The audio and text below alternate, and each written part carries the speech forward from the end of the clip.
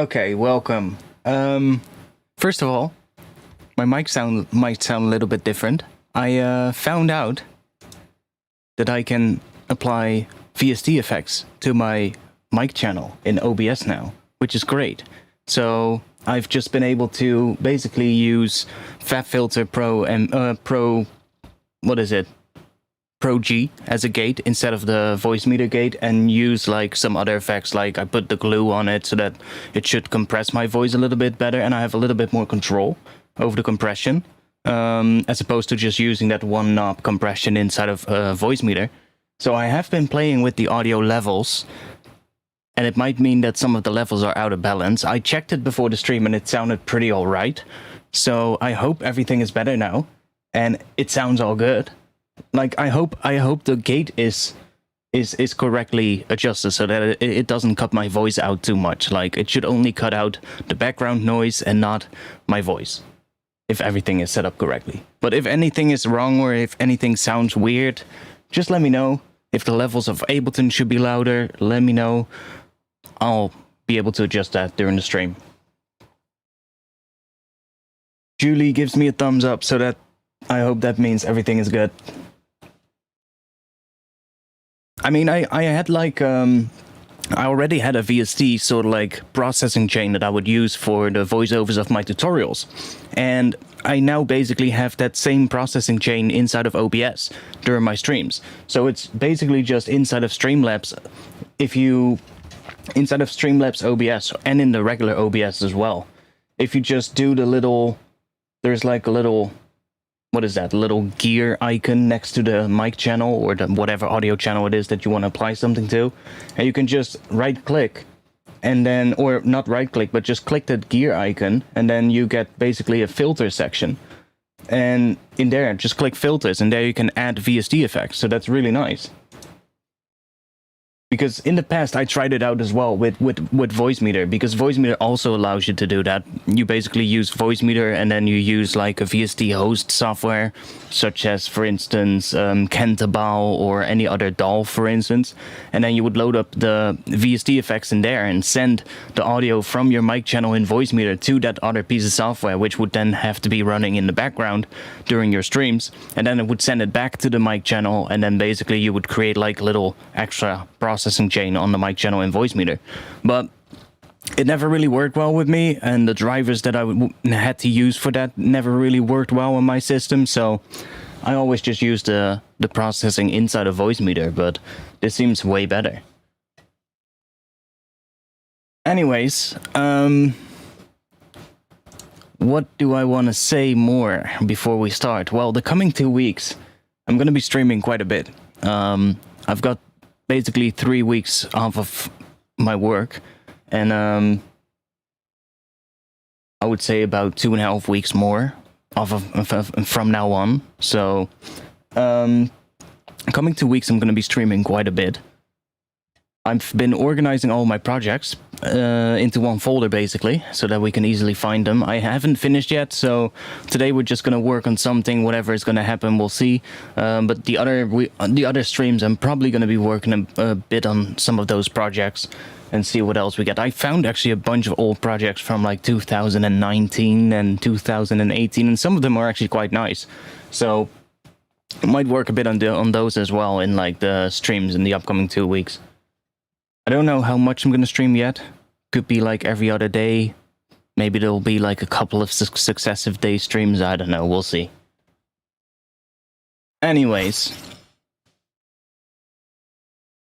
Little dark in here. That's fine. I've been working on some more stuff, by the way, for Patreon. I've been... I already released the upcoming video. There's going to be a video coming up soon, and I already have it available on Patreon right now. And after today's stream, so later tonight, I will be posting the first monthly Patreon sample pack. And I can actually show you. I already have it here. So basically it's just going to be like a pack with some sounds that I made in the previous month. during the streams, and some I made off stream. Some of them are in projects that I'm currently working on. Others are just made in other things that I never will finish because they just don't really sound too good. But some of the sounds in it were nice, so I just bounced them to audio. I'm going to be doing this every month from now on. So every month there will be basically a pack with samples. This one, I think it's about 250 MB of samples. It's quite nice. There's some bass stuff, some drums, and some other stuff. I still need to do a couple of things and then I'll release it, so that'll be probably later tonight. Artful stress. I'm not stressed at the moment at all. I'm actually doing pretty good compared to a couple of months ago. But yeah, there's some nice stuff in there, some nice drums, just some nice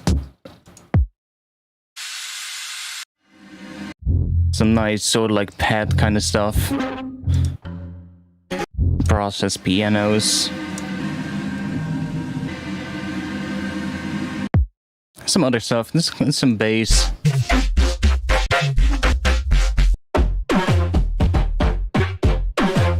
That's gonna be fun. So I'm gonna basically do every month. I'll do one pack with. I'll just basically go through inside Ableton. Just basically.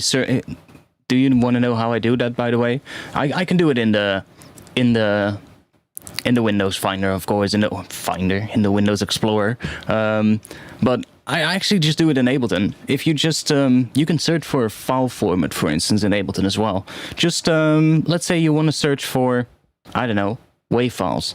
You just do star.wave, and that basically means that it's gonna search for any file ending on .wave. So that way you can just search like that, and then just drag this out a bit until you get like the other thing. Just go in here, search by date modified, and just search by which samples were made in the previous month. Just go through them, and just all the good ones I just saved into a pack, and just we'll put those on Patreon. So I'm already actually some of the ones that, like the intro of this stream that you just heard, is also something that is going to be in the next month's pack. So I've been working on a bunch of like atmosphere layers that are pretty nice for like a quick sort of like drone to put in an intro. They're all like 32 bars long, so it's just like you drop them in, bam, and you basically got like a nice drone sitting already in your intro, and they're all tuned to F, so it's going to be easy to use basically. So yeah, I've been just thinking about stuff like that, like what more stuff I can do with Patreon. I've actually made a post on Patreon as well about this, where I hope some more people that are currently a Patreon member just let you know, think with me about what they would like to see more in the future on Patreon, and see like what other things we can do. So yeah, I hope you guys are great. I'm doing good. So today I just want to make a little track. I'm not sure what we're gonna make. We're just gonna make something. I do have I'm just gonna work in F today. I've been making those samples, so maybe I can use them. I also bought a couple of plugins since last week. I actually paid out my first Patreon payment, so thanks a lot everybody.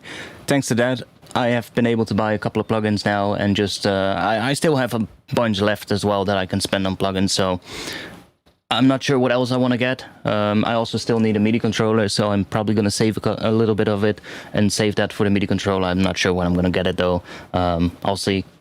But I bought a couple of plugins. I bought a Rift distortion plugin, and I bought two libraries from Spitfire. Two cheaper libraries from Spitfire, I have to say. Two string libraries. And they were both 28 or 29 euros, something like that.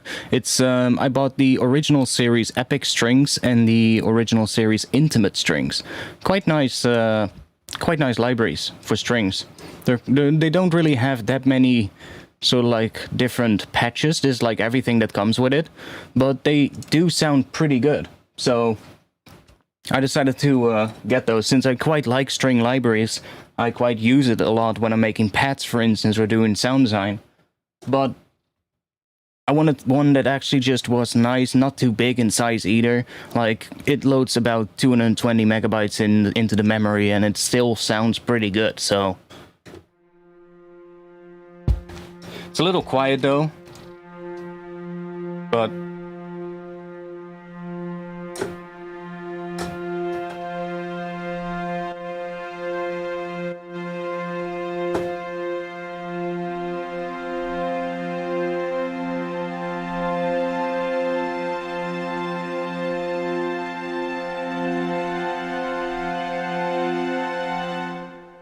yeah, I decided to buy those. They weren't that expensive, so I thought, yeah, can always use those. And yeah, and Rift as well. I've been playing around a little bit with it, not too much yet, so I'll probably use it a little bit today. But can we make that smaller? Yeah, we can. Nice. So yeah, I'm quite excited with this one as well. From what I knew it was going to be something I was going to like, but I already have so many distortion plugins that I wasn't really like, can I justify the cost? But I decided let's go for it. So, by the way, let me quickly brighten up the webcam just a little bit.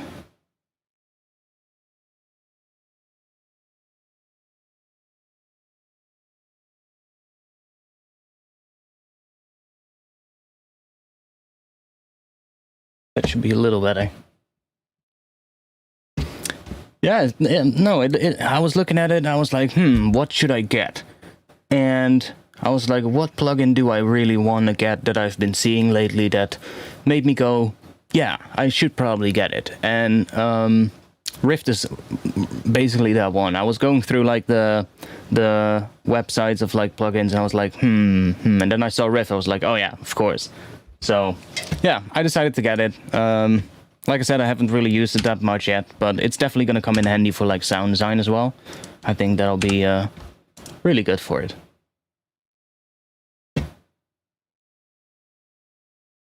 The resonator in there is so good. Oh, it has a resonator as well. That sounds really interesting. Like I said, I haven't really played around too much with it yet.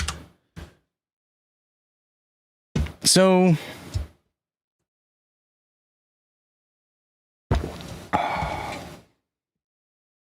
let's see what we have. I already have a couple of those samples that I made for the next month's sample pack.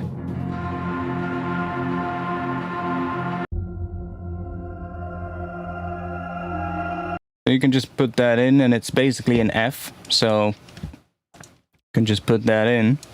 And that way we already have sort of like a little bit of an intro drone to start off with.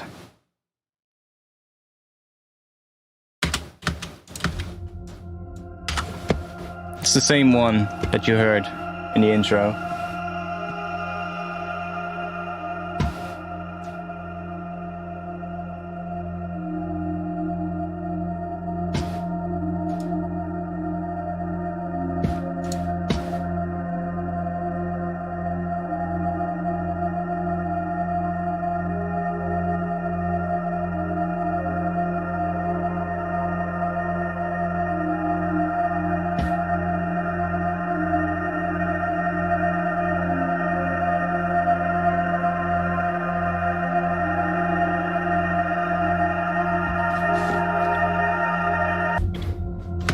But I made a whole bunch of them, so it's basically just, can I close that down again? Yeah, nice. They're all just on F. There's some interesting ones. Like this one sounds really cool.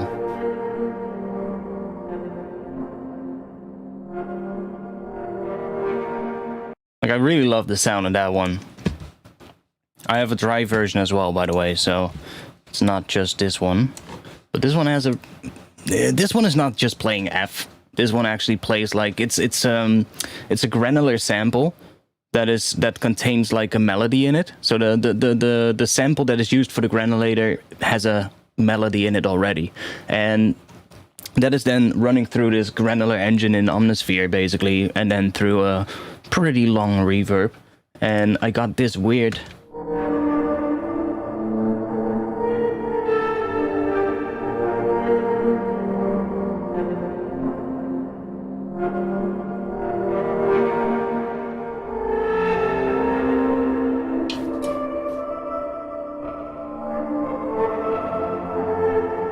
I really like that sound. And the dry version sounds pretty weird.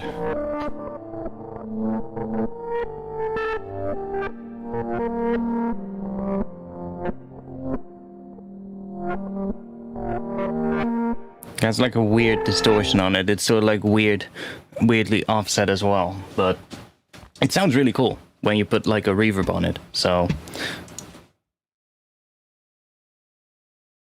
I do have an idea though what I want to do in terms of like the key. I think I just want to stick to F today. We're gonna keep it simple. Let's just put a serum in here. Let's just take a sine wave, and I probably wanna. What I was thinking of is taking like F for most of the duration of the intro. Let's actually make this twice as long. So we're gonna go until here in the key of F basically, and then we can go down to C sharp or D flat, and then go to G. And then after that, go back to F. Yeah, even dry, it sounds really interesting. And I actually decided to make like, there's 2 versions as well that I'm working on for it. Well, that I made. And they both sound slightly different. One is like an octave lower and sounds a little different. And of course, it's slower as well. And it's really interesting though. It has like a really weird distortion on it. And I think with some nice reverb and just chopping out the good parts, you can get some really nice, some really nice sections for an intro or something.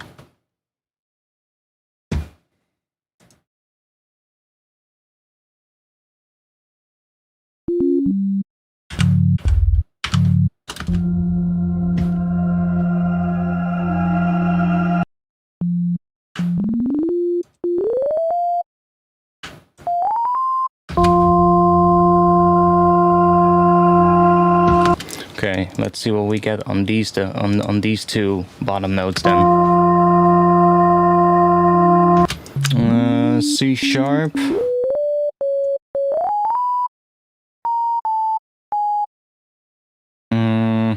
I'm not sure if we're actually gonna do major or minor, to be honest. Currently, it's just a perfect 5th right here. So, what is the perfect 5th of C sharp? 1, 2, 3, 4, 5, 6, 7. Okay, I was correct. And then G would be a D on top, so.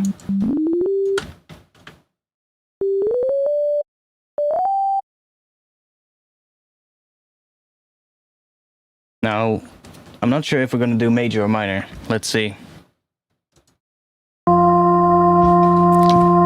Like, I might not even introduce the major or minor 3rd in the F chord.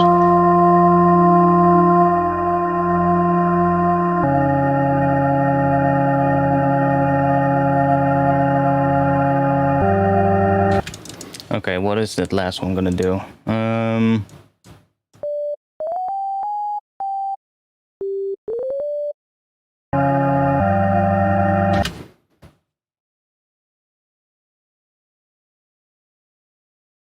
Let's see.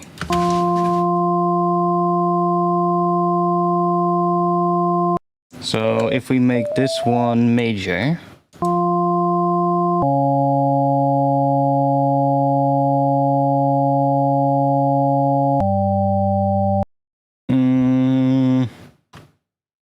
G. Yes, minor would be the one that it would have to be. Then we're gonna be in F minor. Let's see.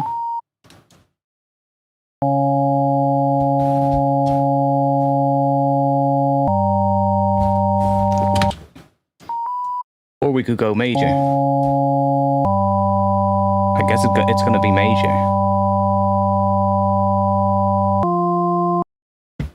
And that would then go into a minor chord again, just to finish it off. Let's see what that sounds like.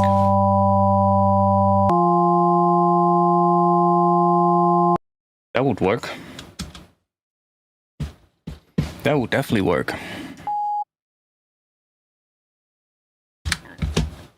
So we're probably gonna have a couple of different instruments playing these notes together.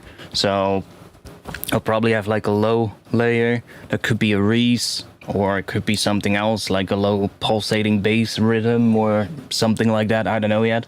That's gonna play these notes, maybe even lower, and then we're gonna have maybe some upper pad layer playing those.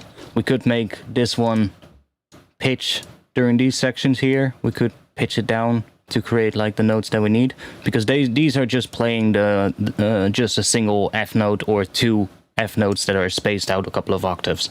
So all these loops are just the most of them, at least, except for that one with the weird distortion that I just showed. All of the other ones are basically just single notes, so you can really easily put them in a track, pitch them around, not really have to worry about the different pitches in it. And then you can also put them easily into a sampler, for instance, and just make a nice patch out of it.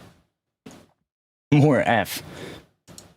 It's the never-ending meme, right? In the drum and bass world, just press F with the occasional F sharp.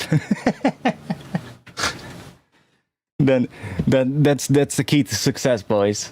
It's just F and F sharp, and that's all you need to know.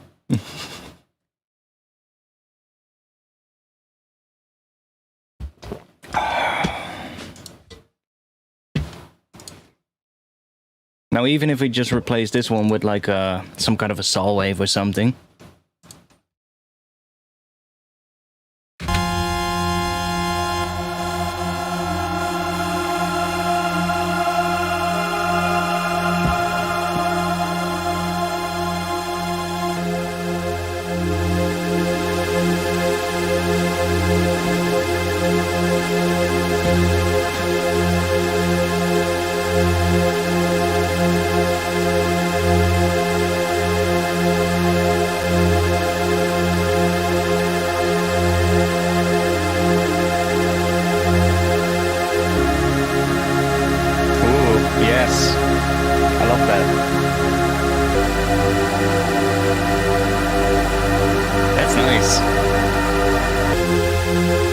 Yes, that works perfectly.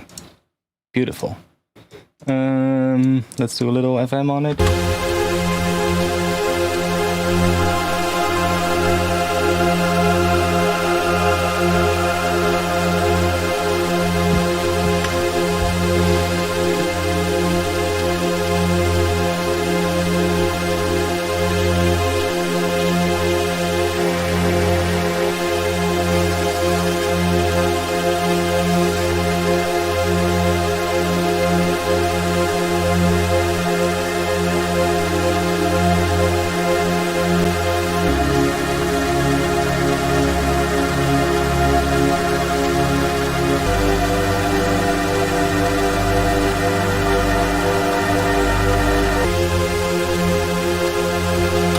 I'll loop this section so that we get this a little bit more often. Those chords sound great though, not gonna lie.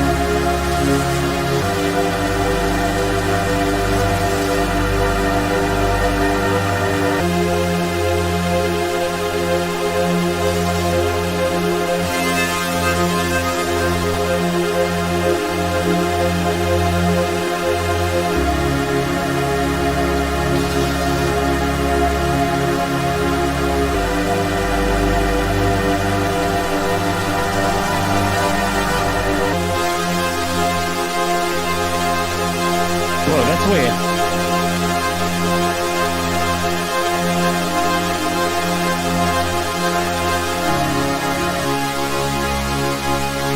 It almost has an arpeggio in it, hidden in there.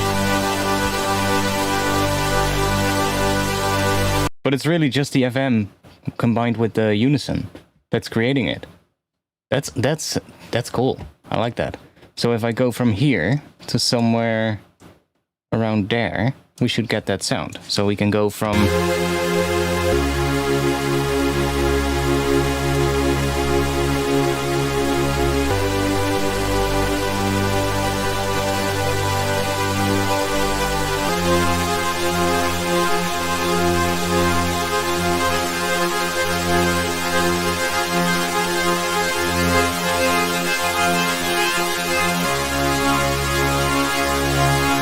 maybe up until there. That's cool.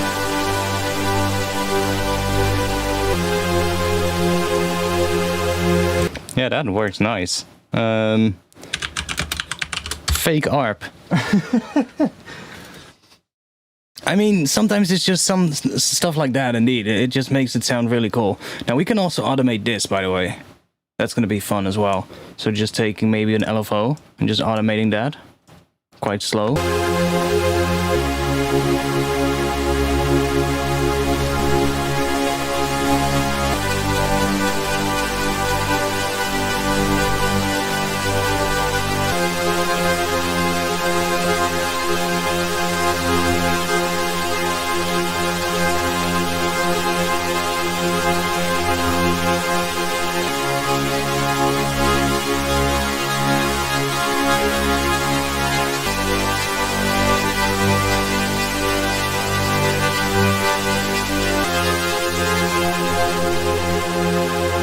Yeah, that's good.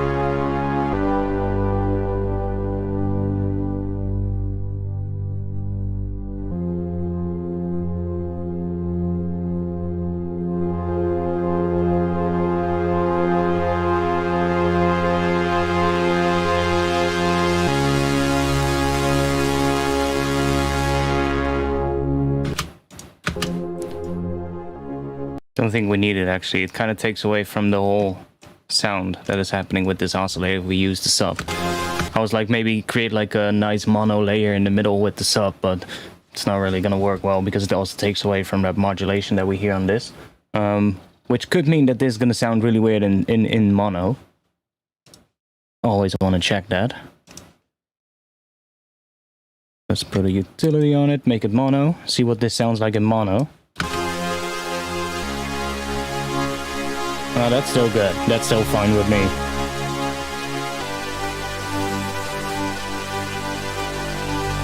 Like, it needs a little EQ, like a bit mid-side EQ, so that's a little bit more powerful in the center, as opposed to now. But that's fine. It does sound a little bit sinister, but it also sounds a little bit how do you say it?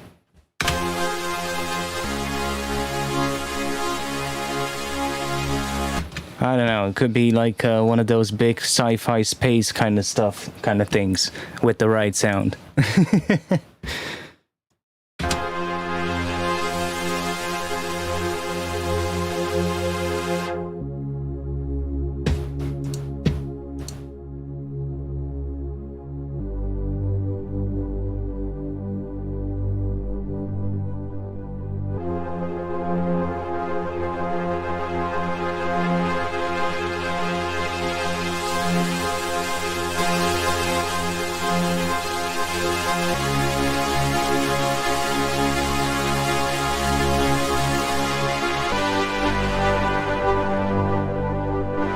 Yo, Luca, welcome. I'm good. Hope you are good as well.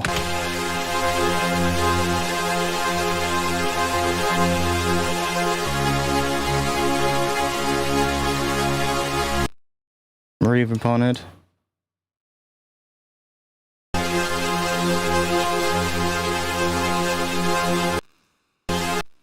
Oh yeah, we don't hear this one. That's so weird. I find that so weird from the Serum reverb. It's almost as if it's applied in front of the in front of the amp envelope. Like if you just play and then stop, you don't hear the reverb decay. It's kind of weird, but whatever. And then you do, so it's kind of weird.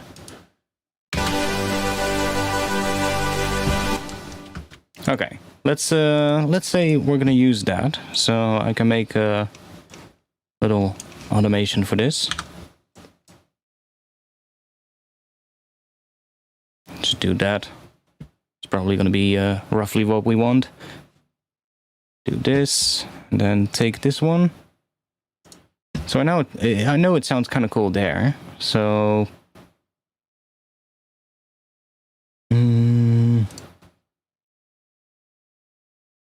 let's try this.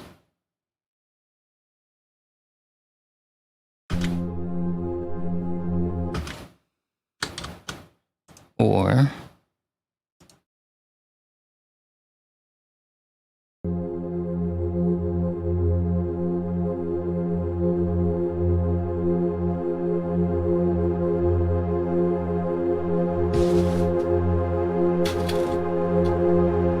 oh, really? Is there one in the advanced or the global tab? Oh yeah, silence note plus effect stills when host transport stops. Nice. I hadn't seen it yet, so if we do that, then... Ah, nice, thanks. Nice one.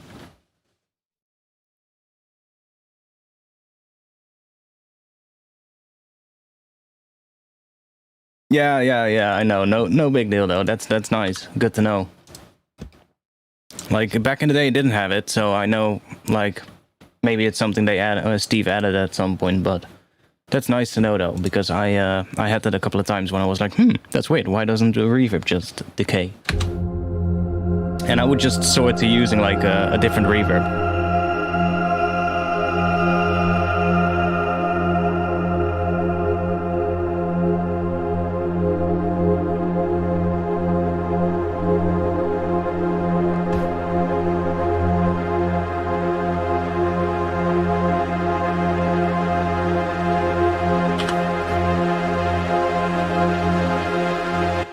Honestly, probably gonna...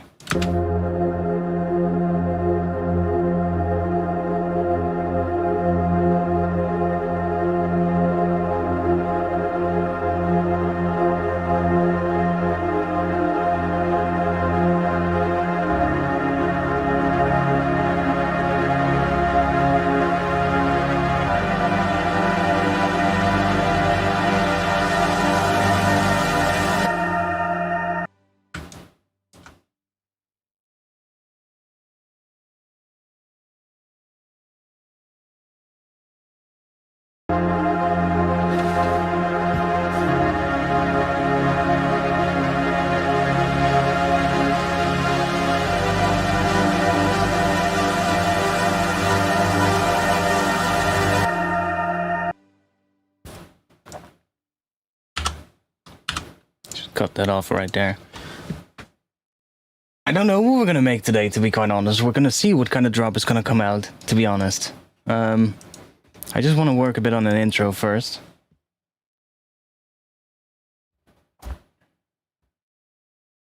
Sounds like the Prodigy. Okay. How loud is it actually on the master?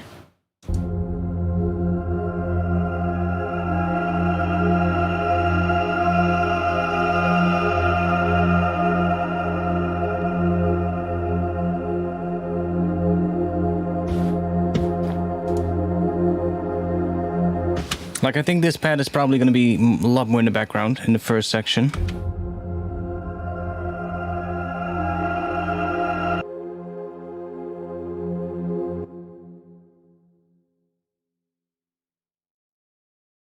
Could maybe be cool. We are using Serum, so we can do per node automations.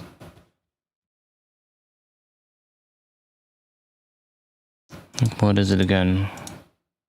How do we do that again? Over here, of course. See, we've got like the slide and the pressure that we can use. So, what if I assign one of these to the volume? Then we should be able to make notes come in over time with whatever I'm assigning it to. Let's try that out. So,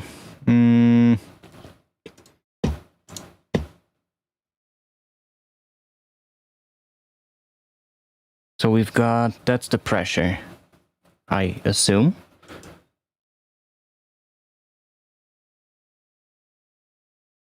And then assign that to master amp, I guess. Now the question is, what do we get? That, okay. And then if I go into here, for instance, can I do it for all the notes at once? That would be great. I don't think you can. Maybe we can. No. Okay, so let's say that high note. I can... Or can we? No. So if I do this, does it fade in over this section? That's the question. Mute all of the other ones.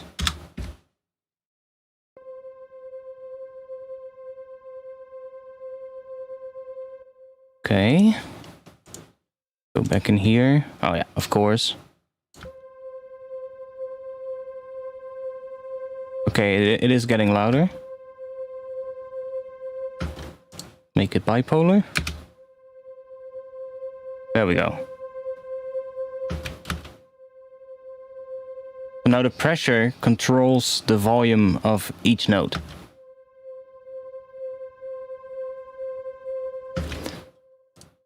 That way, we can basically do automation for every note on the pressure. We can say that first one is probably going to come in quite fast, like that. Maybe have like a higher one as well, like a high F. We don't hear it, of course. Narrow. It's still, I'm still not exactly liking the MPE MIDI editor. Like, you cannot adjust the length of the note in this section when you're in here, so that's kind of annoying. Or maybe there's a shortcut for it that I don't know, but it doesn't seem like you can adjust the length of the actual note. You can actually make a note by just clicking and then doing that. But then as soon as you let go, there's... Oh, you can do that. But can we do it here? We cannot do it here. And you can also not move it. So it's a little clunky still, and you have to switch back and forth between the two modes, which is kind of annoying, but... I do like the MPE controls though, it's quite nice. Let's have a high one as well.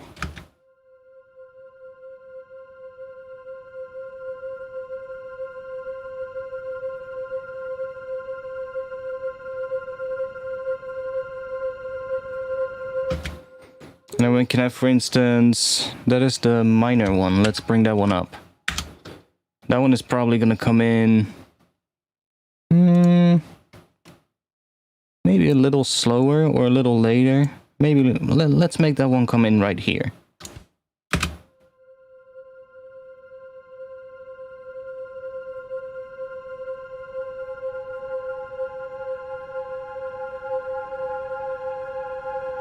We could even make it go away again, if we want.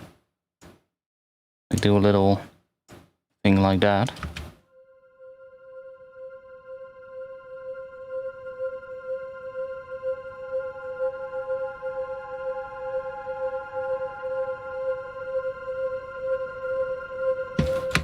And let's see, what else do we have? We have the other notes here. Those are just gonna come in as well, but over a longer period of time. So, They're still turned off. We're just gonna take that one.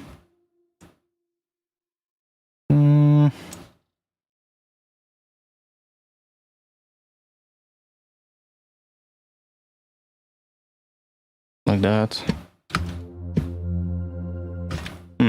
Okay. Oh yeah, the other ones are just... That's the other notes that we're hearing. That one. Make sure that that one is all the way down. That one as well. We still hear it.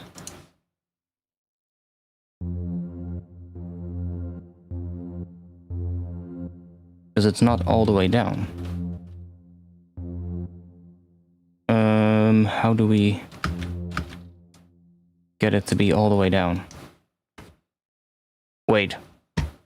Let's just assign this to oscillator A volume. And then bring this one down. There we go. See, now the other ones are just gonna come in slowly. And we still need to do the automation for the other ones. So let's say the lowest layer, we're gonna make that one come in pretty slow, and then it's gonna come in a little bit faster towards the end. Be something like that. And then this one, we're gonna have that one come in as well, a little bit faster than the other one. Just like that. So they end basically all right here. And we have this one. Do that. Oh no, that one is actually gonna stay like that. Let's just keep it like that.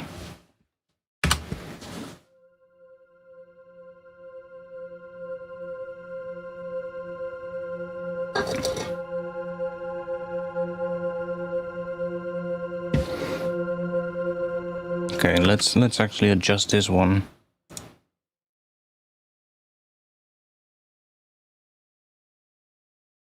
It's also just gonna come up.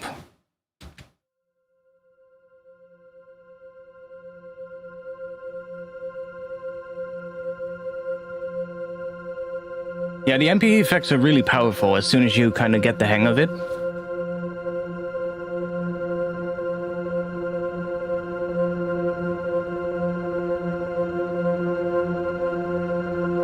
We still need to do the other ones, by the way.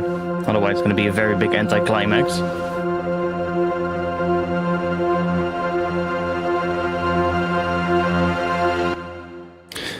And probably they can come up a little bit less high than what I've done right now. Can we increase the size of this? Okay, nice. We can. See, I wish there was a way to easier sort of like adjust them all, but whatever. It is whatever. Let's go around here for the maximum volume of these lower ones. With something like that. Maybe this one a little bit higher than the other one.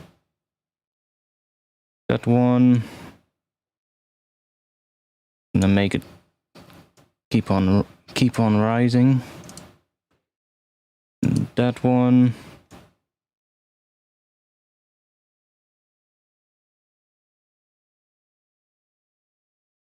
I guess that one can be at its loudest. Maybe let's just keep it at its loudest. And we have this one that's just rising throughout, and this one. I'll leave that one like that. That's the highest note. Rift is different than what Trash 2 is.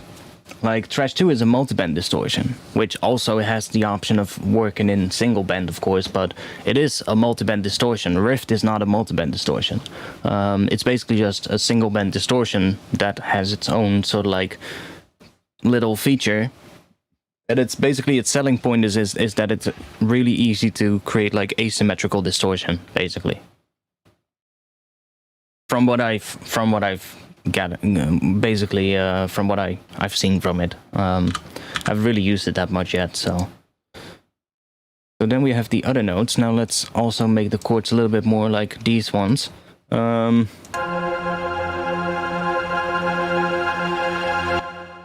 See, because these are completely quiet right now. So we can, luckily, just do this and make these sort of like continue where the other one left off.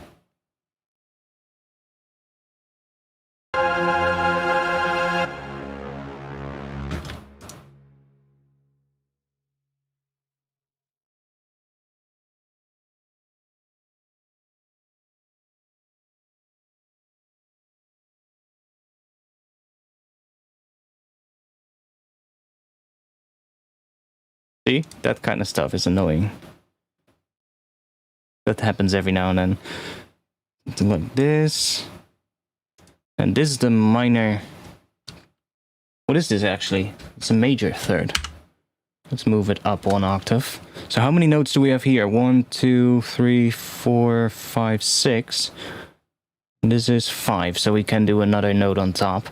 This is playing a C sharp. I guess we can just play another C sharp on top. Like that. And that one is just going to be at its maximum volume, just like the other one here. Or that one. Then we have this one. Just this one. It's also going to be at its maximum volume.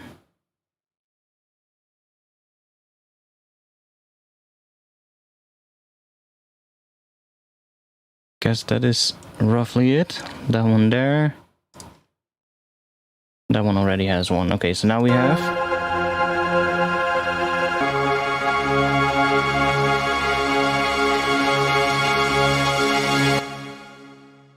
And then we got the last one. Move that one up. We have 1, 2, 5 notes here as well. Okay, cool. We can do another octave here. And then those I can basically...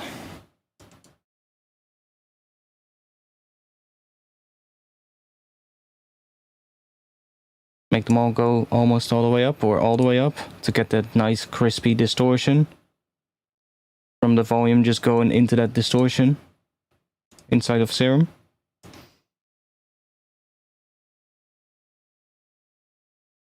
And then probably we'll put like extra effects on it. Like some filtering, maybe some high pass filtering towards the end.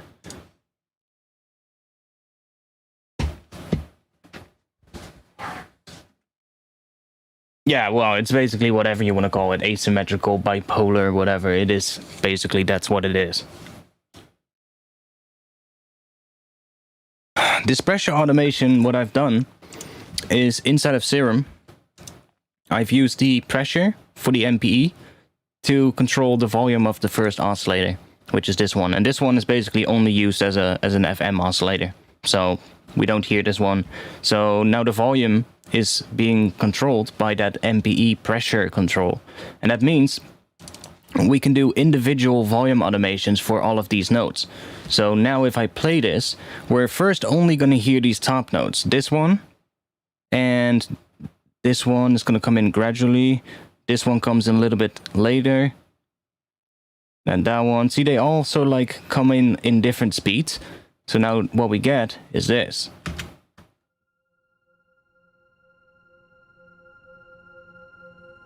See, so we hear the top note. Now we hear a bottom note coming in.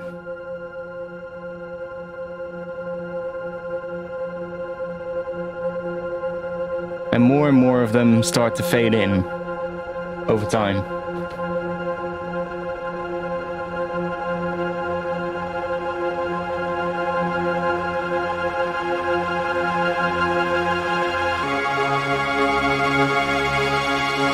Okay, that's a bit high though for those notes. I'm not gonna lie.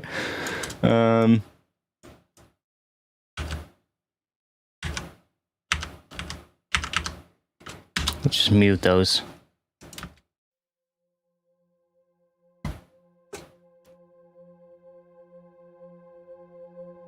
No, this is a new feature in Live 11, so you cannot do this in Ableton 10.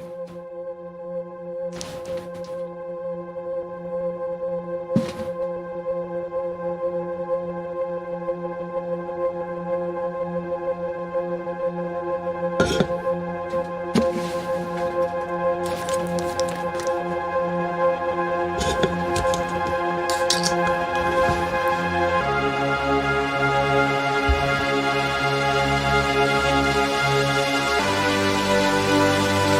better.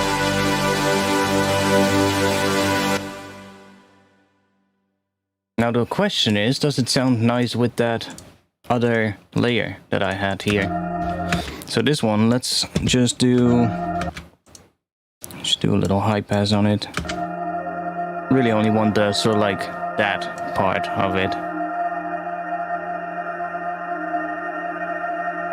It's like the shimmering kind of stuff. It's probably all we need from this one. Maybe even that.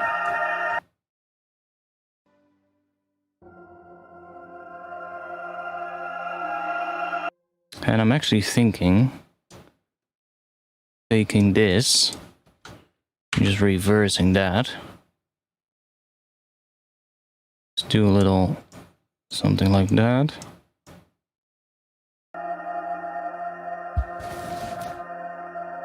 And we can automate this one as well. Just do some volume automation on it.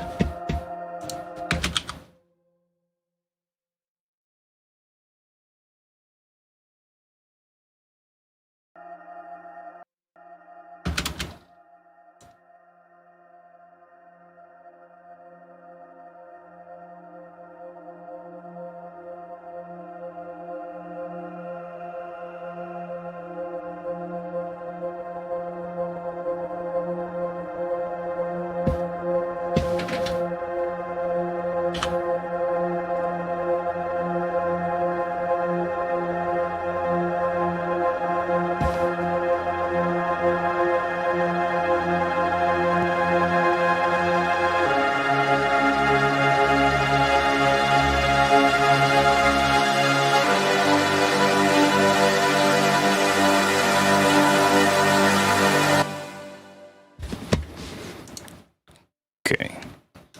Let's take another serum.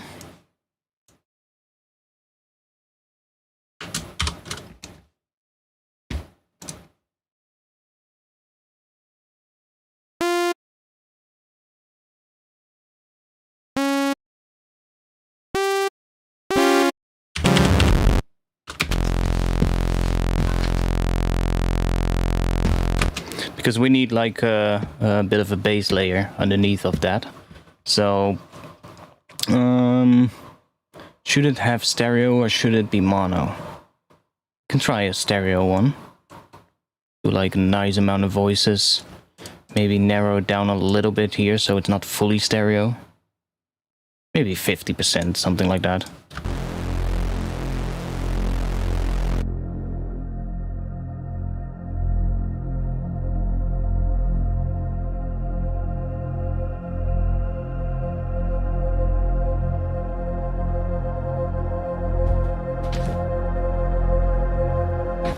I'm going to do the same thing again. I'm going to take the pressure and assign it to the volume. So I can make that one come in over time as well. Just do this. Oscillator A volume. Do that. So we can have this one. Should I do something? No, volume is fine. Because this is probably going to come in later, not right away.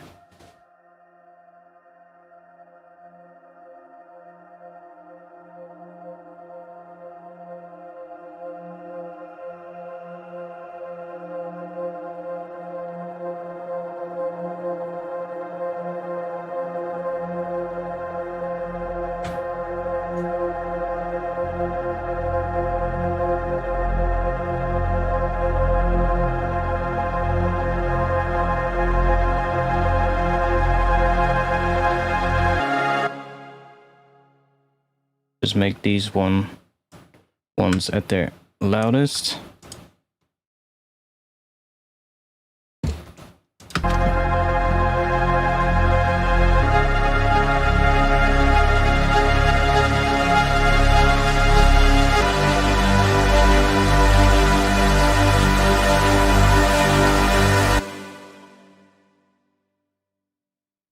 And then we're obviously gonna have something on this as well, because like it sounds nice like that. But on the last part, we probably want to open up that filter a bit. So just call that low pass filter. Then we can do towards the end, do a little thing like that.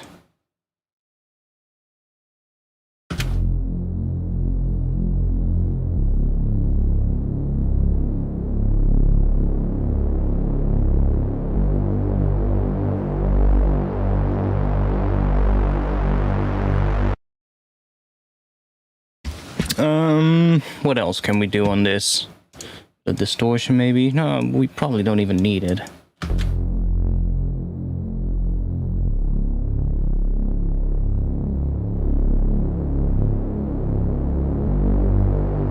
I mean, it's all right.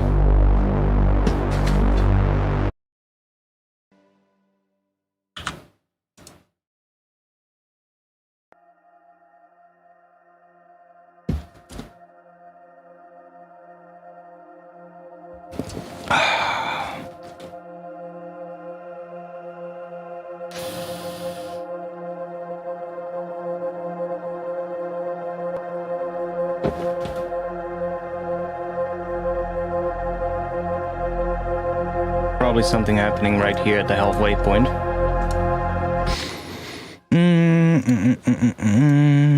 Let's see, what are we gonna do? I have some... Let's see what we have. I have the Patreon sample pack coming out. And we have... I think I had some... big impacts. Try what those sound like in here.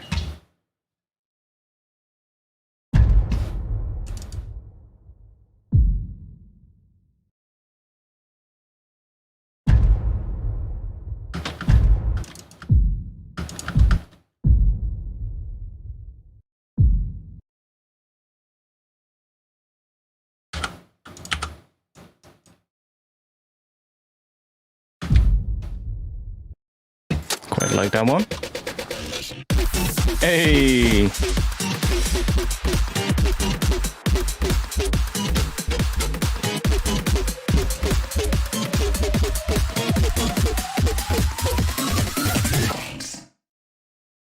Thanks, Gabor, for the 1,000 Hungarian forints. A super sticker, pair character lying on its side, raising his arm while saying, "How's it going?" It's going pretty good. I have 2 weeks of no work at all, so I can stream a lot more the coming 2 weeks. So tonight is the first one of these 2 weeks. Well, actually tomorrow is going to be the first day of the 2 weeks, so I'm going to be streaming quite a bit in the upcoming 2 weeks. Probably going to do a couple of daytime streams, couple of maybe successive day streams. I don't know, we're going to see what's going to happen, but I'm organizing all my projects that I have, that I want to work on, that I want to maybe turn into final track and finish. So got everything, basically sorting everything out right now. But today we're just making a little clip, little thing that I, without much of a plan actually, just seeing what we end up with. I haven't really finished organizing all of the projects yet, so still going through like the last folder of projects right now. So I should probably have that done tomorrow. Yo, Donnie J, salute. Salute. See, that works. We're just gonna make one that has a bit of a longer tail.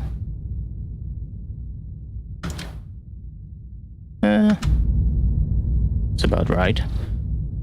And then let's group that. Make another chain. That one is gonna be dry. And then we're going to have this one, which is the wet chain. And I should be able to do a little volume thing at the start. Basically just, because I think this is going to be too much. I think it's going to sound cleaner if we have a little bit of compression after the reverb. I'm just compressing, so let's see, from here. And then the dry channel Yeah, it doesn't matter, there's no effects on it. That's way too much. Back this down. Back this down as well.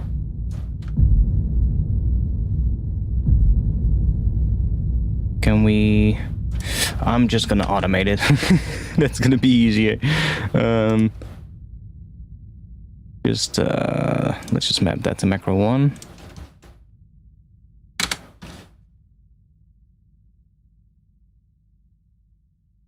Gonna automate it.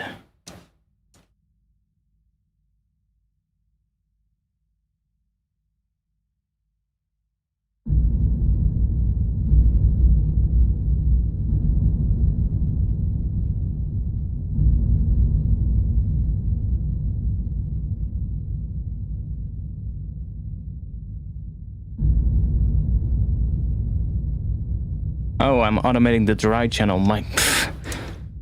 I'm like, what is happening? I'll just change that. Wet, and then now this is the dry channel. There we go. I'm like, why is it not working? That's why. I want to make that a bit smoother.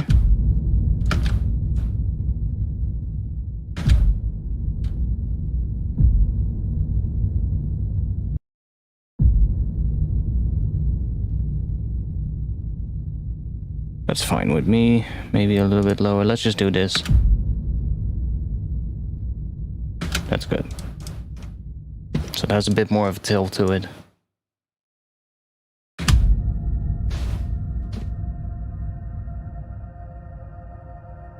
Maybe EQ it as well. Make it like a really low. It's already quite low, but more like that.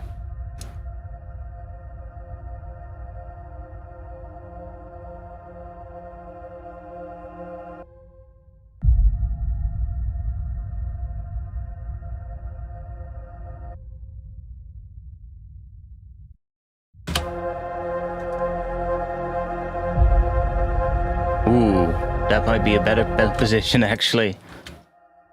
We can just start like this. Like that's fine. Screw people with a short attention span.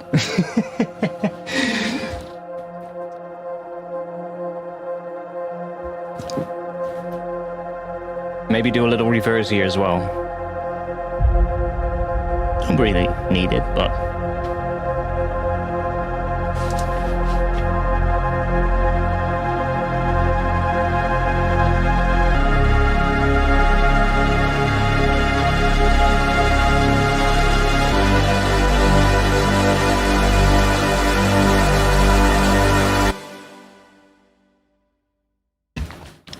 let's do a little high pass at the end here. Wait. Do we still have... Yeah, of course. That's even better. Oh, there's the Reese. I need this one. Let's take this filter right here. Put it in front of here. Do... high pass 18 maybe. Let's do a macro to that. So that's going to be our high pass filter.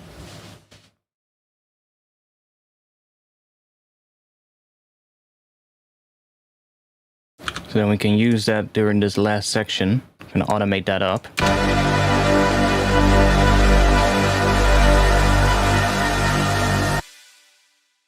That's the chord being automated up. And of course we have the Reese as well, which also needs it. So this one I'm not going to do inside serum because I want to make sure the Reese is not being high passed when the high pass is not being used. So I'm just going to take this high pass, group it. I'm going to map this on off switch to macro 1, so this one. And I'm going to map this one to macro 1 as well, so the filter frequency. Now you can already see as I move this down, it turns it off. But I want it basically only to be turned off when this is all the way down. So go into the mapping, and right here you can already see it basically right here. So we have the auto filter device on, and that says 64 to 127. We want to change that 64 to 1. So what that means is that when this is all the way down, which is basically value 0, this is turned off. It's not doing anything. And then the moment we start bringing it up, it turns it on. So that way it's not affecting your sub when you're not using the high pass filter. And it's really helpful if you're, for instance, making a drop and you want to do some high pass filtering on your bass line in like a transition, for instance, and you don't want it to affect the sub in all the other sections of the track. Because if you have a high pass sitting like this and it's turned on, it is affecting the sub of whatever you put it on. And if it's a bass line, then it might actually make your sub like a couple of decibels louder, which is then going to hit the processing harder after it, for instance. So this is a great way. And now basically the filter is going to be turned on if you're going to use it. So if it's like a transition and you automate that filter, it might get louder a little bit for like a short section. But if it's a transition, then you're probably not going to notice it that much if it's like combined with other automation and other effects. So yeah, this is a great way to do that. So now we can basically start automating this here.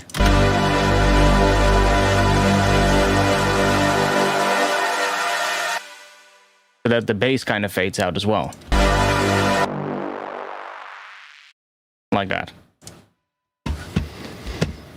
And then we have this one.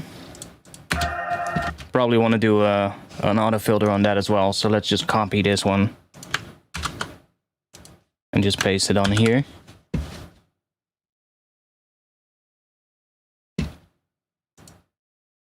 And let's make this one a little bit longer maybe. Let's try doing this.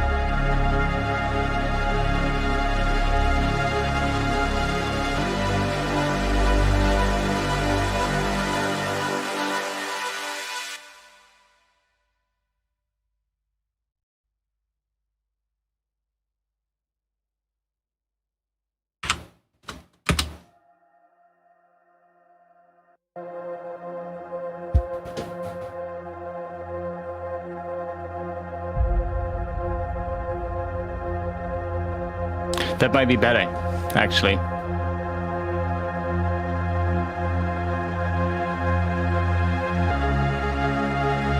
Because then we get more of that sort of like weight of that bass here going down.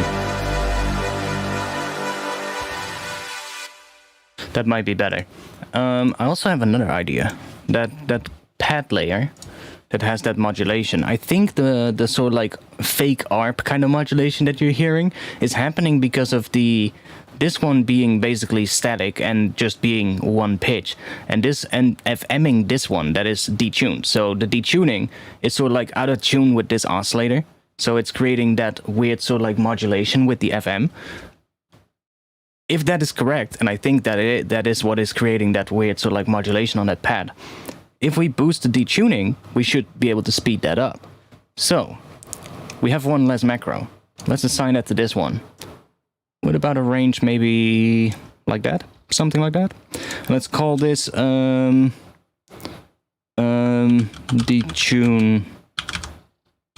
amount. And I'm gonna automate that one during the last chord right here. Maybe during the last two. See what happens.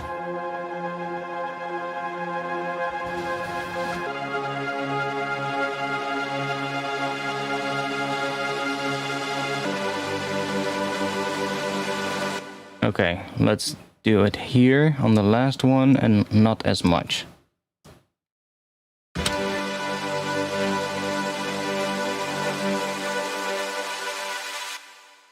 That's kind of cool.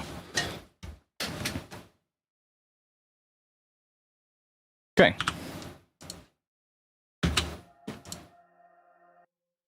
Now I also have a bunch of drum samples in the upcoming pack. Quite a nice kick drum sample, actually. Actually, just make a MIDI track.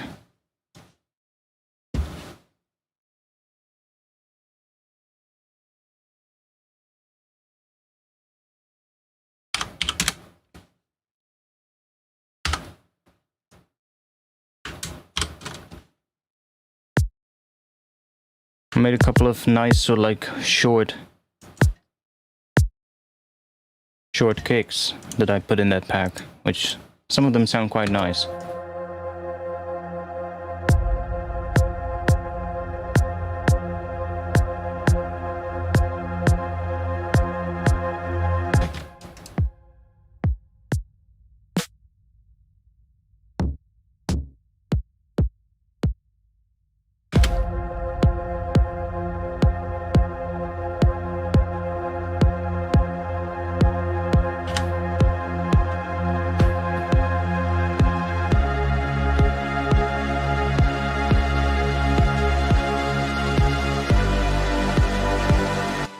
Okay, let's find my sidechain trigger right here.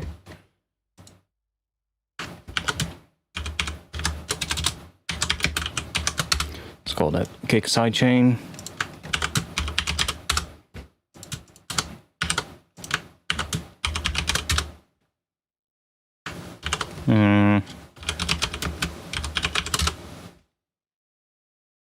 Copy that over here.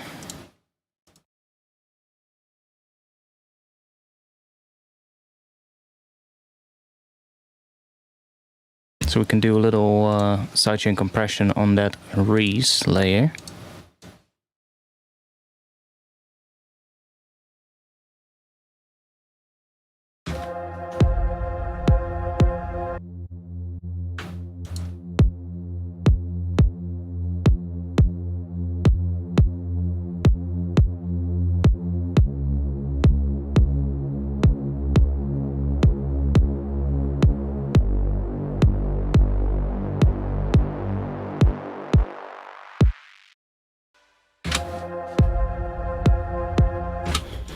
I'm probably not going to do this kick pattern right here, by the way.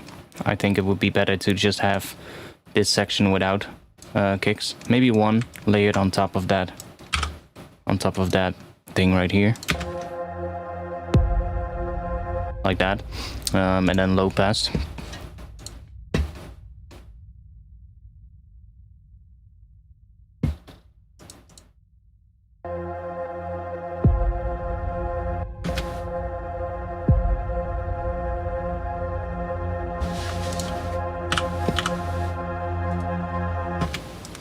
Let's move that one up.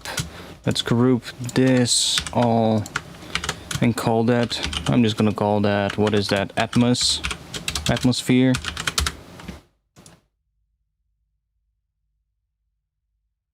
Cool. What can we do? What kind of drop can we do? That's the main question.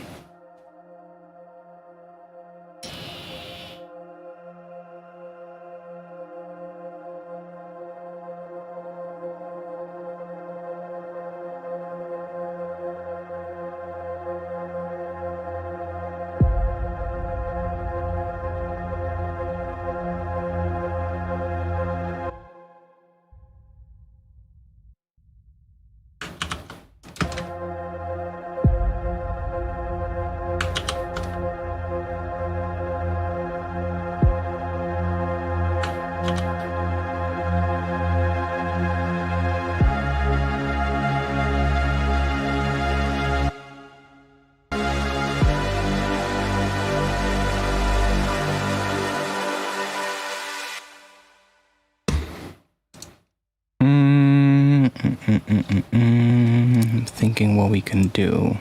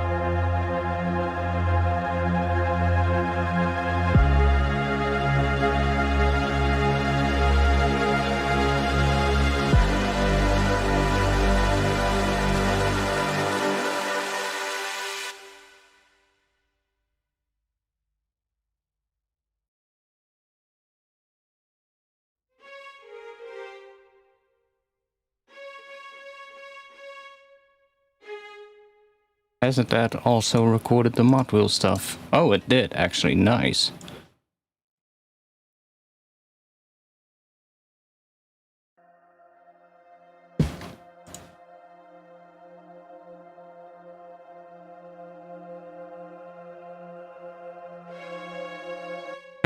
For some reason, that one just gets way louder. Ah, that's because of that. Okay. Probably gonna have to redo this.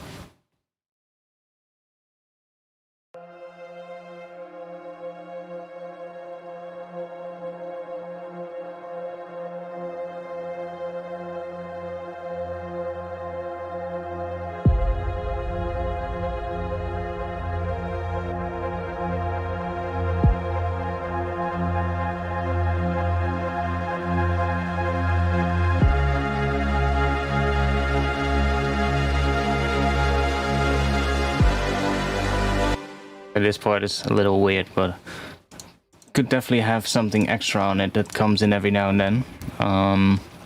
Could also do a vocal layer. Let's try that.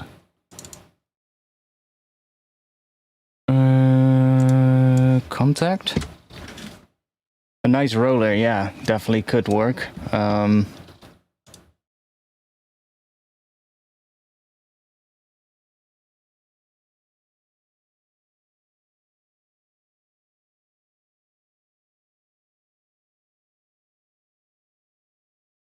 Let's try this one.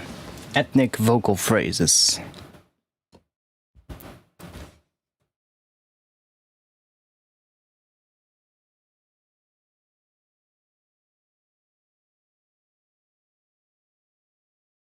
By the way, to all of you watching right now, I also have a Discord server, and if you want to join, then you can join using the link in the chat right now. Also, if you want to help support me, you can help support me on Patreon, and there you can download extra sample packs and other things, patches and other stuff. And I'm actually going to be posting a new sample pack. The first monthly sample pack release, it's going to be about 250, 260 megabytes of samples. And that's going to be coming back every month. So we're going to do one of those every month. Okay, there we are.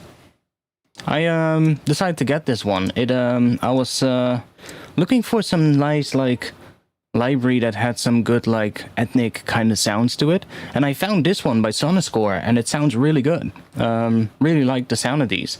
So there's like a couple of different ones, and they use a couple of different keys. So this one is just natural minor. Right here we have one here, it's natural minor. And then this one, these ones are basically just in one key, so A minor, stuff like that. But they're pretty nice. So what we get, for instance, with this,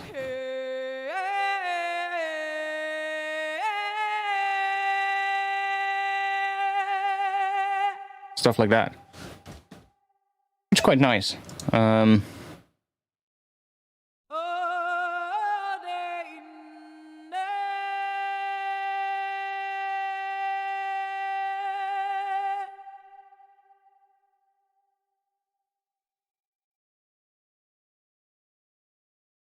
We could also use a different one, but I'm gonna try this one first. Let's try this natural minor one. Let's see what we get. Sounds like The Witcher. I've never played The Witcher, so I don't know. Okay, that one is more like actual, so like Arabian lyrics. This one is more like vowel type sounds.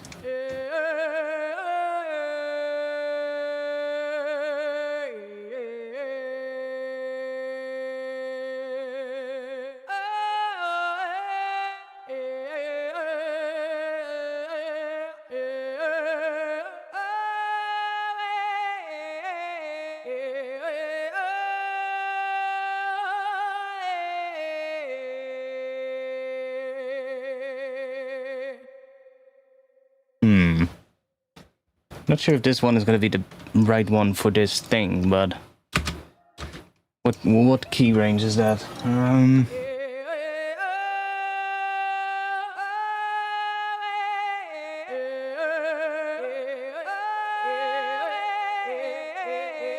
No legato from the looks of it. That would have been nice if it would just do legato in between the different layers. But it doesn't do it. Okay.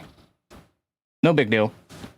Would be nice. Like, there are libraries like that where you have vocal libraries. I think one that I own is the I think it's Ethera EVI2, and then the true legato instrument. That one is quite nice. That one actually does legato in between the notes, so you can actually just, and it doesn't like it doesn't sound when you do a legato note, so overlapping notes, it doesn't actually trigger the same sample as when you just play the note by itself. So it actually triggers different samples when you do legato notes, and then you get stuff like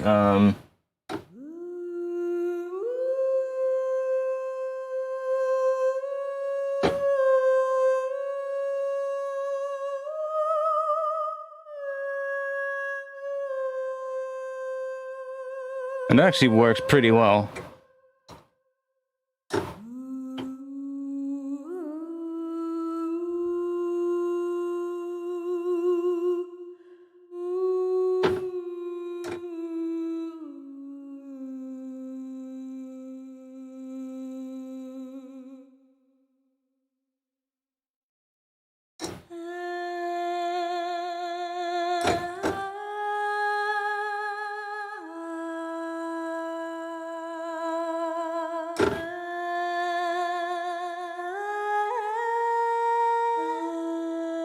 Some sound a little weird, but it's better than not having legato.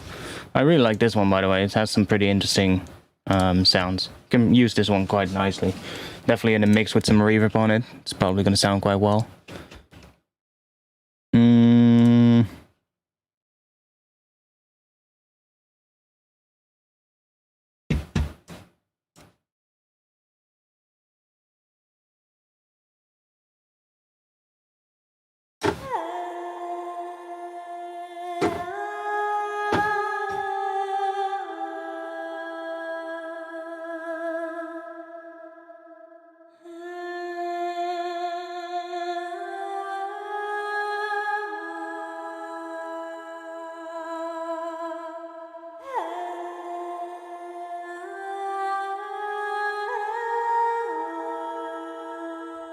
That could be pretty fun.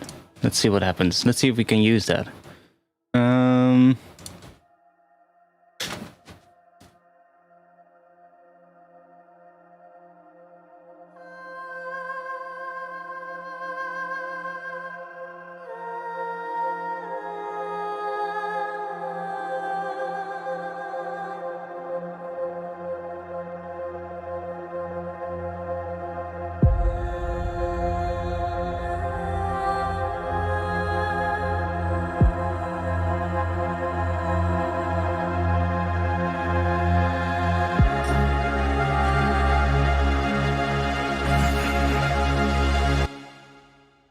It's not, I don't think it's in the same key as what I was playing here. That E note is not in the same key. Let's see what we get. What this would be in. I think this is just regular natural minor, to be quite honest. So it would just be F natural minor. Yeah. And then that last one is sort of like a borrowed chord where we play a major instead of a minor chord. That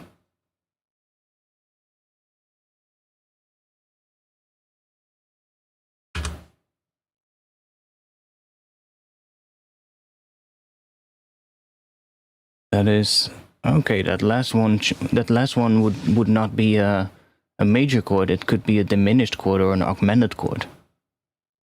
That's interesting. We can try that as well. Diminished. Guess then we go that.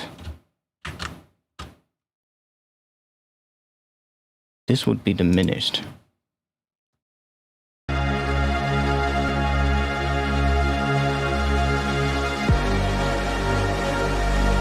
Ooh. That is quite sinister. We can also try that. and then put this one.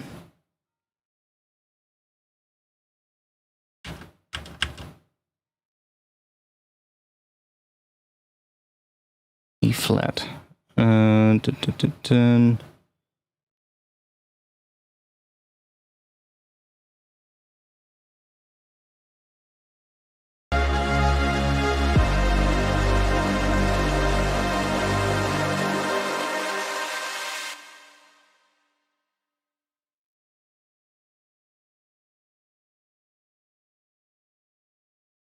We're playing, what are we playing here? G, yeah. G.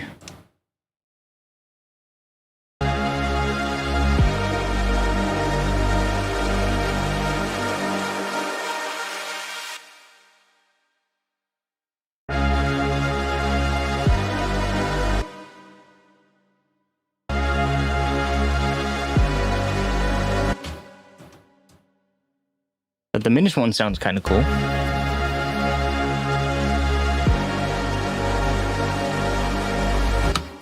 Or we can just go for the major chord there, which is gonna be different. Got this. Yeah. That sounds really cool though. Let's see if that falls within a skill. So that would be maybe... It's not harmonic minor, right? No, it's not harmonic minor. I actually found a new website as well, which is really nice. Let me show you. The website by, I think it's a composer named Ian Ring. And it's basically ianring.com/music theory. So you get this website.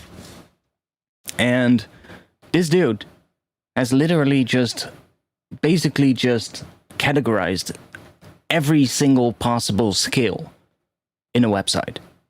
So, and he literally made a video for every single scale to demonstrate how it sounds. And he also made this website.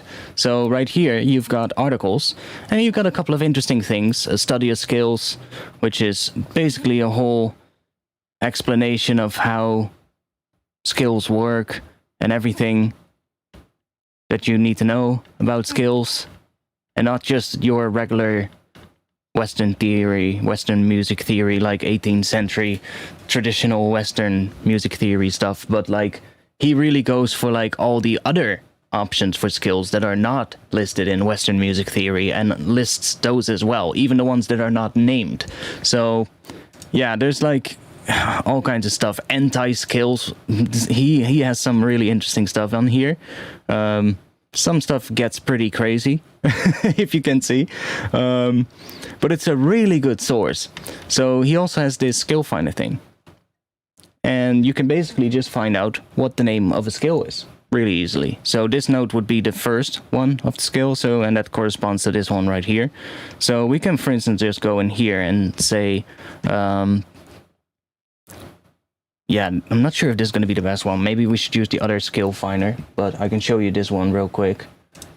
Basically just like that. Let's say we have that, and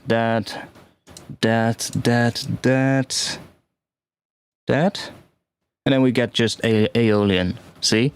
And then you get a link, and you can click that, and now you get the page for the Aeolian scale, which, of course, if you know, I think, what was that again? That was the natural minor, yeah. So the natural minor is also called Aeolian. So, and you get immediately what they're called in other parts of the world. For instance, like these are all names for the Aeolian scale, if I'm correct. So that's quite interesting. And you get all of this information right here that you can use to, I don't know, do stuff with, whatever you need it for. But it's a very extensive thing about music theory. And it's really interesting. You get the modes of this scale right away. So here we have all the modes of this scale. You can just easily see, okay, those are the modes of the Aeolian or natural minor scale. And there's so much information, and basically you get this for every skill. So you can also just go in here and try and come up with a random skill. So you can say, for instance, I want to have that one semitone interval after the root. So this would be the root. This is done the first interval. And immediately you can see every time I click one of these, it updates this as well. So we can say maybe that. Let's do another cluster here. That's the augmented inverse skill. And then you go here, and then you have the same thing again, but then for this skill. So everything is listed right here, and you got all this stuff to form the triads, and I'm not even sure how to read all of this, but yeah, it's really interesting. And if there's like special information about a skill, that if it's a skill that has certain like special characteristics, it's all listed in here as well, which is quite nice. So if you want to find this, just go to ianring.com and then /music theory, and then you get this thing. And there's some interesting stuff to read through, for sure. What the hell is this about? Like a whole piece of code to probably calculate something. Oh, to calculate skills or something. I found this one earlier this week, and I was like, oh, that's actually quite nice. But the other one, of course, being skillsandchords.com. That one is still one of the nicest to use because we can just feed the notes in here. So we have that E note as well. And then we have G and D as well, because that's a perfect fifth. And then we have a G major. So that would be C. And then we have a C sharp as well. Oh, my bad. That was G. Then we have C sharp as well. So what would that be? No skills found. Cool.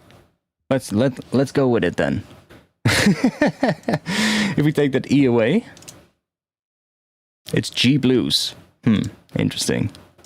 If we take the D away,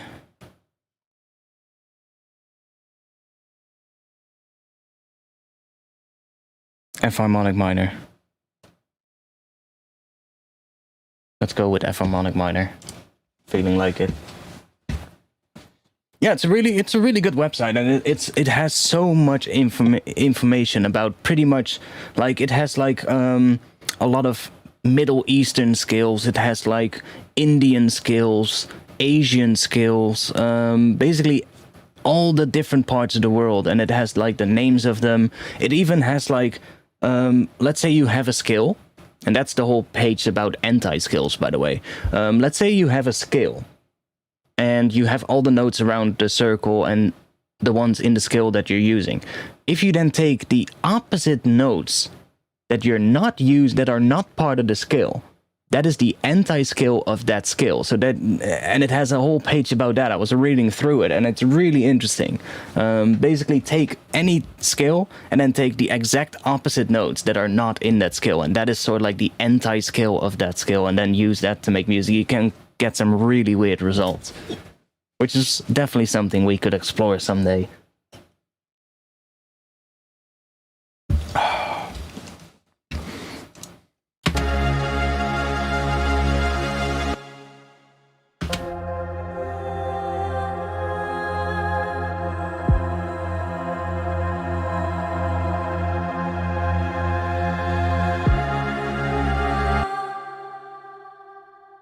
It's really interesting though, like, just go to that website and read that entire page and just see like what it's all about, and it's something that it made my head go and I was like, wait, what? There is such a thing as anti-skills? What is this? And just in general, like, there are skills on that website that make you go like, wait, this is really weird. Like a skill, for instance, that, let's say the first couple of notes of the skill, if you start on F, it's just going to be F, F sharp, G, G sharp, and then A. So basically 5 individual half steps in a row. And then the other 2 notes of the skill are going to be, I don't know, C and D sharp or something, and then back to F. It's a really weird skill based on F, but it is one of the skills that's possible. It's just really uncommon, and it doesn't really get used a lot. But that doesn't mean you shouldn't use it, right? So you can get some really interesting things going. If you, let's say you're stuck and you're just like, whatever I try, everything sounds the same. Everything sounds like, I already did this. It doesn't really sound nice. I need something fresh, you know, that sounds interesting. Go for a fucking weird skill that you've never used before. And that website is a gold mine. It's just, it has all the individual options that are possible. Like I said, even the ones that are not officially named as a skill. Like there's if you use that skill finder, every now and then you get to a particular one that just doesn't have a name, and then you're like, oh, interesting, but it's still a skill, even though it doesn't have a name. It's still a skill. It's just nobody has ever used it. Yeah, it goes really deep. It's a website that goes so deep into the whole theory aspect of it. It's quite interesting though. It goes a lot deeper than what I'm able to comprehend with my knowledge, that's for sure. But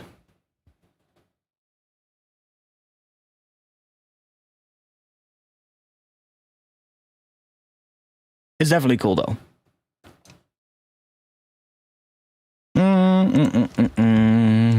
Let's see. So we have this one.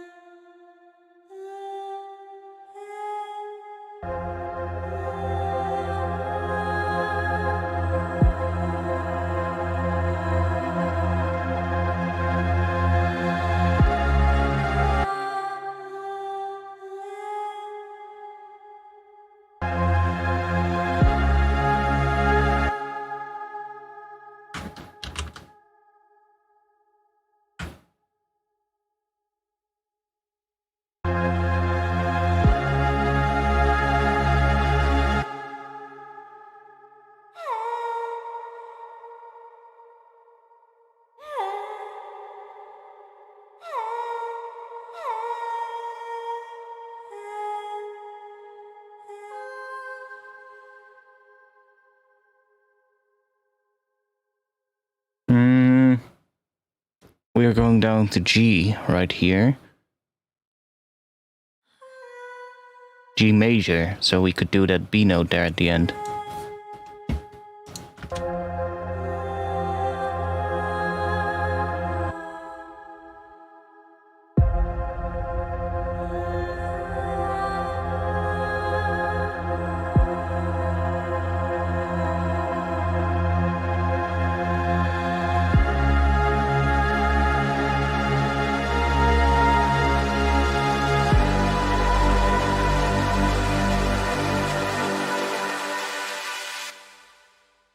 Yeah, that sounds quite cool.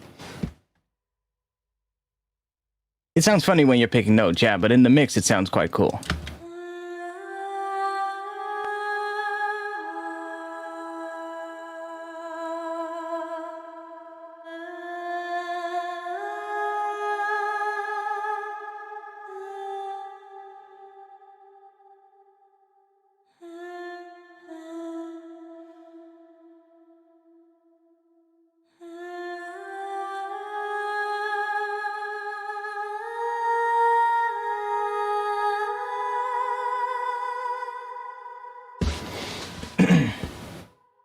It's a contact instrument. It's Ethera EVI 2.0. By... which company was it again? Zero G, of course.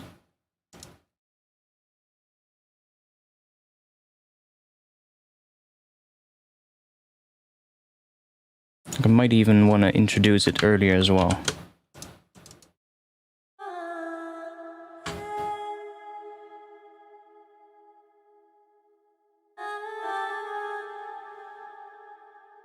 Maybe there? Yeah, Ethera. Ethera EVI. That's what it was.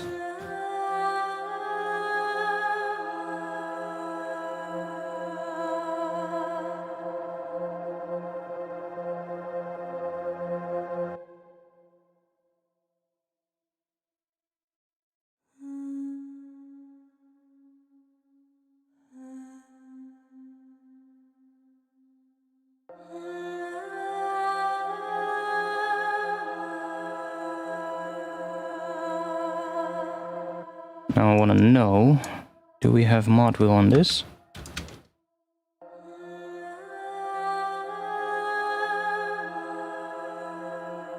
We do. Nice.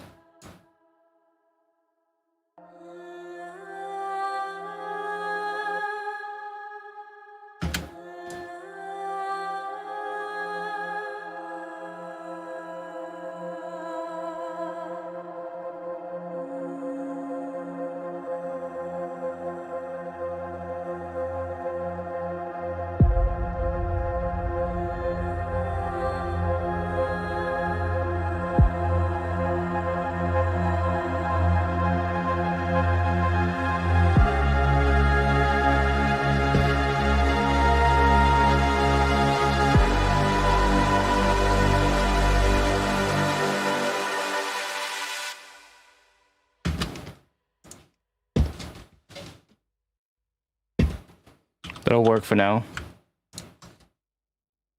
Let's name these. It's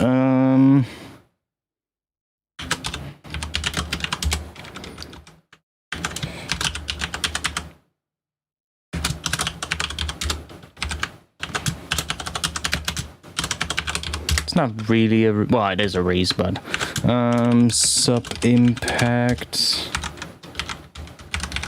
What is this? Not using it. Oh, that's the epic strings. We're not using it though, so just gonna leave that there. And this is the, what is it? I'm just gonna name it Clara Vocal, because the vocalist that made the library is Clara Saurus. Clara Saurus. A really nice sounding library though.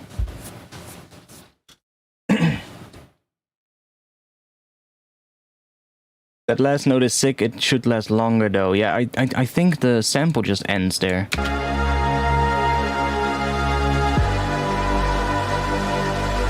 Yeah, sample's quite short, but maybe if we just re-trigger it like this, we get a different sample that is longer. We won't get a glide on that last one though, but let's see.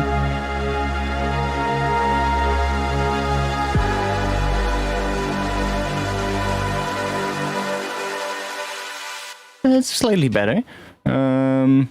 We can try triggering a different sample like that, different velocity.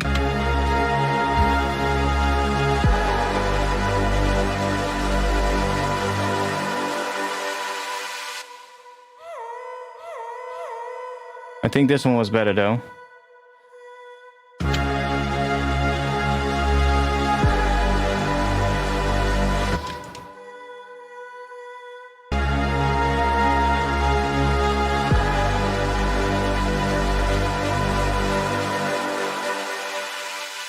That one's best.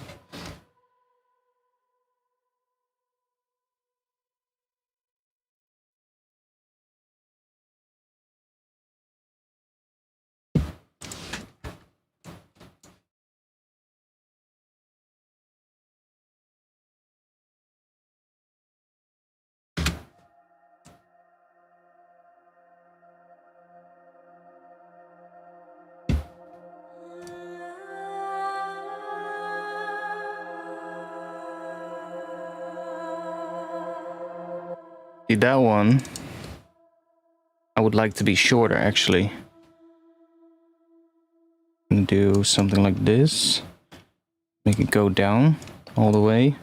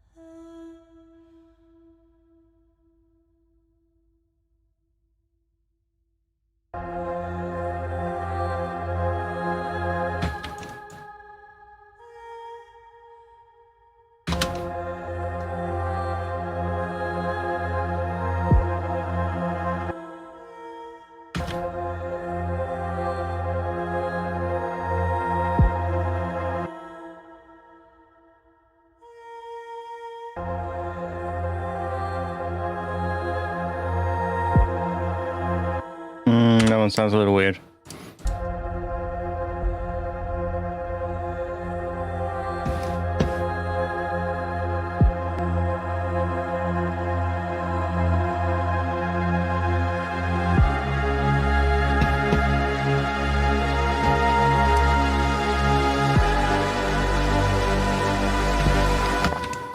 Now we can always accentuate certain parts with a little volume automation. So let's say we want to have this one stick out a little bit more.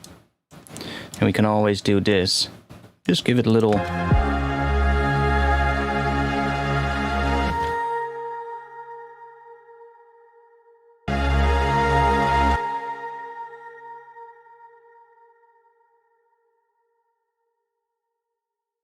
Maybe make this one come up quite a bit so it's a little bit louder.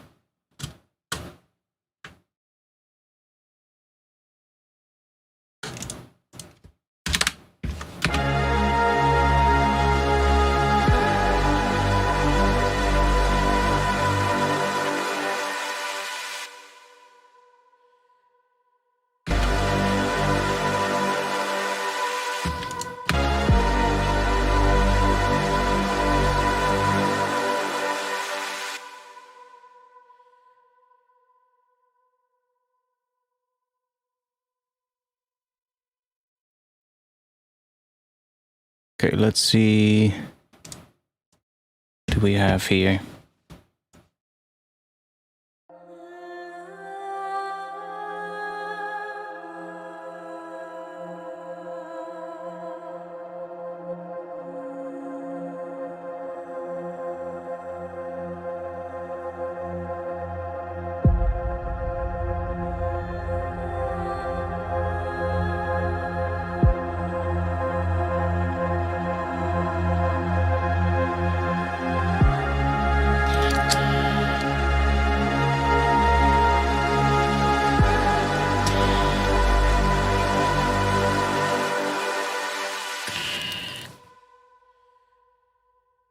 Okay.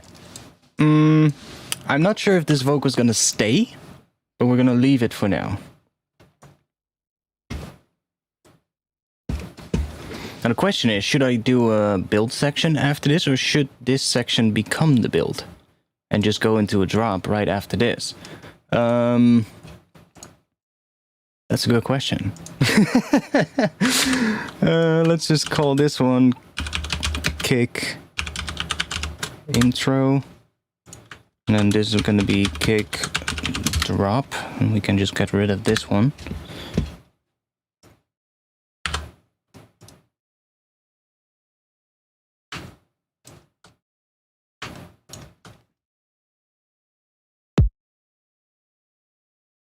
We might make a different kick later, but this is just going to be easy. Now we're just going to have a kick right away.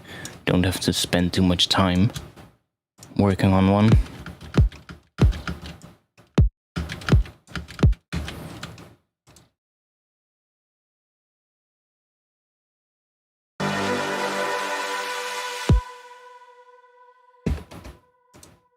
If this is going to be the drop, then we're going to have to do some more automation on the end of this, and maybe sort of like introduce some stuff a little bit earlier, so it comes in a little bit quicker at the start, and then we have a little bit more space to work with stuff in here, and then kind of fade everything out towards the end and really make it atonal, so like a rise kind of sound coming in, probably quite distorted, so it really works with that distorted chord section.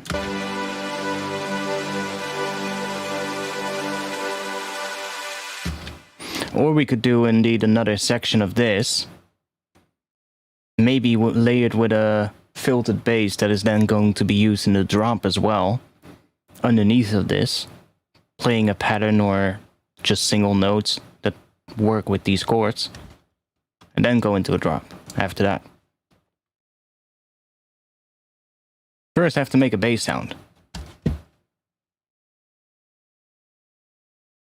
I'm thinking of being adventurous though. Most of the times when I do that, I do get stuck though, so be warned. Bass.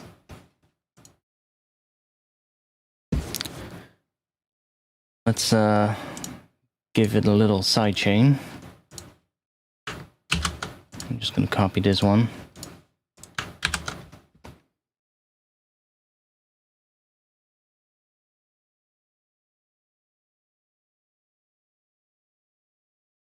directly into the drop. Yeah, I'm gonna try that definitely for sure. Okay, so let's just grab a serum.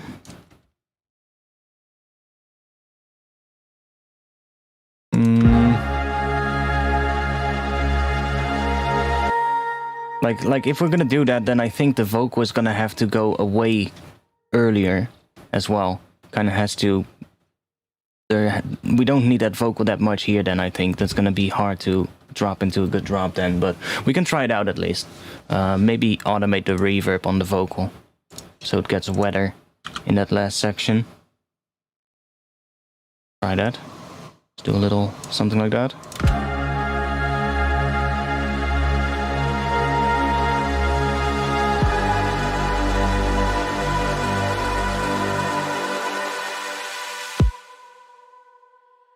We'll see if the vocal is going to be used. But should we try and make a bass sound that is also kind of based around the chords?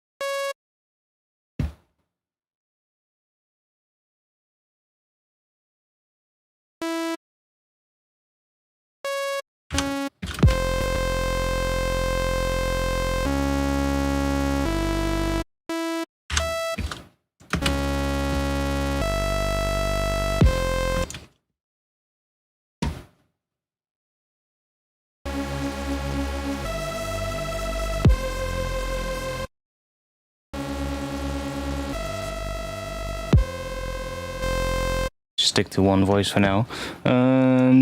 Maybe do some pitch bend on it.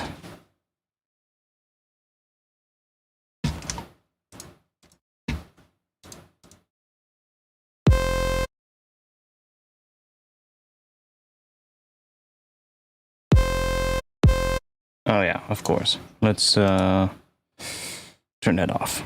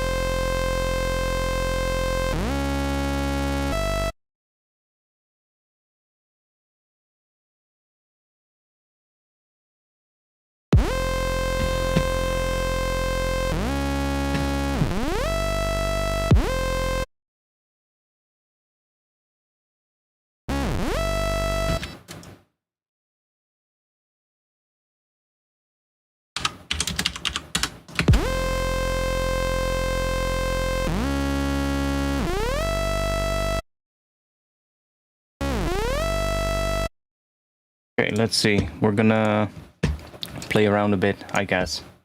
I'm just gonna do I'm just gonna add some distortion on the track after Serum. So let's just try. I guess we can just put a riff on it. Yeah, I mean.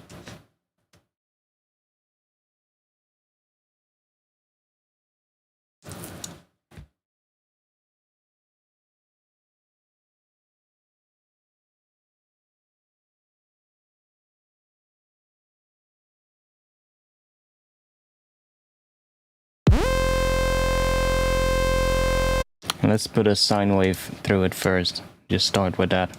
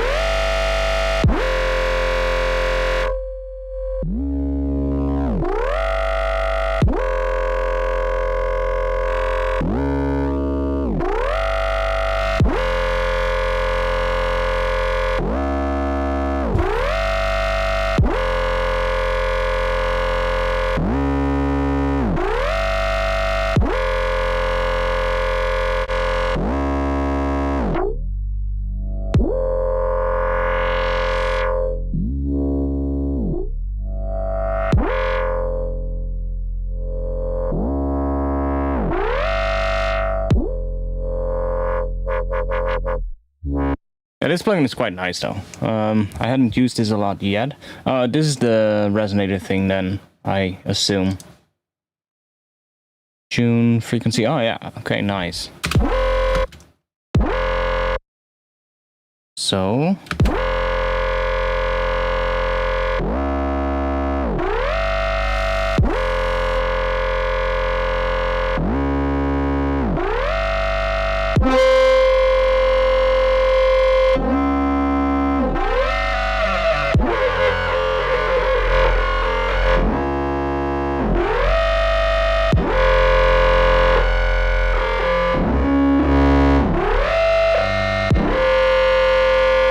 That's interesting.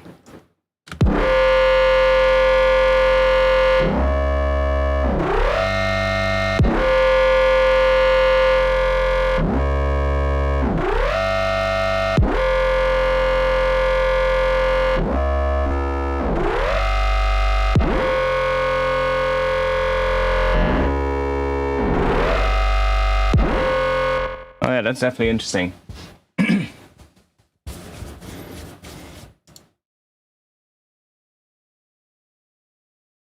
So just to start off with though, I'm just gonna put some distortion on it with the kilohertz distortion. I'm just gonna do a quick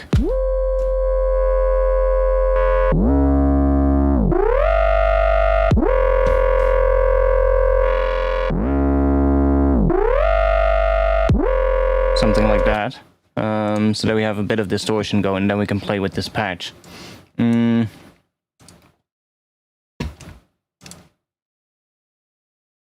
Now, what are we gonna do?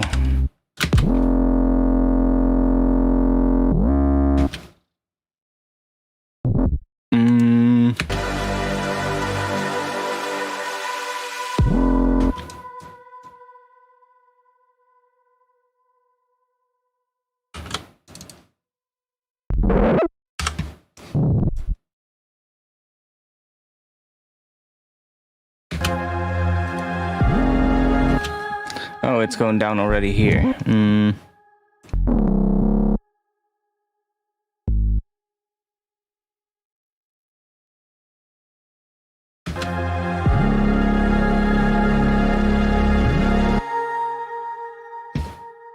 It's actually quite cool.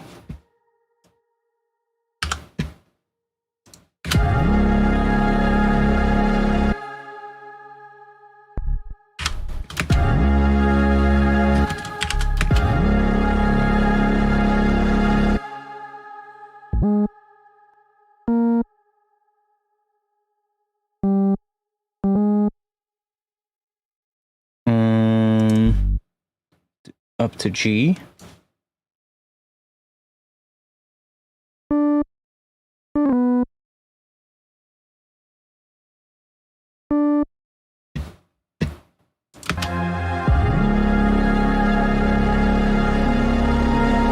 That's gonna be weird.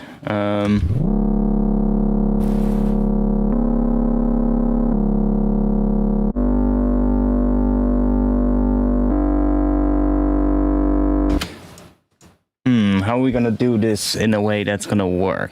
I do like this. That's gonna sound weird, but that's because of the distortion. If we play it without the distortion...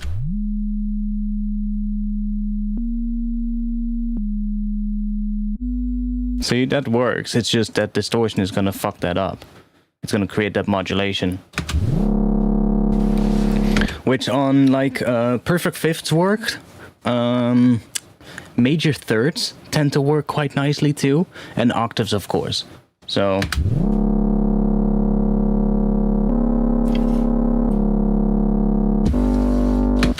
how are we gonna do this section?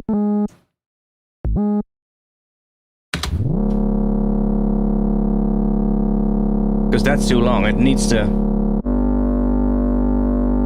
well, maybe not.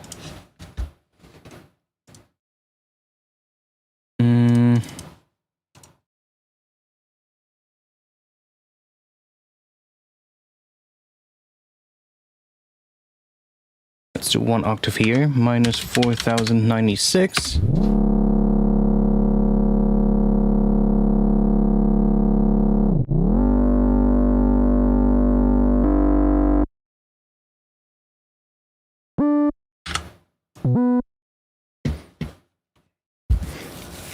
We're not using the MPE right now. That's fine though. I should save, yeah, thanks.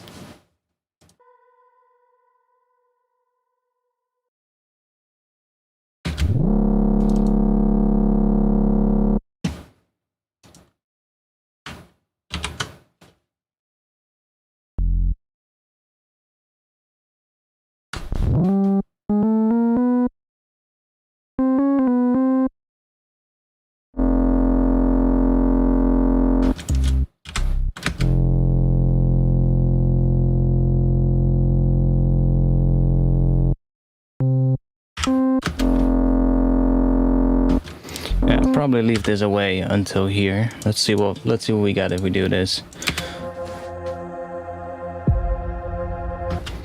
Kinda do feel like we need one here already.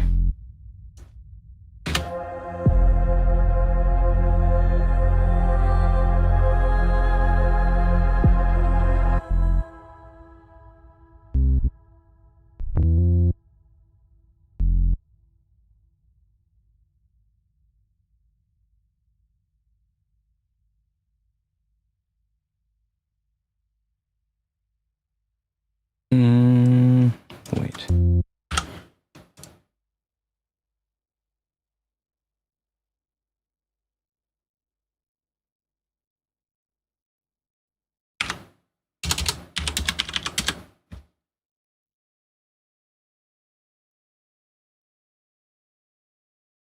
Is that gonna work? Let's see.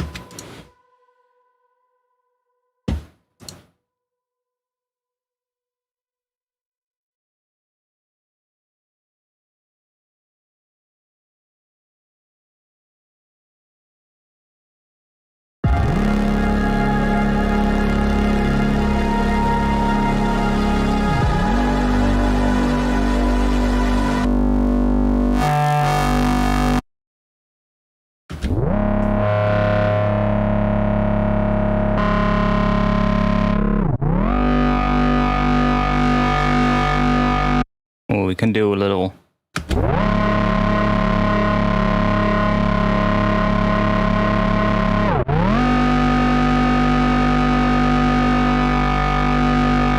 That's gonna be weird because we have two notes, of course.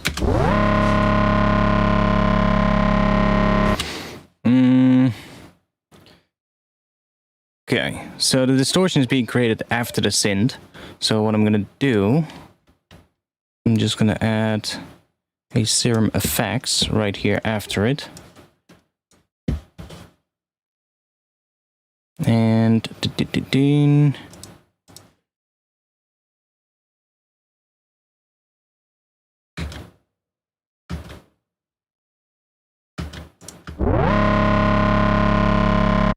now we have it running through here.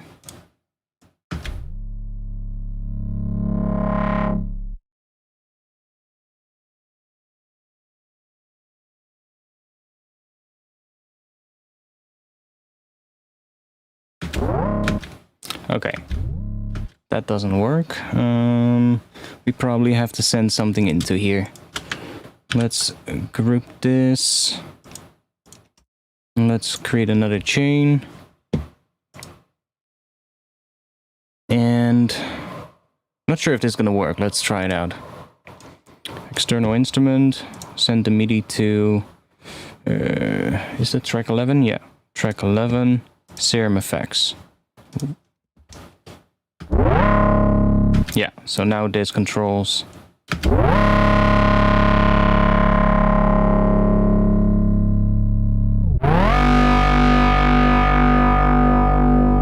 that.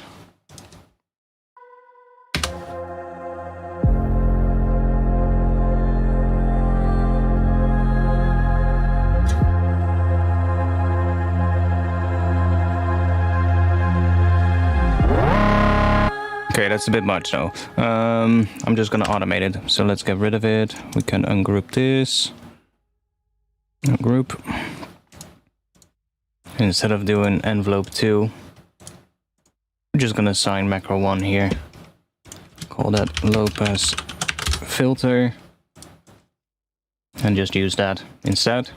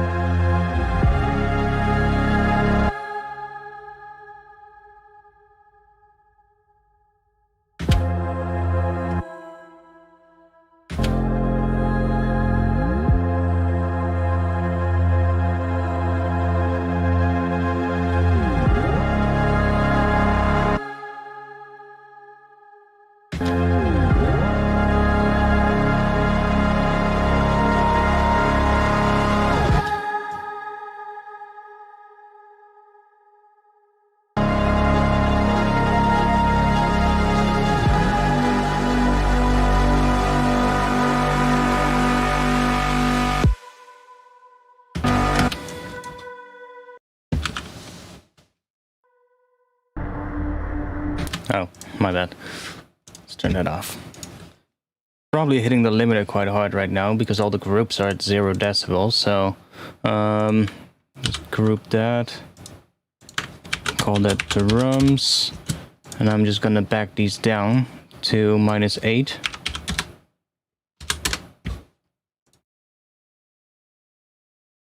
Yeah, so these are all at -8 now. And I'm just gonna boost the limiter on the master track. So we have a bit more headroom.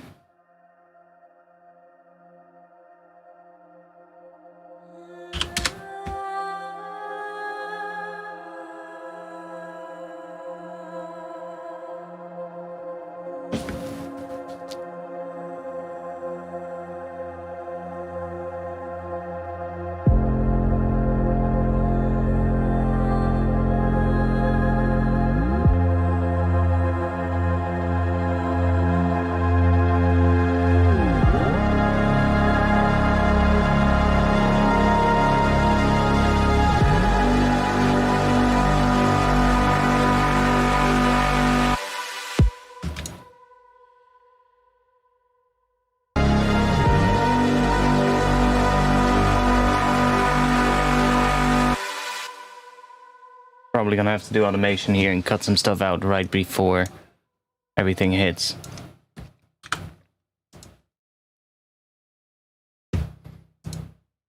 We'd make some drums first, so we have a bit of a drum pattern going.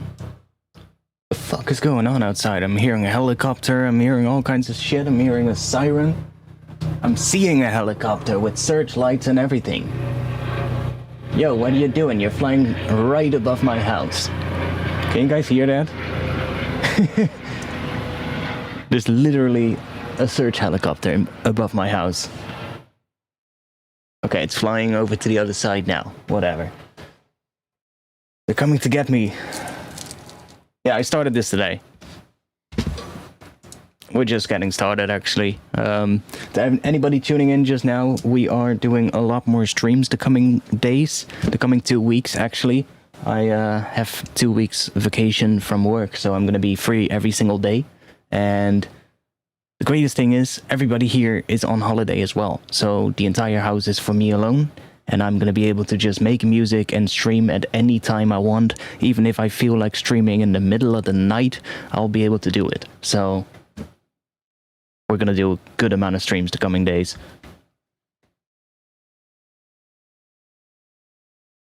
Reports of a fire. Little do they know it's coming out of your doll. I like that. Okay, let's see if we can at least come up with a bit of a drum pattern here.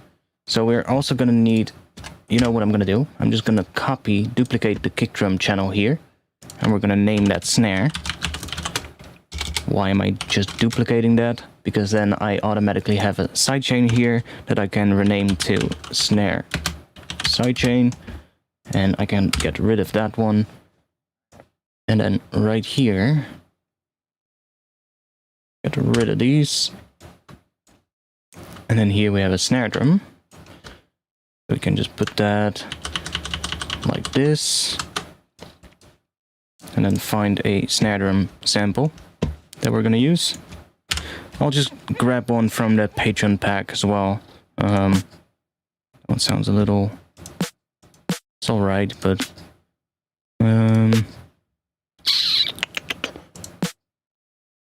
There's not too many snare drums in this one, actually. Let's grab one from here.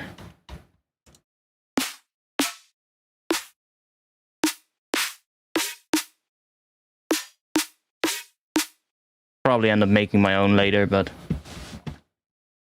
Are you a night owl? Well, that's pretty obvious, I think. Yeah, I am, for sure.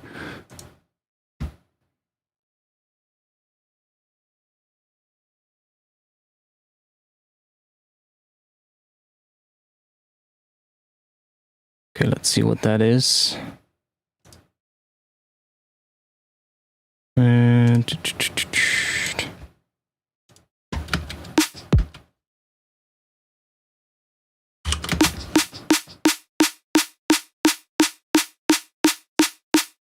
That's D sharp, so we could go +2 and then it's an F. Or we could go down -3 and make it C. A little bit low. C sharp could be nice as well. Let's just go for F on the snare drum for now. Like that. So we'll call that snare drop.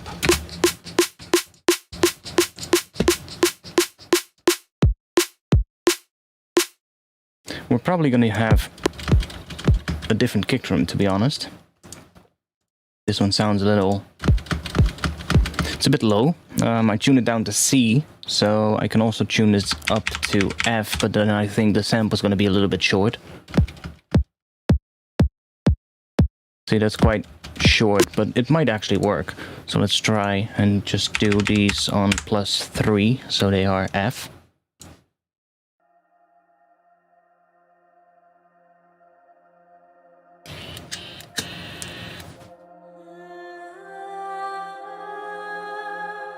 I'm gonna mute the vocal for now. I'm not entirely liking it. I think it's gonna be too much. We can do some other stuff and maybe have some vocal stuff in there, but maybe resample it or something. And just use small bits and pieces.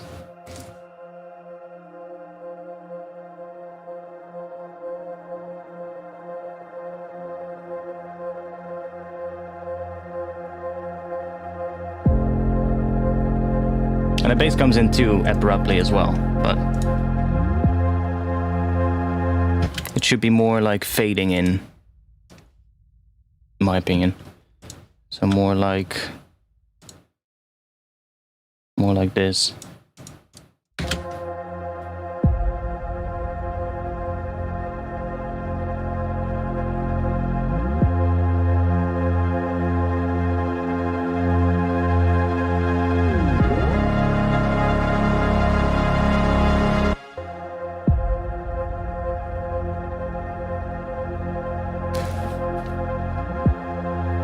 Now note, that one is also layered with this bass right here. So that one has a lot of low end. I might want to high pass this one right here. Or just roll off the sub a little bit. It's probably not going to need it in this section.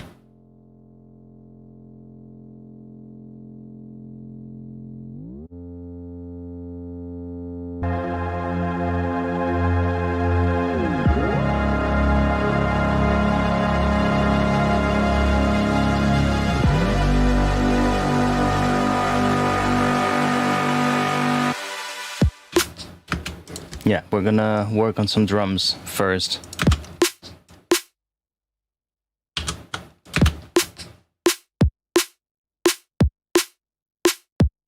Yeah, we need a different kick, for sure. Should we just make one? Should we just make a kick drum? Making kick drums with artifacts, real quick. Okay, let's do it. Take something like a sine. All you need. Grab this, bring the volume down. Set this to envelope, and we're going to assign that to the volume. That's going to be our volume envelope. First things first. Usually just make it a little like that. Can give it maybe a little thing at the start like that, so that it kind of decays a bit, then gets quieter. 1/8 note long is probably enough.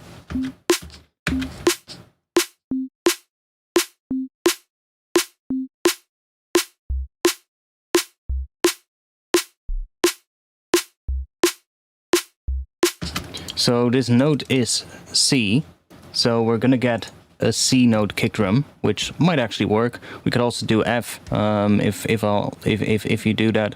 What I advise to do is just take a pitch device, put that in front of it, and F would be 5 semitones up from C, so we could do +5.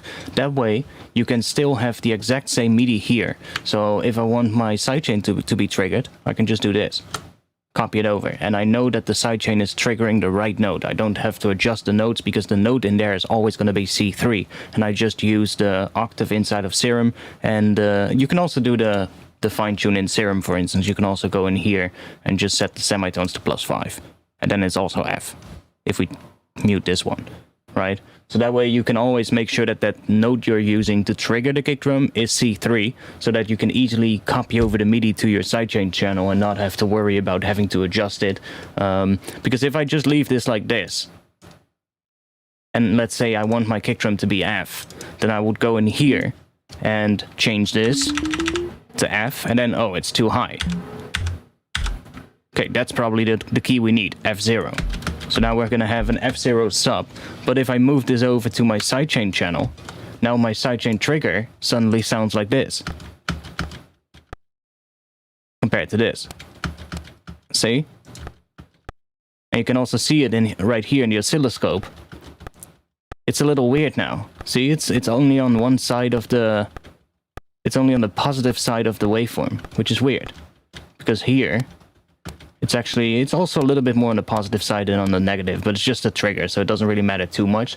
But you don't want that, because it's going to affect the sidechain as well, right? Even though it's a really short trigger sample, the level of it is probably different.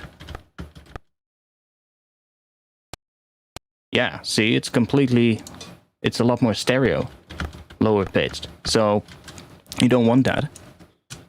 You just want that to be C3, basically. So that is always going to be right. So that way, just do it inside Serum.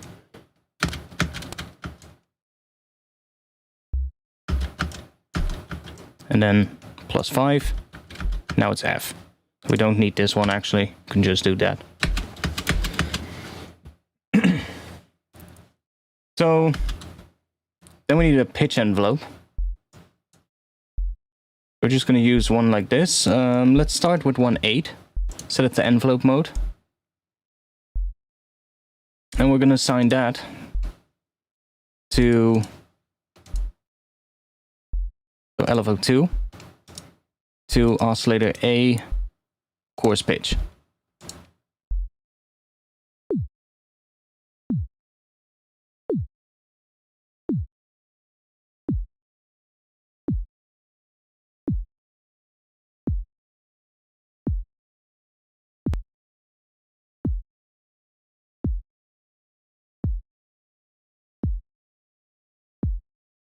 Now it's still pretty long, actually, for the kick, for drum and bass kick, and it's quite quiet. We can boost it up a little bit. Now you can hear it as well, and we can see it here too. It's way too long for drum and bass kick. So let's go in here. Let's switch this to this mode, so we can really shorten it. Drum and bass kick really doesn't need more than that. So if we have it with a snare drum as well,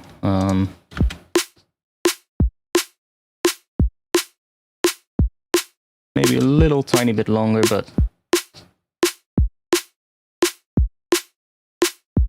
something like that is enough. And we can do the same thing here. Switch this one to that as well.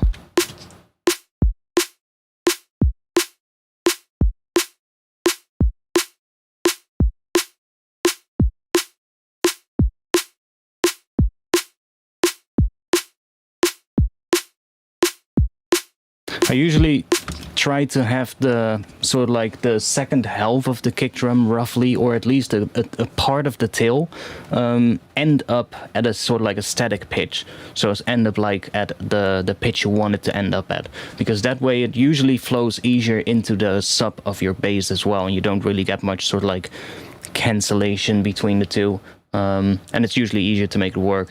If we do this, it's at the end of the kick drum, when the tail is sort of like already decaying to 0 volume, it's still going down in pitch, whereas I kind of like it to sort of like finish at sort of like the destination pitch, like that.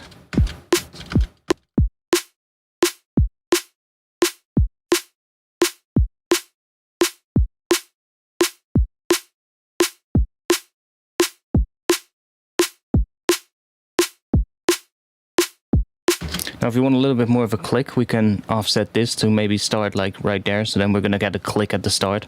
It's very subtle, but...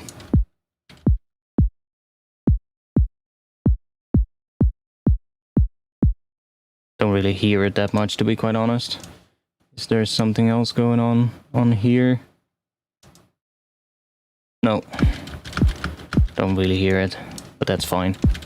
We can accentuate the first transient if we want. I would just use another LFO for it. Just do this, make it like really short, and then set it to BPM mode. Really increase that to be quite fast. Do something like this, and then just assign that. Oh yeah, by the way, one really important thing. Bring the attack all the way down to 0 milliseconds. That way we should hear the click. See? It has a faint click at the start, as opposed to this.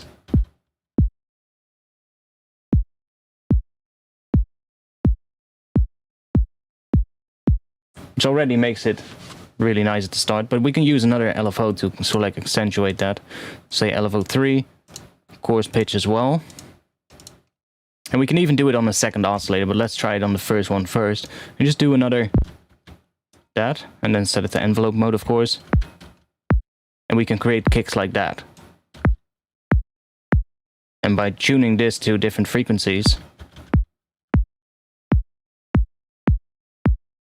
hear how that initial transient has now gotten a lot heavier. I'm just gonna do a little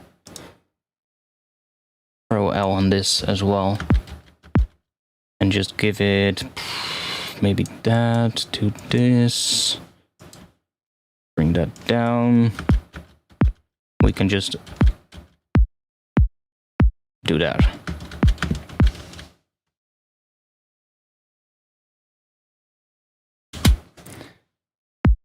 I mean, designing drums is such a fucking pit. Just is such a fucking void you can fall into, right? That's without.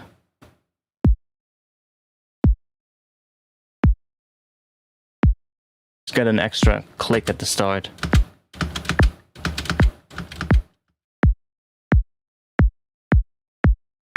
Which is always nice, and we can add more. We can, for instance, use one of these extra layers. Sometimes that can be pretty nice, actually, using those. Set them to one shot.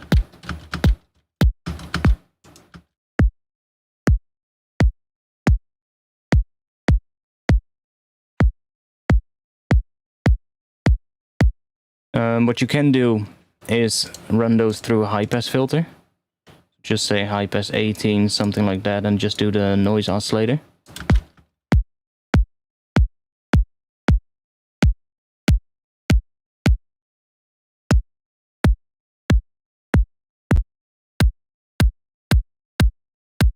Let's actually just do this.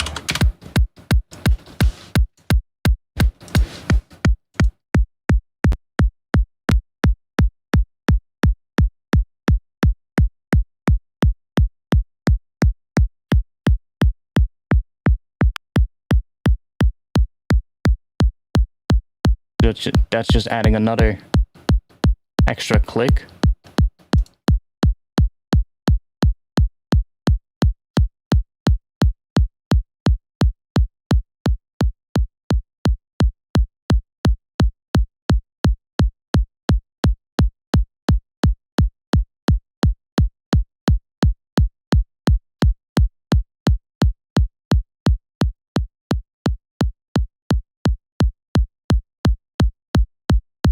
Probably don't even need that right now.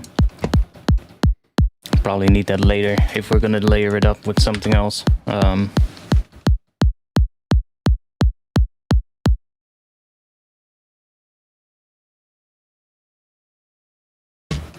Let's actually see how long that kick drum is now.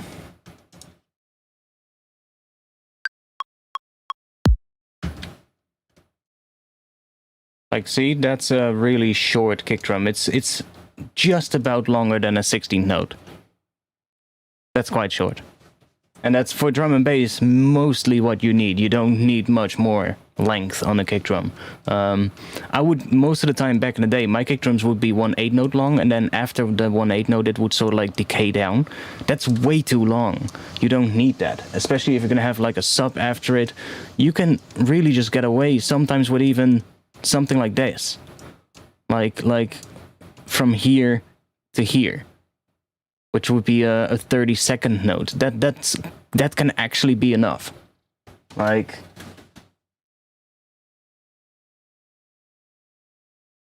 yeah, I really like this oscilloscope at the top here. It's just, I love it. It's so much better.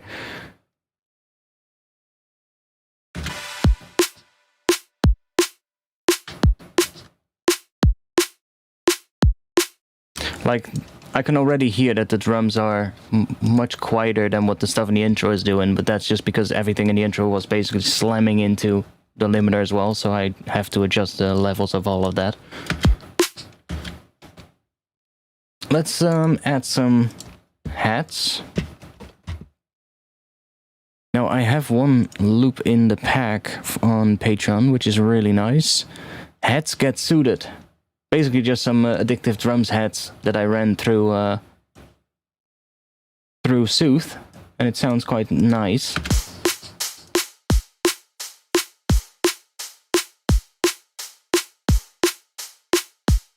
Like, those immediately just fill that out quite nicely. I really suggest Signalizer, it's free and awesome. I'm not sure if I have that one.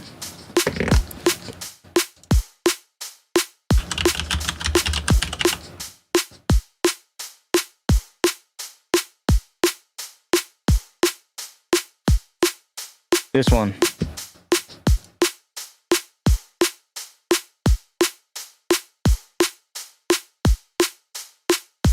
It's quite nice.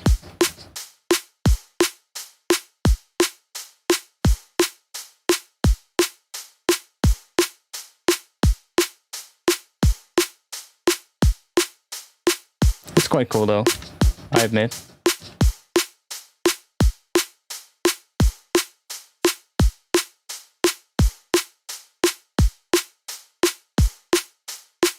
But I hate it when I have to open up Windows to see my oscilloscope, so that's why I added it here at the top.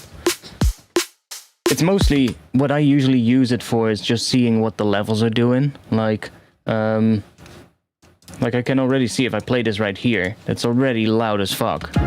See? We're basically hearing zero.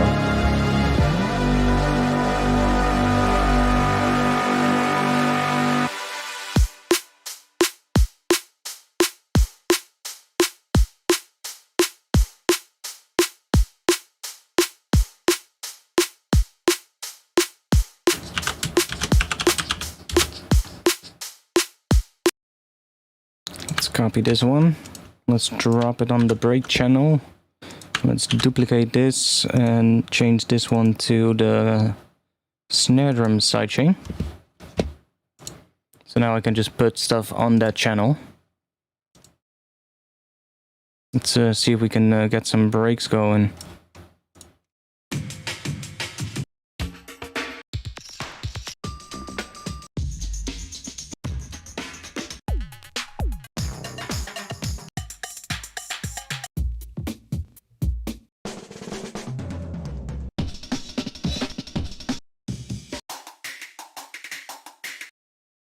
Just put something on there.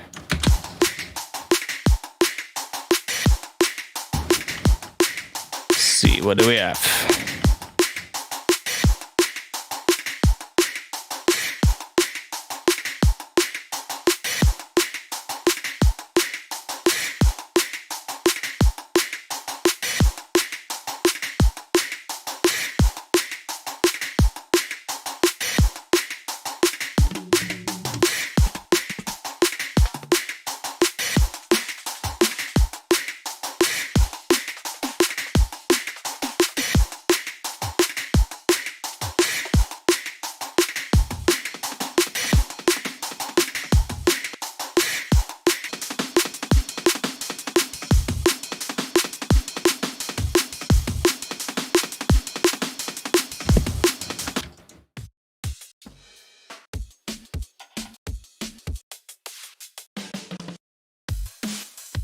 Something nice that we can chop up. That's heavy.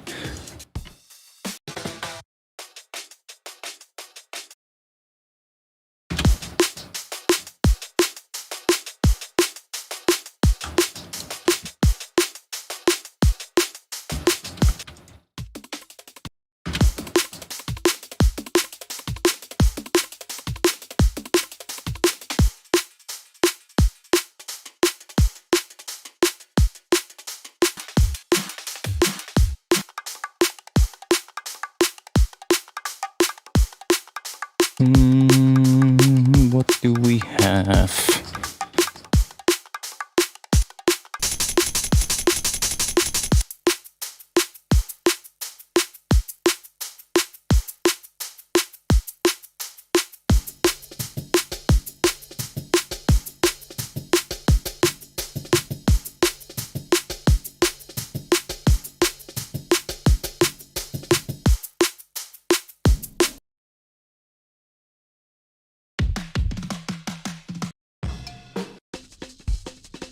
So many breaks.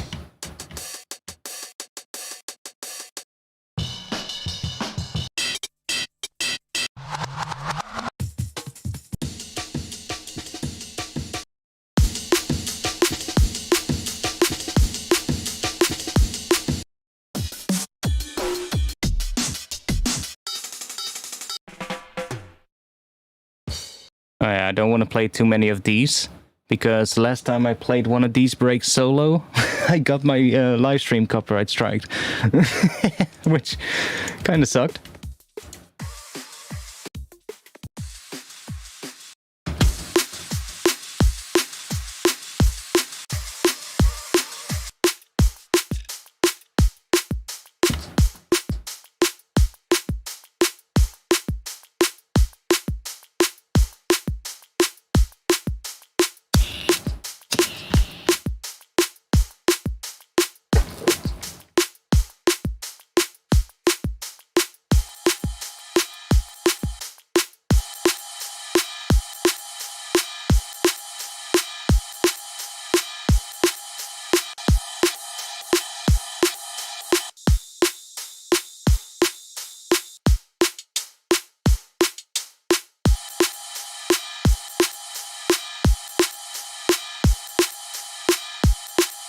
Yeah, well, I mean, if you need Rex breaks, you can easily find them online. I actually have a bunch of packs that are just filled with Rex breaks, and I have them all in this folder as well. So if I want Rex breaks, all I have to do is just do *rx2.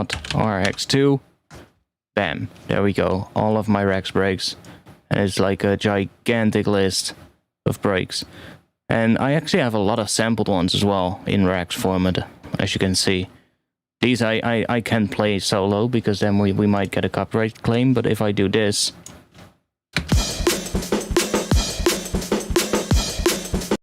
Now we don't.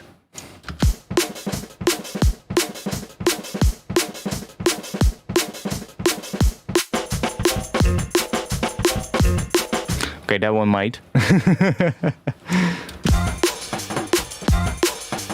But they're really handy because they automatically warp to the right tempo.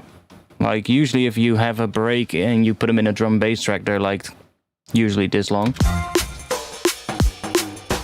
Right? right? But if we go, you can immediately hear what they sound like. Don't play them solo.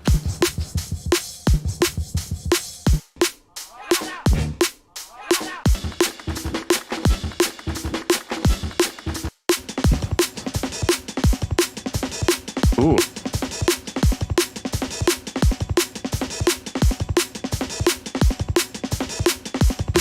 That one has a nice roll to it.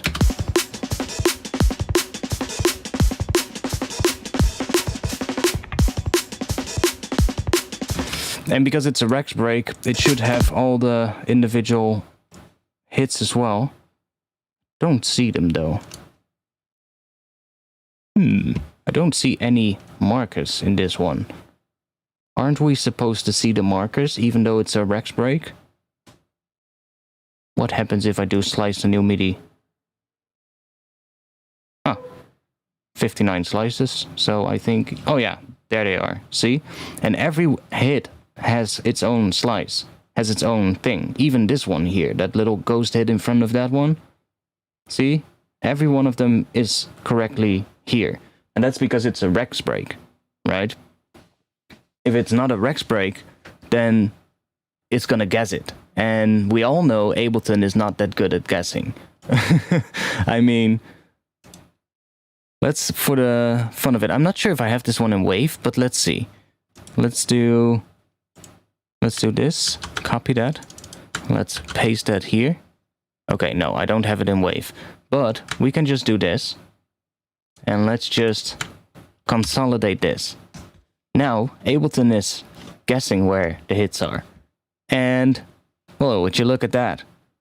I would say that there's definitely a sound right there, right? If it sees this one, then why not that one? But it's not finding it. And we don't have anything to adjust the sensitivity as well. That's kind of annoying. Like, all they have to do is just add a little extra thing here to adjust the sensitivity, like you can do in Simpler. In Simpler, you can actually do that. Because if we take a MIDI track and drop a Simpler into that, in slice mode, and just drop this one in here, it also, oops, well, whatever, it also creates these markers, see? And again, see, this one, it hasn't found it, but we have a sensitivity. Now, for some reason, we can only bring it down, not up. But see, we can adjust how sensitive that is. I would love to have that in the wave file or the audio file warping clip thing here. Just have like a sensitivity thing. That would be great. But, you know, you're going to have to add them manually and shit, which is annoying. So if you have a Rex break, you can just do boom, slice to MIDI, whatever preset you want. Bam. All of the hits are there. In separate ones.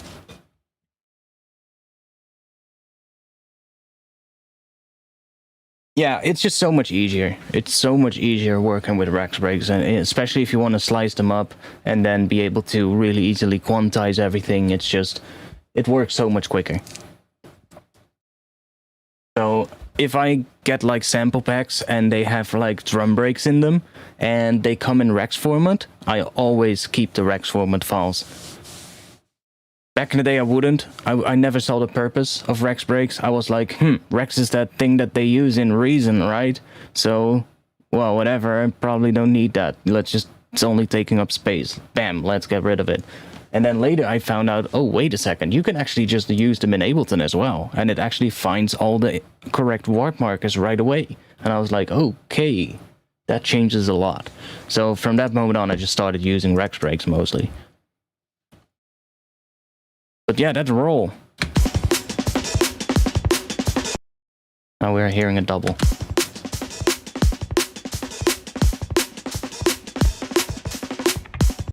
Okay. So we're really only gonna need that first part. So let's just get rid of all of this. Consolidate these. And we're gonna loop that.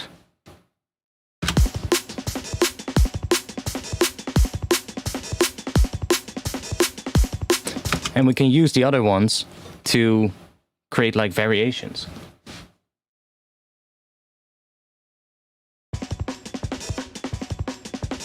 Now this break is probably gonna keep a lot of its low end, to be honest. I do want to EQ it, but it's gonna keep quite a bit.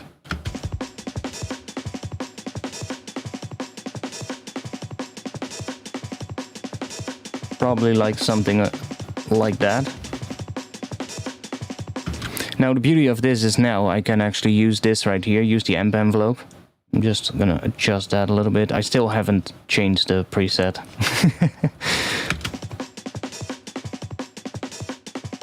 And really tighten it up. Like that.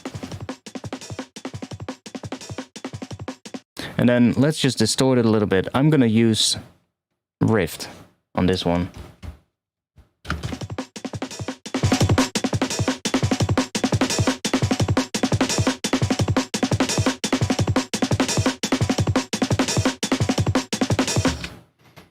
Now I do wanna just check this real quick. Take these, drop these on here.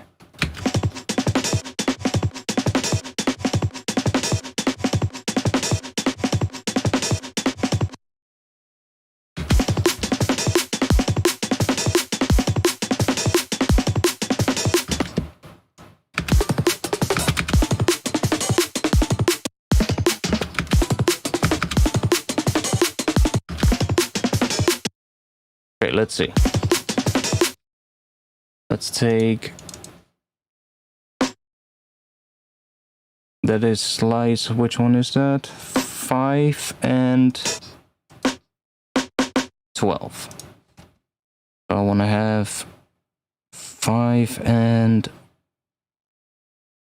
12. Come on. 5 and 12.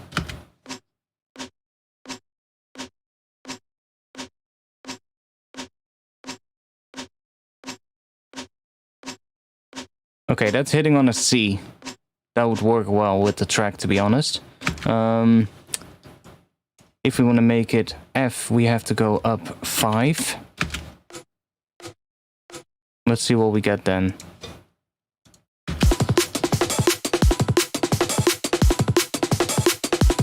I think that's good. It's going to be a little bit less sub heavy, but it still has plenty of stuff happening around here, around the sort of like 100, 120 hertz area, which is really going to work with the drums, I think. The only question is how well is that going to work with the bass that we're going to make. That's going to be a good one. And we might have to do a different pattern, but let's see.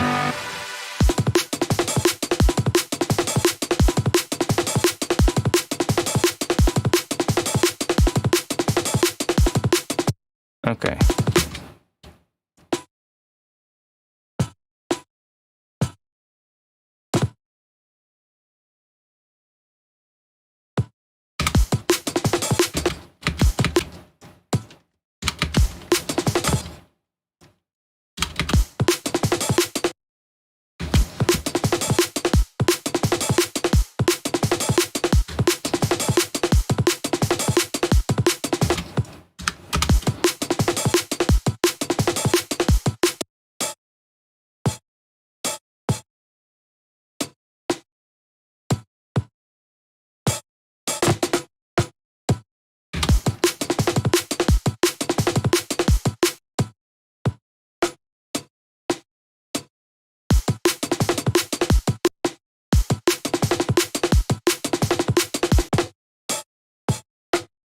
Don't like that hat right there.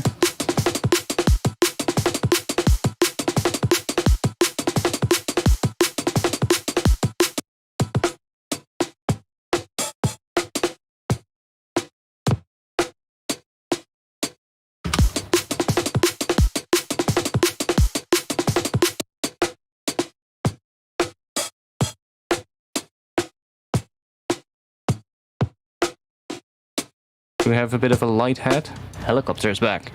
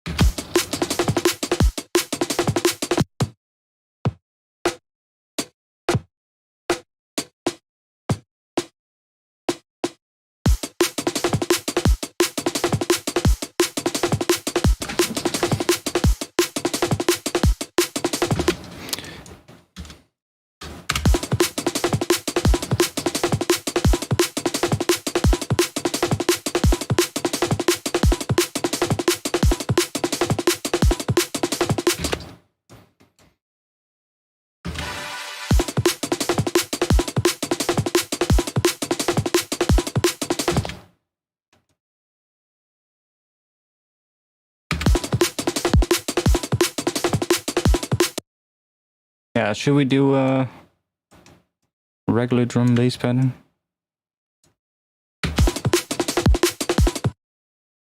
And that is pretty much gonna work with that break.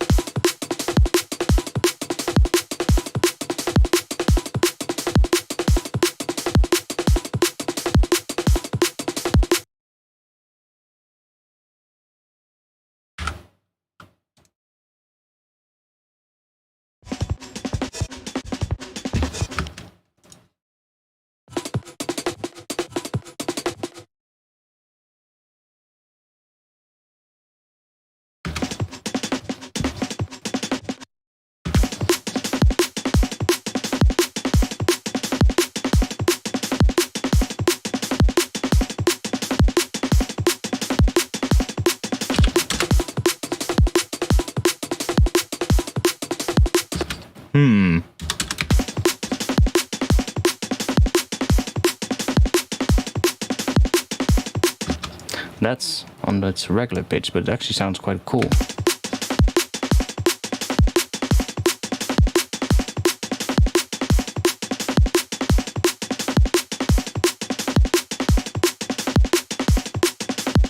We're still just doing regular, but it's kind of nice. It's just I just want it to be a bit heavier, so we're just using the drive here. I'm not really going to play around too much with asymmetrical stuff on this one.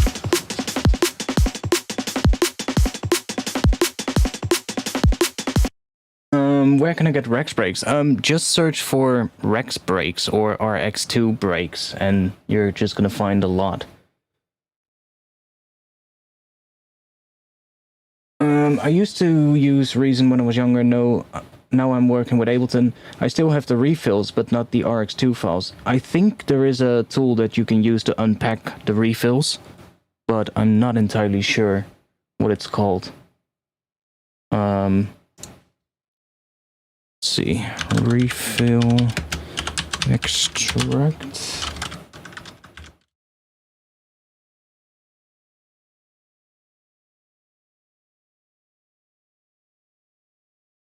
Well, there's a lot of people talking about it on reasontalk.com. Refill unpacker, refill extractor. There's a couple of topics on it. You might just want to go through that and see if there's some stuff there. But I think there was a way how to extract all the files from like refill files. But I haven't done that in a long time, so I'm not sure. Let's do a little recap. Listen to what we have.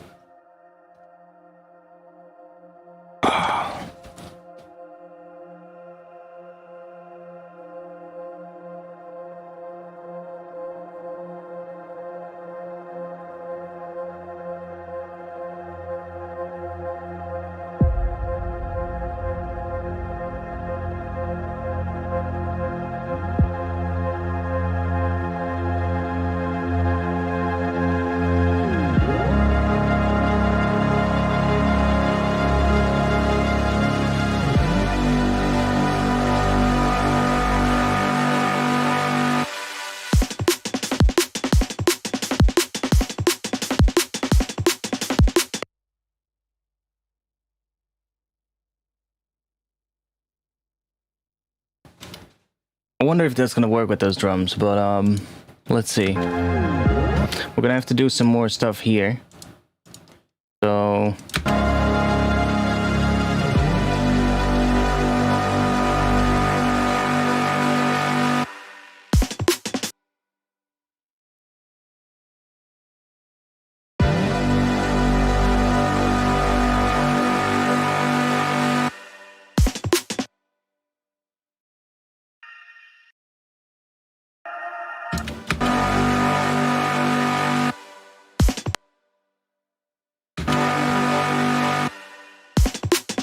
I actually like that one there.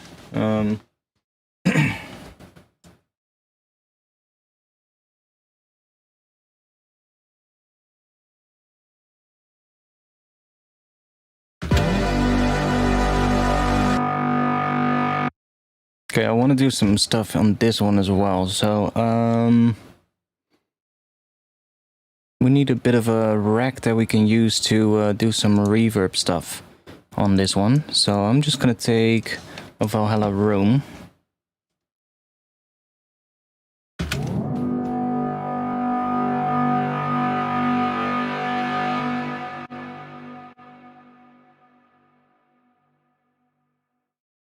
Mix all the way down.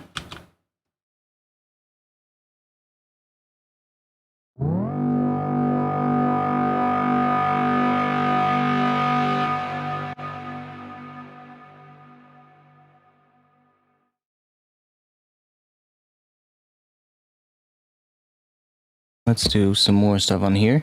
We need a high pass as well. Now we had a high pass somewhere. Right here. Let me just copy that one. And drop it on here. And I'm gonna do that in front of the reverb. See what we get then.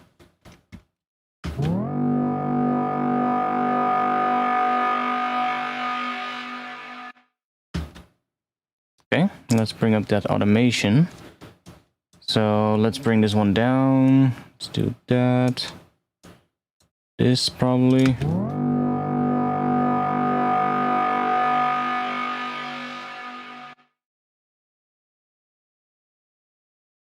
Gonna go back down again there.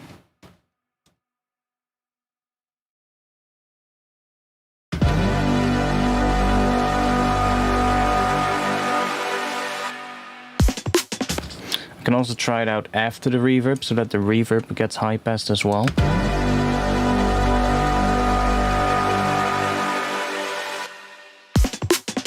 Then we're gonna get that. Back it down a bit.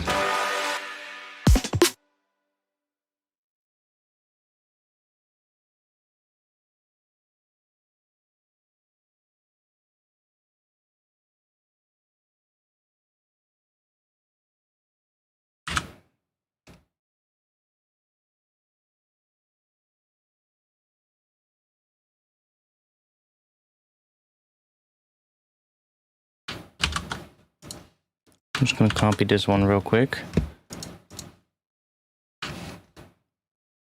Let's copy this entire section.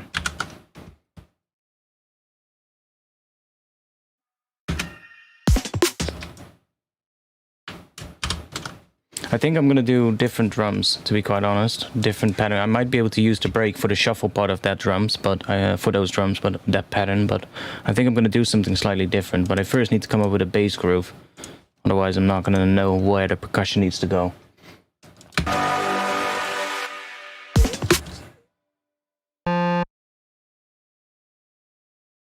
I'm thinking of having like a stab on the first beat, so like really like a bum. Something. So then we're gonna have a sustained bass coming in here, which is gonna be F, and then we can do something else.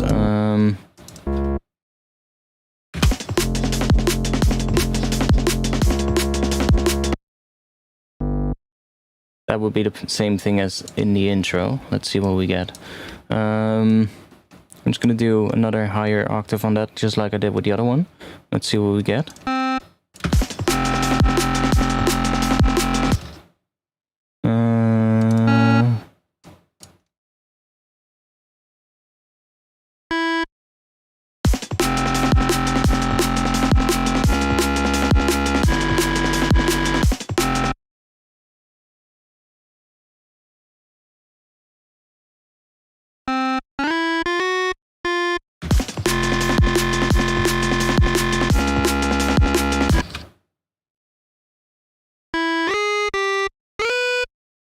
Okay, that needs a B note.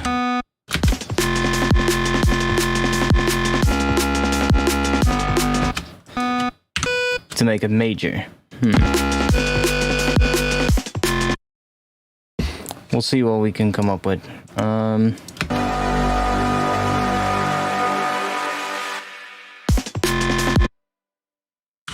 Let's do... Okay.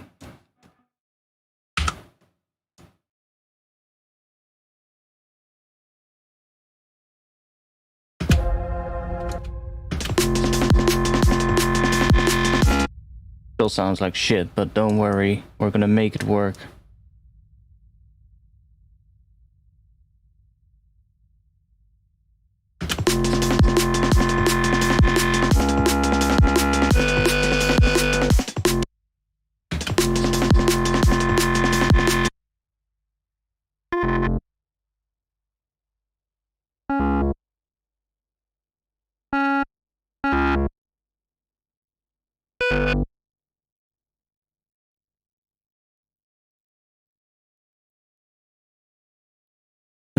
What do we have again here?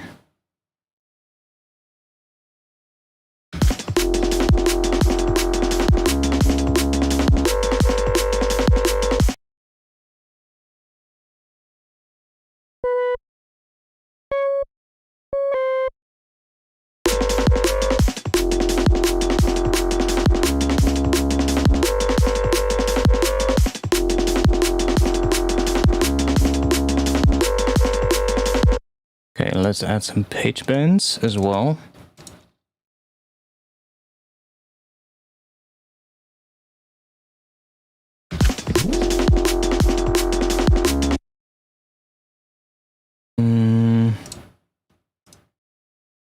Maybe a 1 octave pitch bend here, but a little bit longer.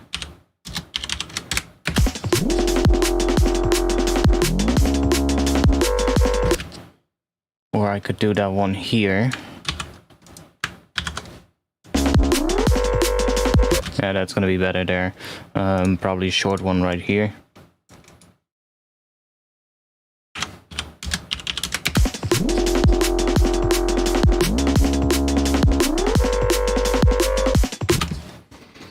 Okay, but we need a much more interesting patch.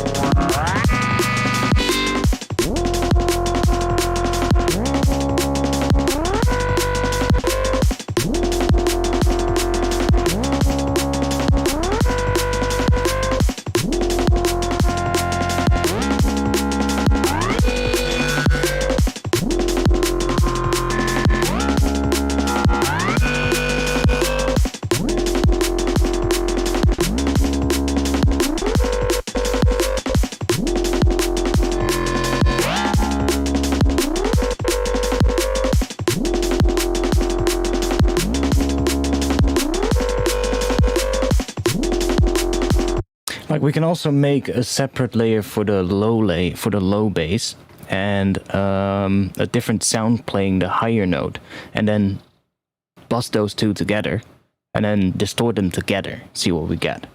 That might actually be a really good approach. Then we could even do like a Reese on the low layer and do like a higher thing with sort of like a lead synth or something, and then process them together so they start sounding like one sound.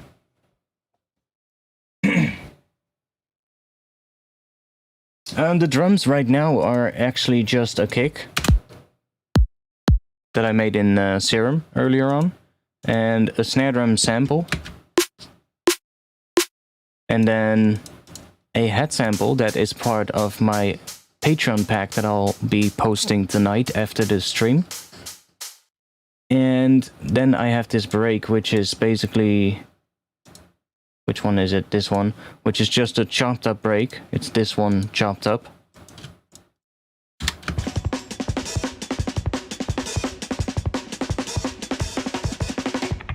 So I chopped that one up and created this.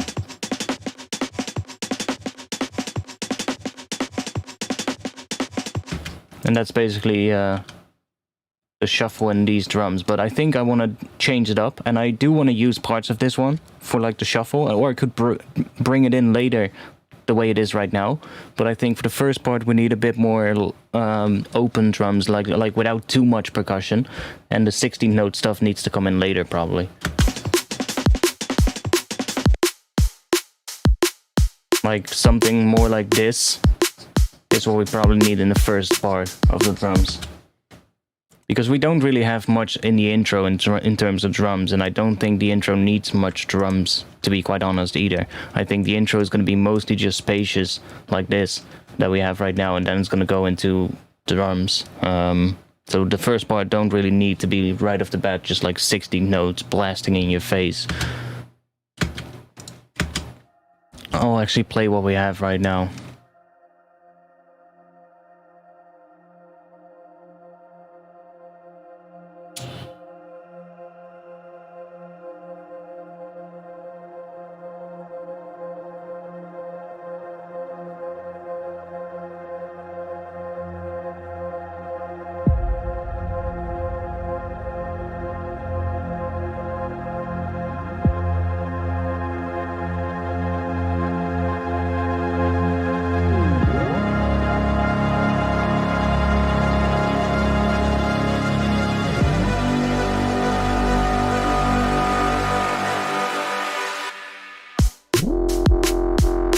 Yeah, we need a lot more stuff happening there to kind of make that work for a drop after it, but let's see. Okay, I think that would be a good thing to do, yeah. Just sort of like building it up out of two separate layers. So we can use like a base layer and then a higher layer.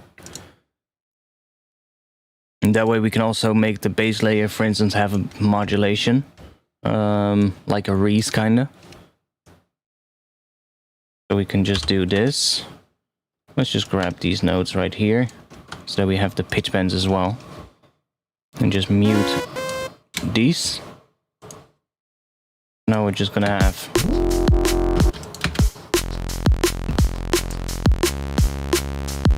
And I need to turn off MPE, so that we get the pitch bends.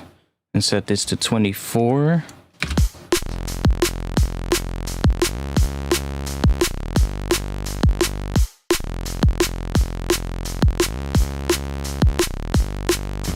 Okay, and now, like I said, what we can do, for instance, we can take another oscillator. Doesn't really matter what. Let's take the Uno one. Let's be fancy.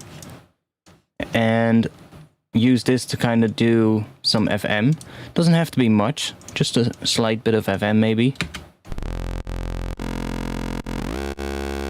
Like maybe like that. But then fine-tune it, so that we do this, for instance.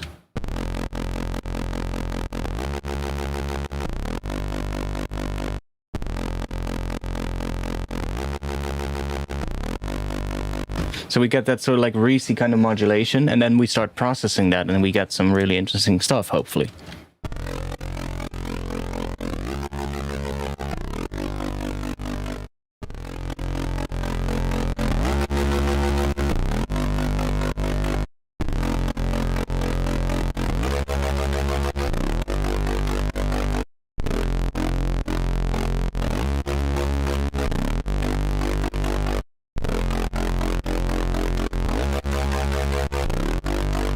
Play with the phase.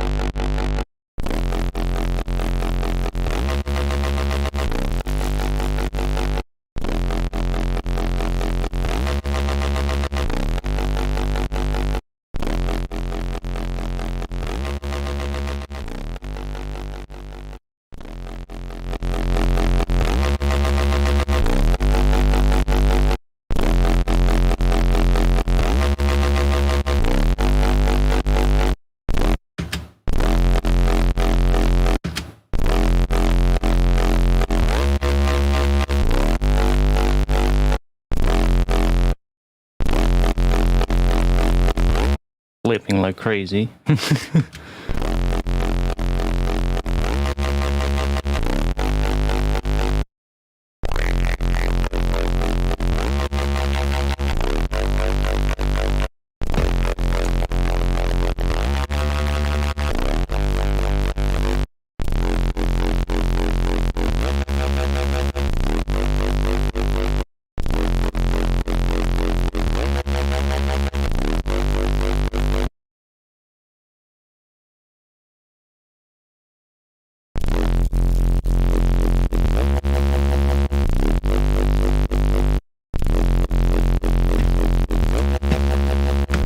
Okay, let's just add another layer before we do anything more, because otherwise we're not going to hear what we're doing.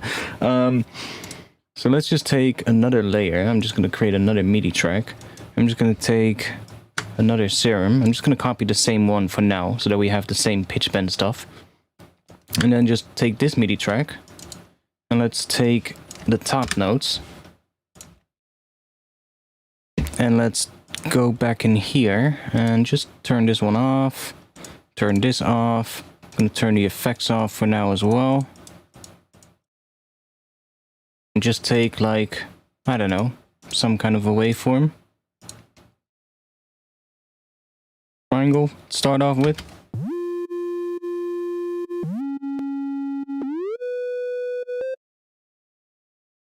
Let's group them together. I wonder if this one is gonna work. We might have to do a little group here and just create a duplicate of this one. Let's just make one variation here. Wait, is this the right track? No, this is the wrong track. This is the low layer. Group. Duplicate.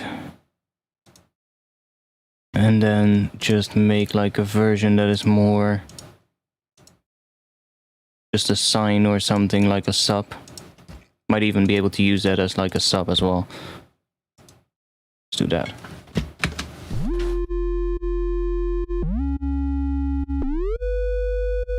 So we can do that as well, check that.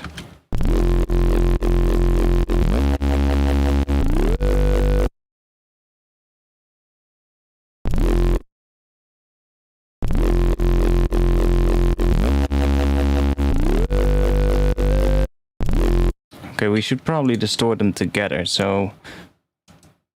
Am I doing... Damn it, I need to name these. Low layer. I'm getting distracted because the low layer is above the high layer.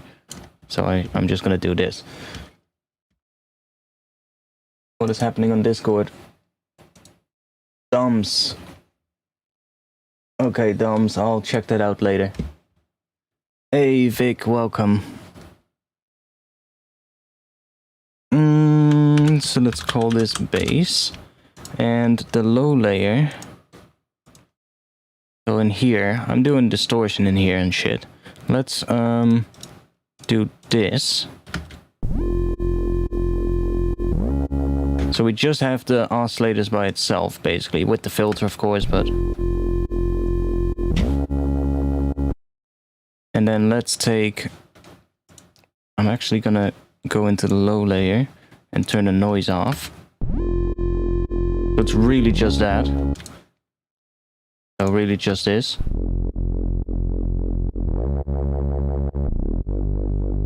And then take the high layer, and then here we can do that. Maybe add the noise here. Go and do a high pass filter. Not key track that one.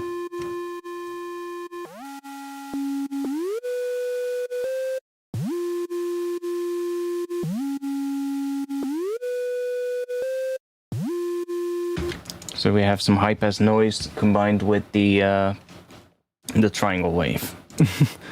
And now let's add distortion on the group instead. So I'm just gonna start off with the kilohertz distortion, just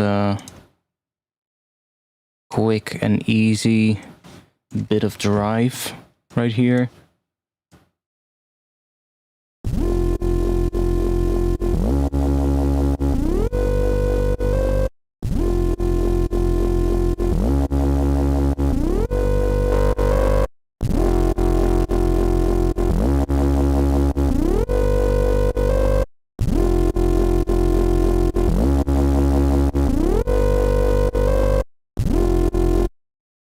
that's clipping, but I don't mind that.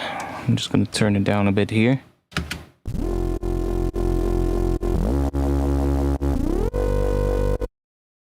Okay, so let's see what happens if we do the sine wave instead.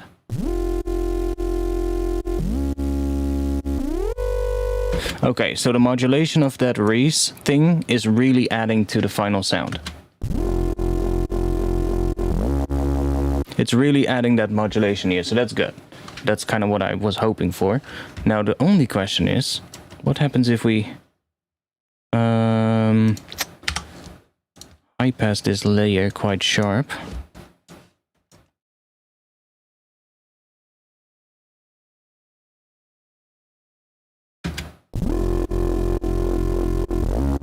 That's going to affect the distortion slightly. Especially in those pitch bend moments at the start.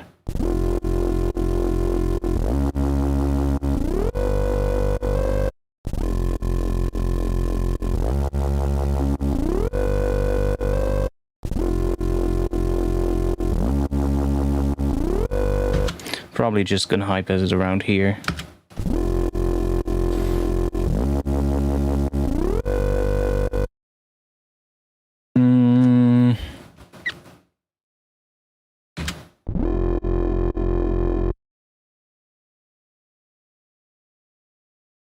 I'm not doing any pitch bends up, and I'm probably not going to either. So I can use the pitch bend. Oh, this is actually pretty handy. Do the pitch bend. Where is it? Pitch bend in bipolar mode on the volume of the noise oscillator. And then I can basically... we don't have pitch bend here, right? No, that's a little annoying, but...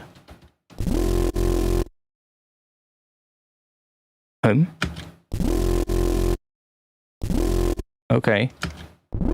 Well, that's even better. Now it comes in as the pitch bend comes in.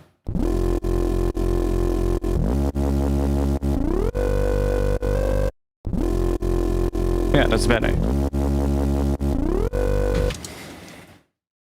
Now it still sounds like shit because the high layer is literally just a triangle wave with some noise, but let's see if we can make this one interesting.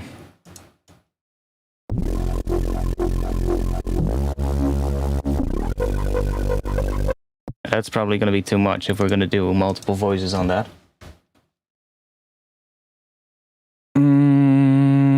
Let's think.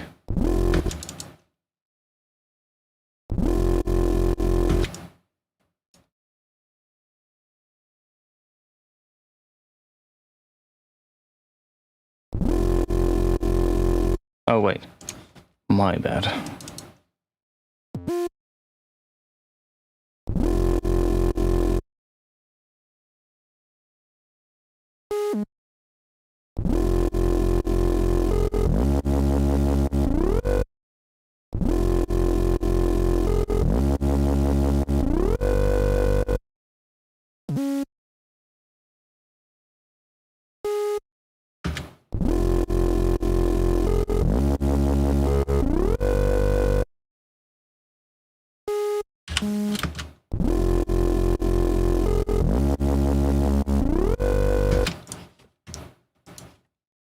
Do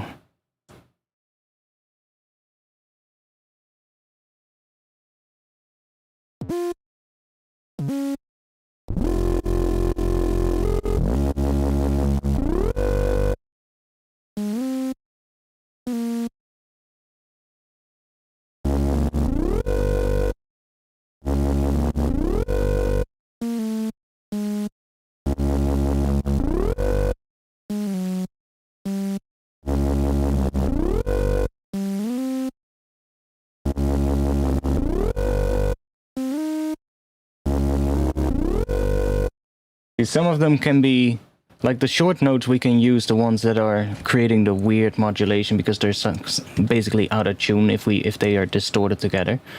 Let's just move this one all the way up.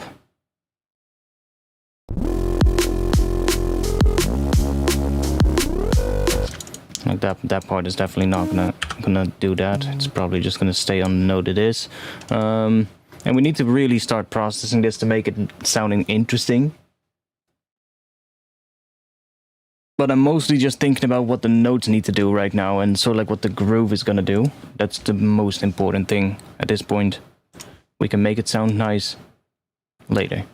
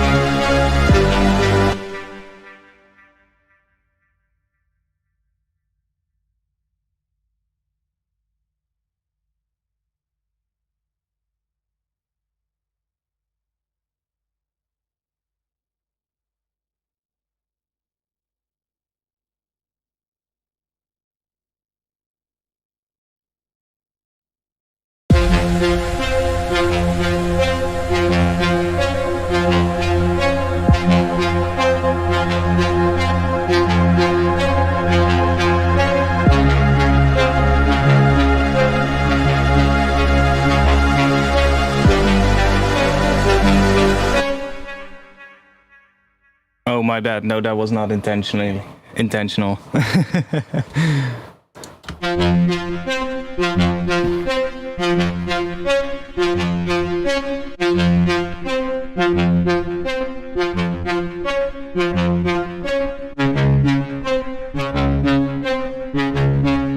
then here it kind of wants to go down to C.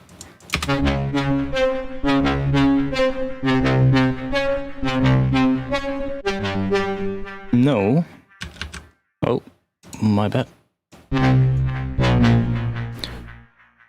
A sharp, maybe.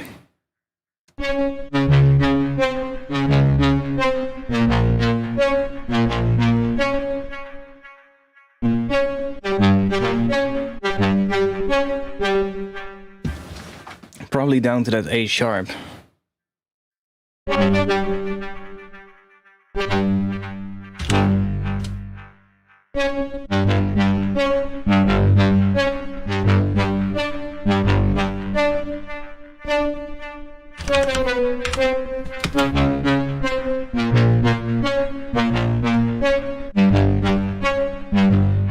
Not sure about that last part, but we'll see.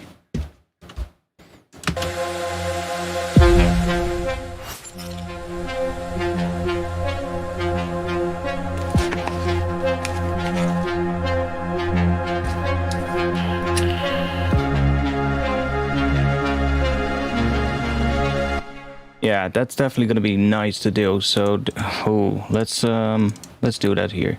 So then we're gonna have C to A sharp to G. Then we're gonna have another chord in here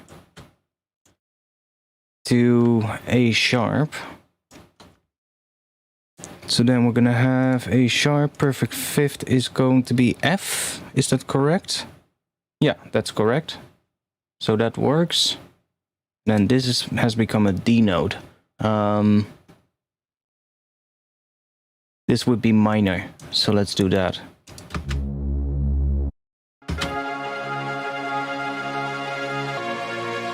Ooh, yeah. And then that last one is gonna change though. It needs to be something different than that G note. No, I've never seen Tron actually, funny enough.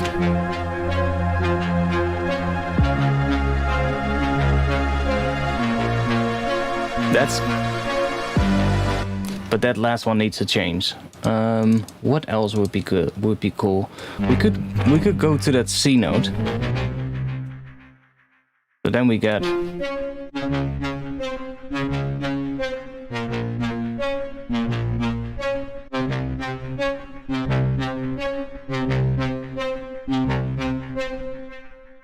That sounds about right.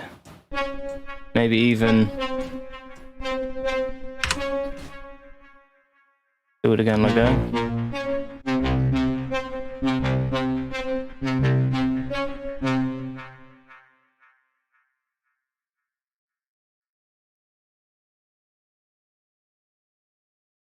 So go up to C instead. Then we need to change this chord to C.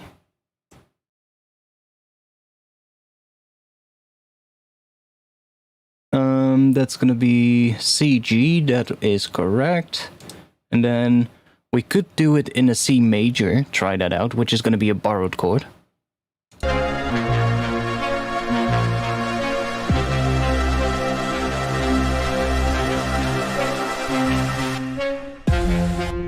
That way we get the same kind of vibe as what we got earlier, because earlier we were also doing a major borrowed chord at the end. Otherwise it's gonna sound like this.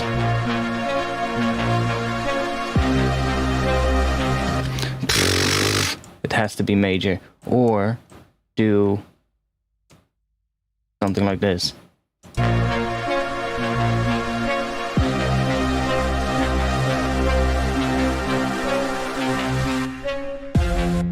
but I really like the major more.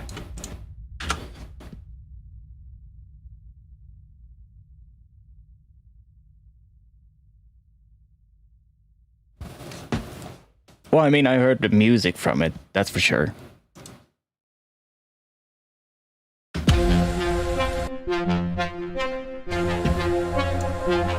I also have a different one called Good for ARP1. That one is really shit. Let's go for the other one.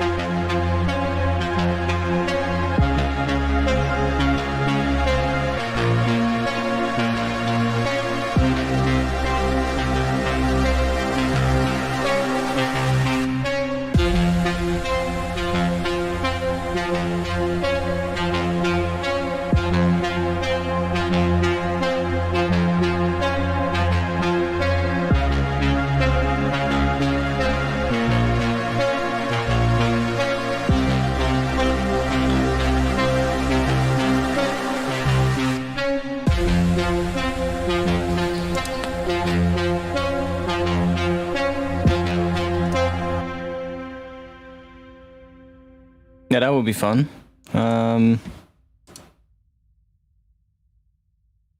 Guess that one we want to automate.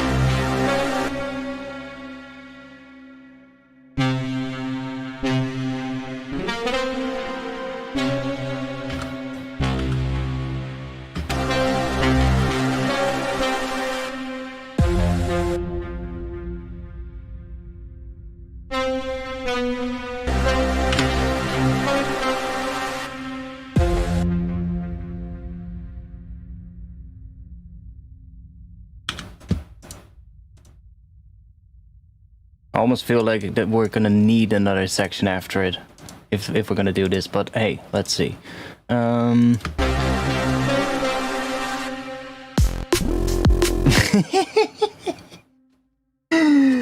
Anticlimax drop.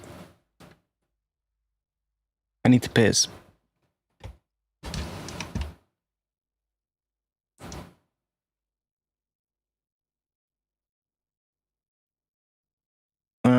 Fuck it. You guys can listen to the intro and repeat for a little bit.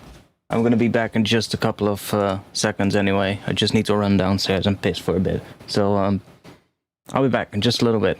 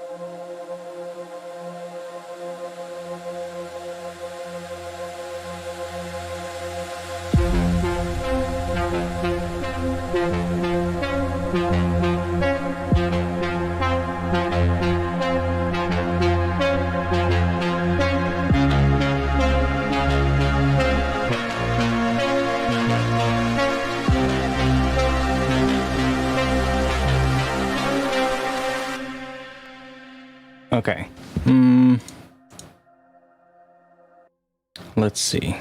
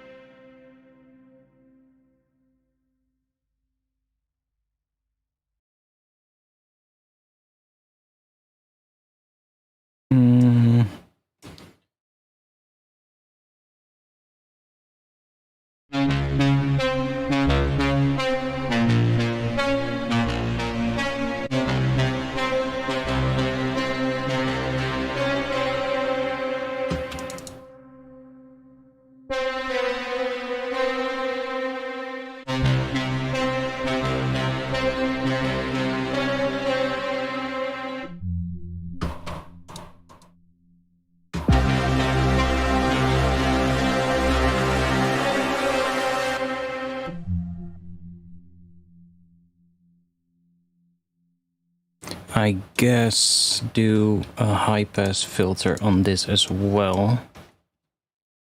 Let's copy. Let's copy one of the ones from here.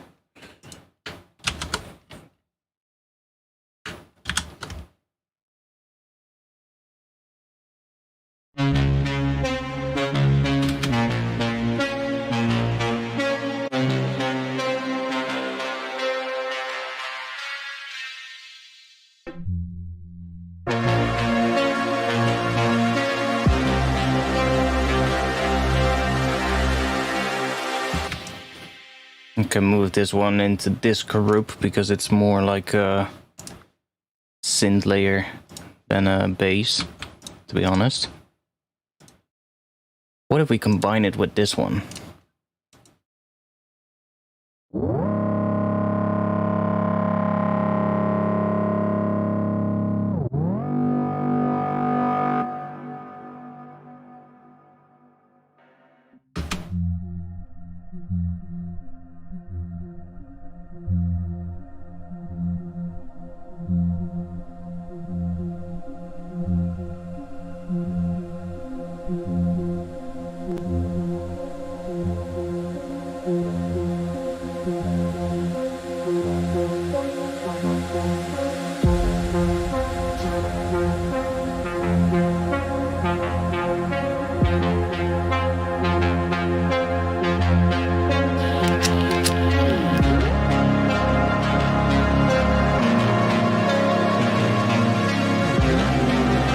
Oh yeah, of course, that one is still playing something else.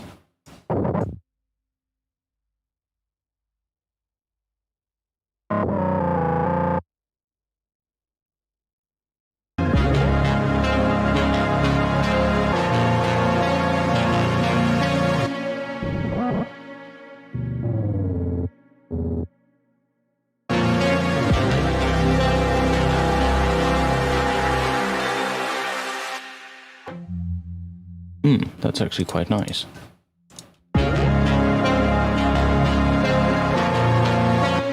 Need an extra pitch bend in here though. Right here.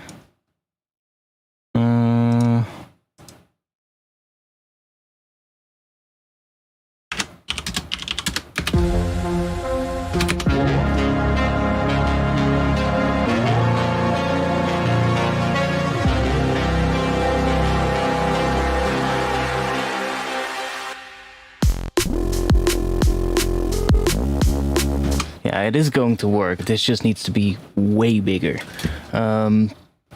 One thing, a lot of people would say, oh, just add OTT right now. And it is true. Like, if we add some OTT, it's probably going to make it sound a lot bigger.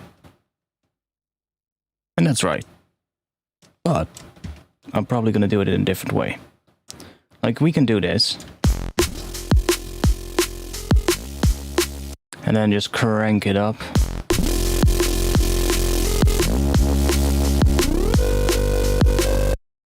And it's really easy to sort of like get something that sounds bigger. But look at what has happened to the waveform. It doesn't look like a clean sort of like fundamental sub. It's like really lopsided. It's not really good. So it already has that. So we really have to adjust that, by the way. But we want to make sure that it is something that is just clean to begin with. So for instance, if we do this one, a little bit cleaner.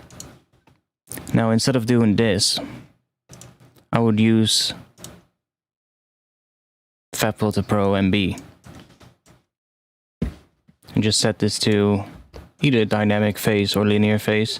Dynamic phase is usually good enough. Kind of preserves the phase quite well already. And then we can just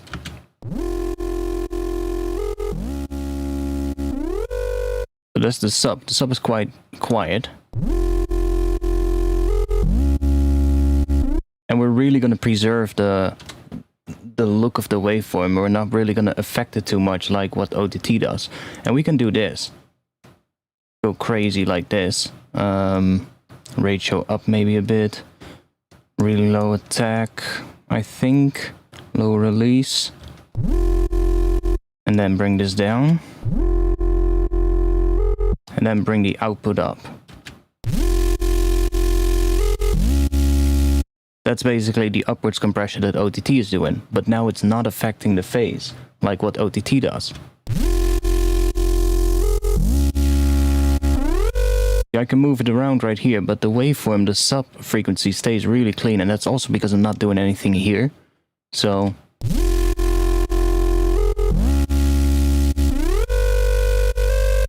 we can basically do OTT without the phase shifting that OTT does. Like if we go to minimum phase,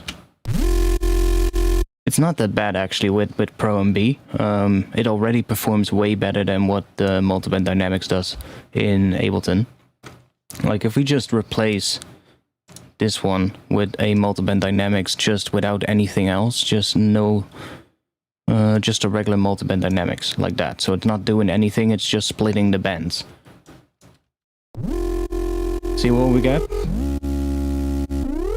It has completely offsetted the phases and it just... Our waveform is destroyed right now. Look. It looks like that first. We can increase the gain a bit so it's louder. That looks nice and clean, has a good sub. Then we do this.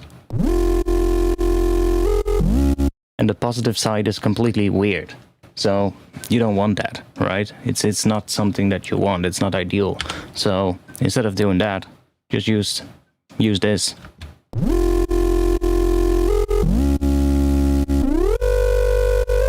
And you can do the same thing. Like now we're really slamming it.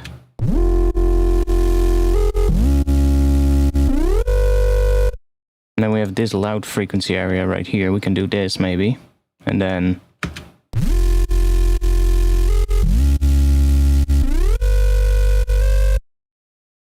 and now we're basically doing what OTT does, but then much cleaner. So I've been using Pro MB for this kind of stuff lately, and it really works. But I'm thinking about what kind of a drop we can do for this. Because this is obviously not good enough. But we can do a drop like this with the similar sounds, just process them further. And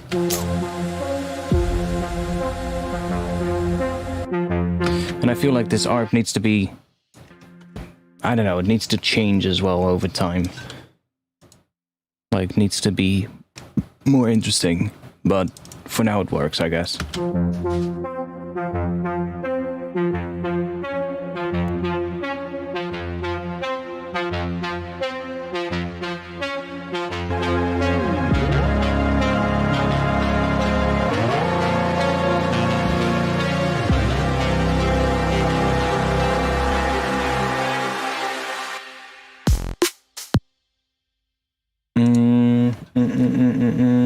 No, I don't think triplets.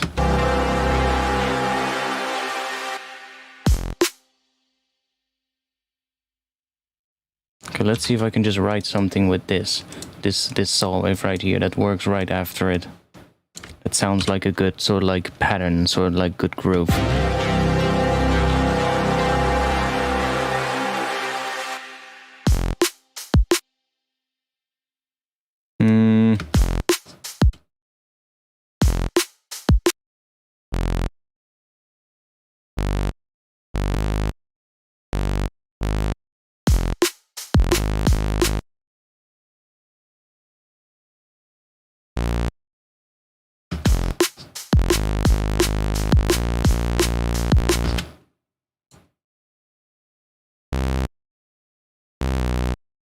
Ooh.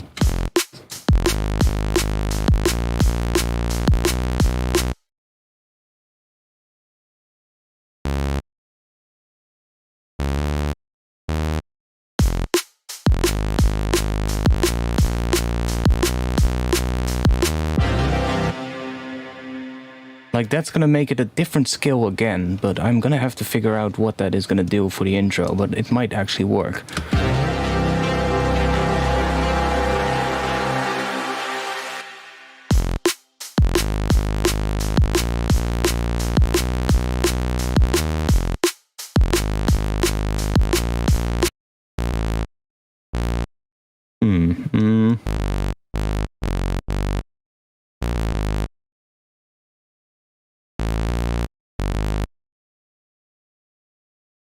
I'm not that good at theory either. Not that good that I know exactly what we're doing now. Let's find out. That's why we have this website. We want to see all the skills, and we have F going into G sharp, going into A sharp, going into B, going into D sharp. That's what the drop thing is doing. So that would be in F Locrian. What notes do we have there?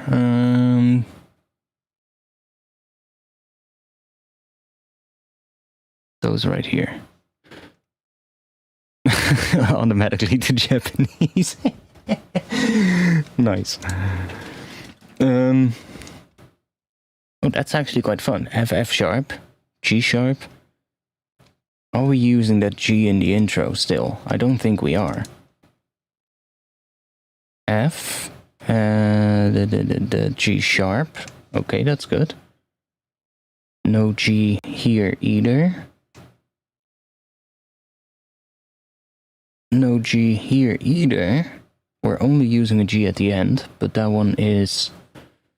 that one is a borrowed chord anyway, so that's not gonna matter too much. Like, this one should then be F sharp here. Then we get a really weird chord.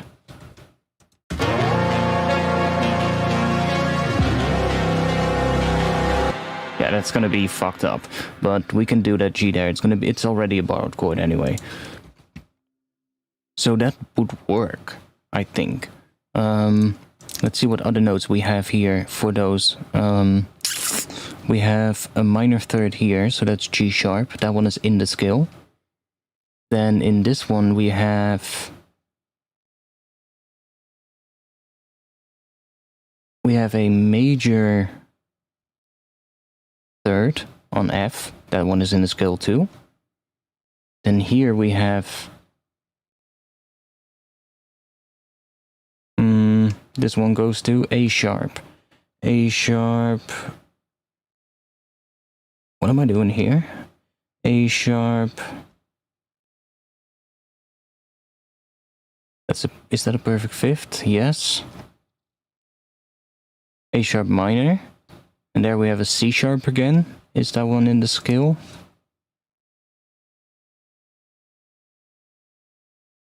That one is in the scale. Ooh, I think we have a winner here, F Locrian. Interesting, I never used F Locrian. And then here we have E and that G then, but that G is whatever, we're just gonna leave it. Not really gonna bother too much. C is in the scale too, if I'm correct. Oh no, C is not. C is then B. Ooh. What else do we have? C Locrian 2, F G, A sharp. No. Locrian 6, no. What else do we have? 8-tone Spanish. We could also use that other website. So now it's going to be really hard because my theory is not as good that I can read note things like this. So I know this is the root. We're using that. We're using G and G sharp. We're using... So this would be F, F sharp, G, G sharp, A, which we're not using, A sharp we're using, B, we're also using that one. C, we're using that. C sharp, we're using that. D, we're not using. D sharp, we are using. Spanish octamode 4th rotation. That's what we are using, right? So we had that E at the end, but that's borrowed, so we don't really mind. Or we're using B. We're not using B. We are not using B. I really want to know what we're doing here. So this would be B, F, E, D sharp, D, C sharp, C, B. Aeolian. So then, which was the last one that we were using? E. Gregorian number 4. Okay, but we're basically just in Aeolian then. That's natural minor.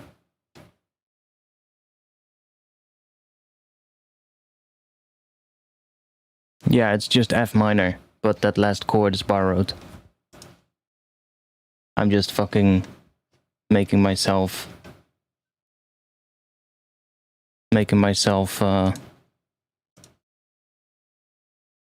be confused, I guess. Yeah, see, only this note is out of the scale. The rest is all in the scale. Okay, well, whatever, then. But now, oh yeah, I was writing this drop thing. So then we have that B included. That's where I was using the B. And it sounds kind of cool.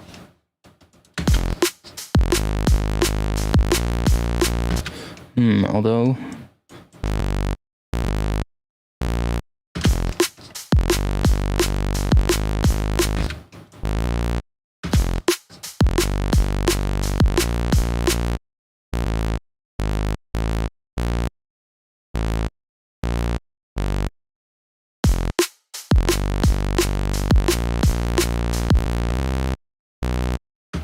I kind of want to have the B there.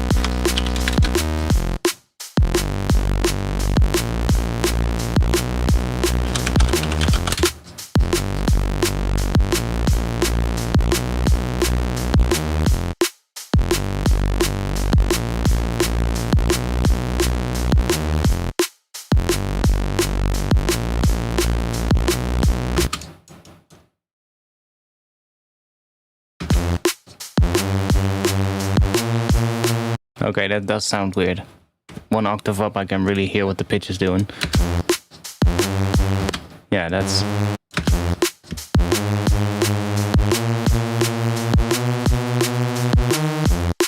I mean, that does sound better than that.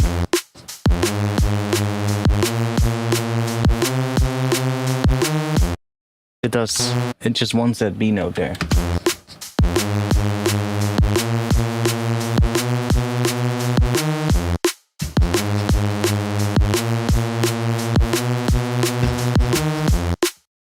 So yeah, I guess that's what's gonna have to happen.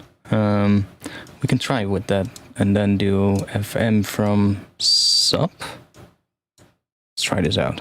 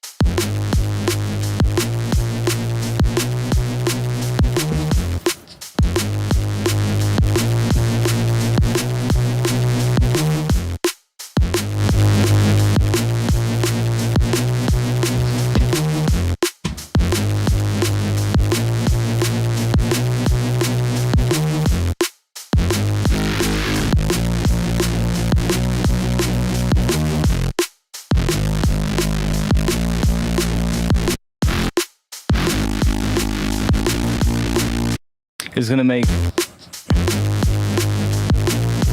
It's not in tune, of course, with the other two oscillators, but whatever. F Locrian is F minor with lowered second and fifth. Yeah, but I mean, in this section, I'm not going to play an F Locrian right here. Chord. I think.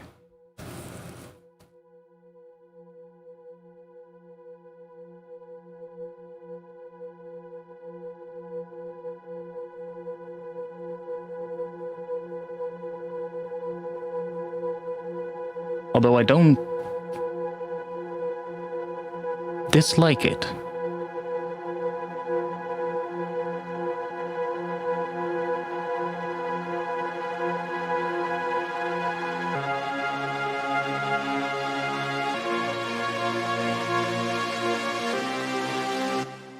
But we do have that C at the end. Right? I guess we can skip between Locrian and minor for a bit.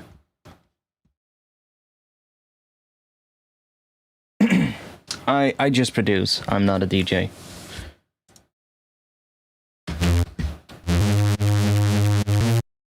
Okay, we need to make some interesting bass.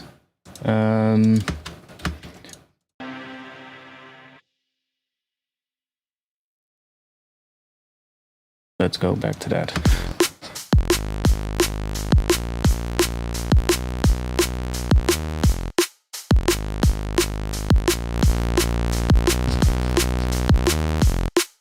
Is that gonna be what I want?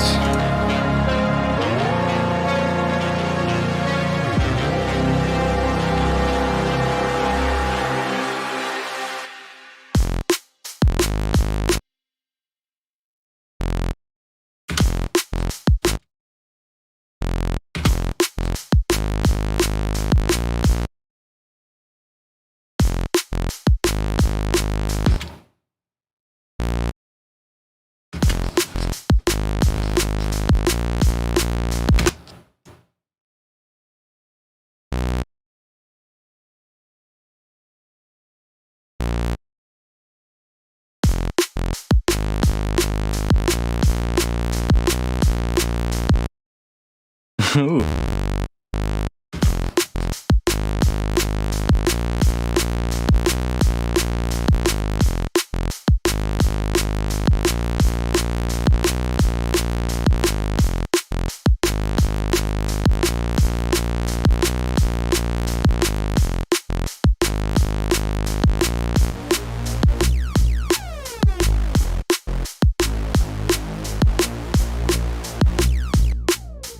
Yo, no. Okay, we have to wait a bit until the voices are drifting apart in a position where they sound cool. And it's gonna take a while.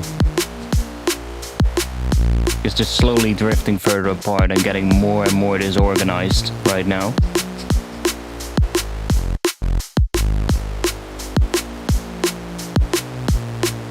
There's no way to speed this up, sadly. Yeah, maybe do that. Now it's gonna speed up.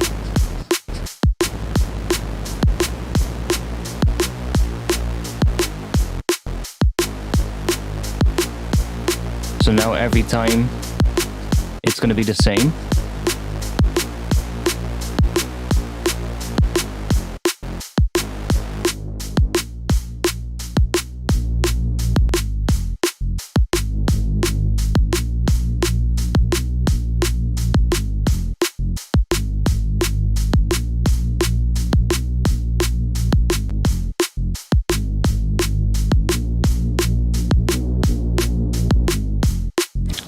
There's a fly right now annoying the heck out of me.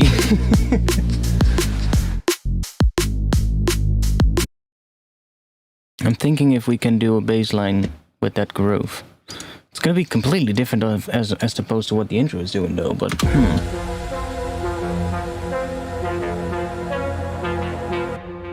Okay, if we're gonna go for Locrian, we have to adjust this ARP as well. Because that is playing C and C sharp.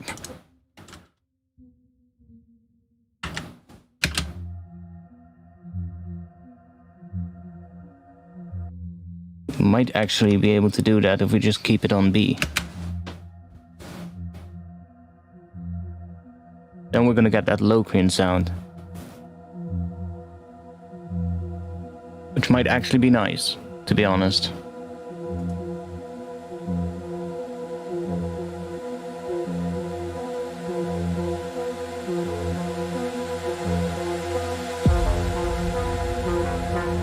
I actually really like that.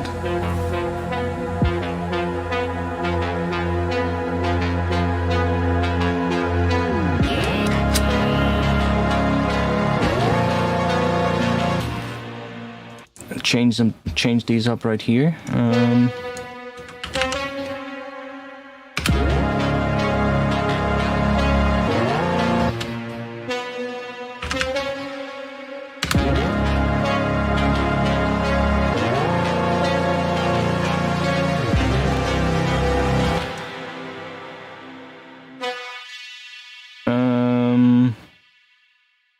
C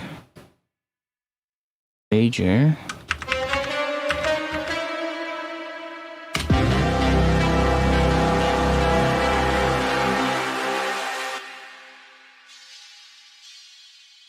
Probably don't need that at the end.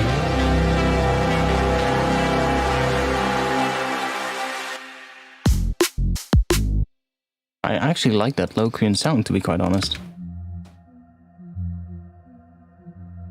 Really gave it a much more spooky sound.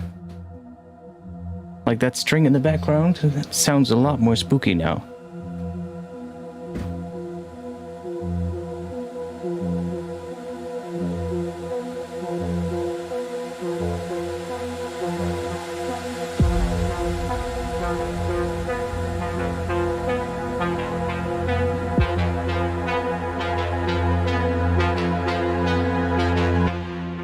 This one is bending up to a different note. This one is bending up to an F and octave higher. Okay, that's not a problem.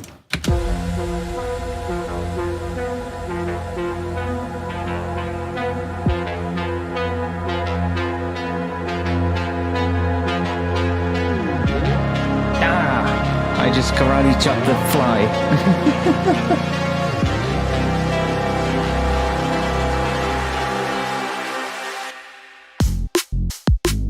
That obviously sounds way too weak. And I think I want to have a different pattern, but let's just get going a little bit. Do this. Motherfucking fly. Might have to go fly hunting for a little bit.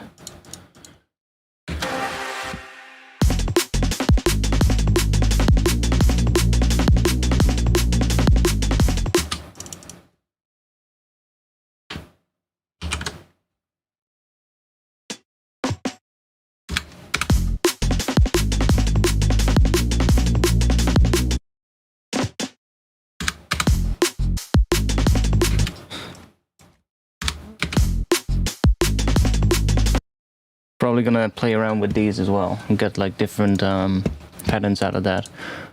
But we need a good bass line. Oh, what did I do? I moved something in a group. What if we take this one and drop it right here? We get nothing. It's probably too low pitched. No.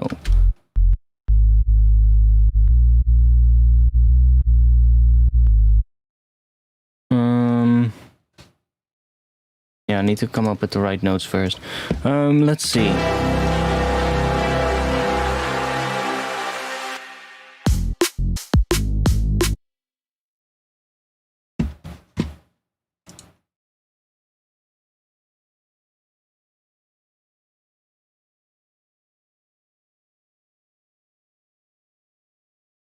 I don't have any big bass sounds in here.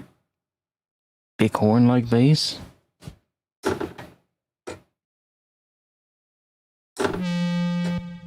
Oh, that's more foghorn kind of.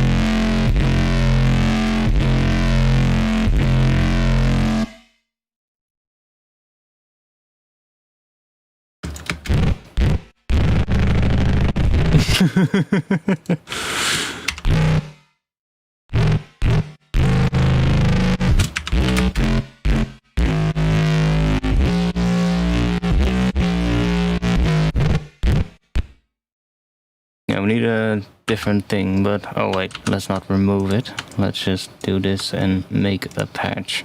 Man, let's see, what kind of patch can we make for the bass? A vocal can work for the drop. Oh, that could potentially work, yeah, totally, but I'm much more concerned about coming up with a bass line than with a vocal, to be quite honest.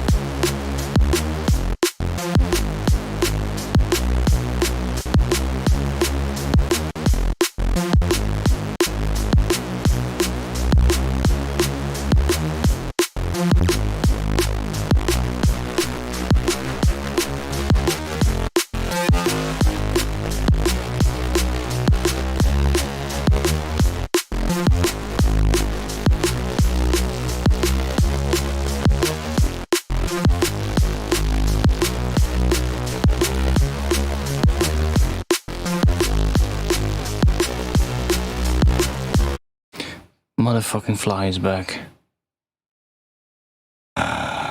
It's also one of those... motherfucker. It's one of those annoying ones that just keeps flying in front of my face.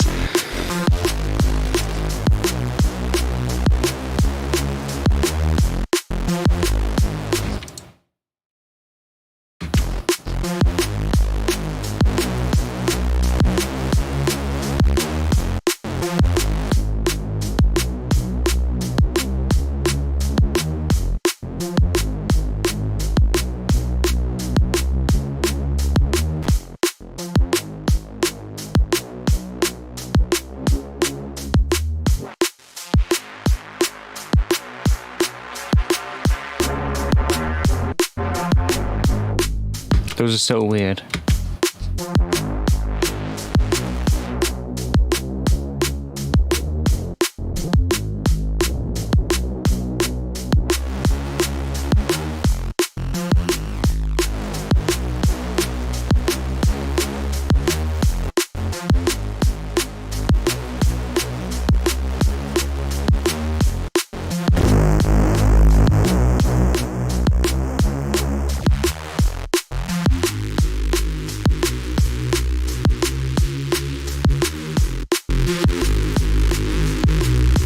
Yeah, it's always like that. I don't know why.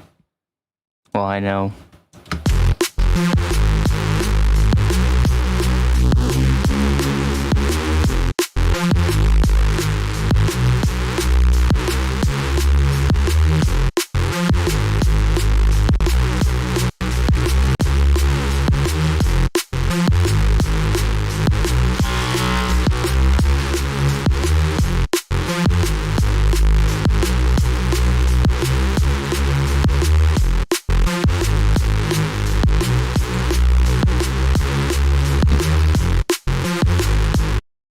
Is there any sidechain happening here? Oh, there is, but only on the kick.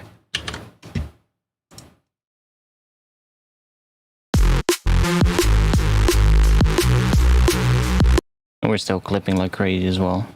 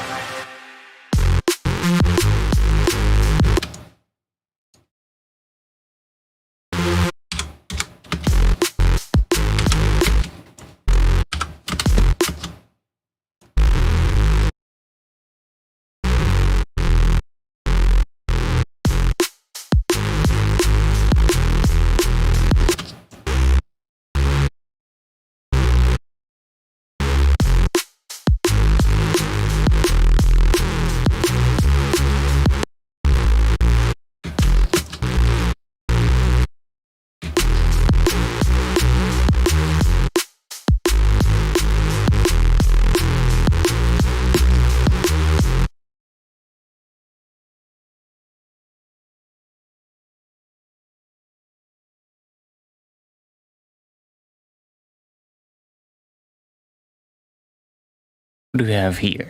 Let's see.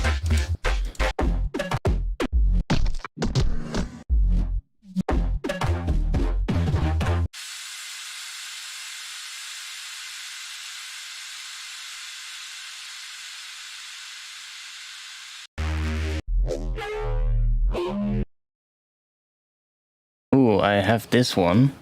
I can try this one. Let's see what happens.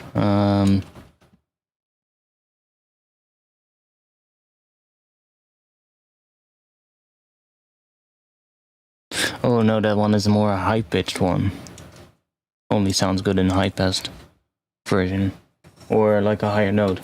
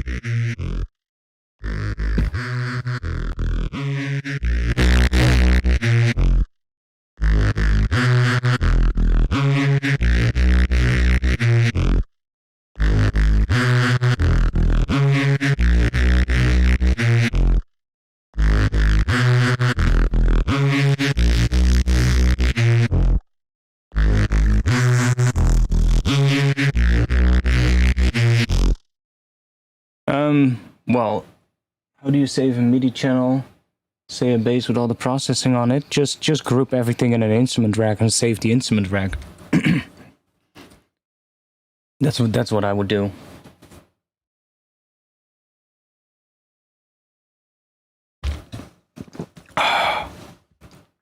Man, what kind of bass should we do?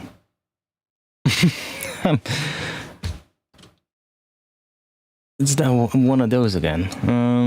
I'm getting a headache. One moment. Okay, guys, one moment. I'm gonna kill the fly because I'm getting so annoyed with this motherfucker.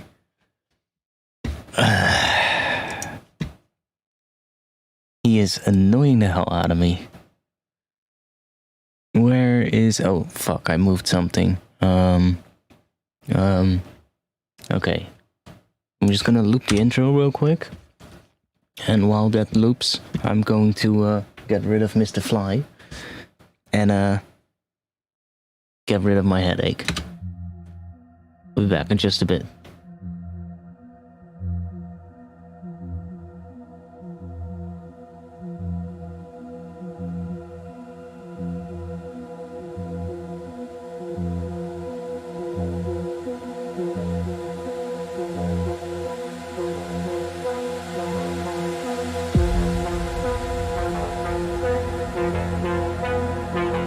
Well, that was quick.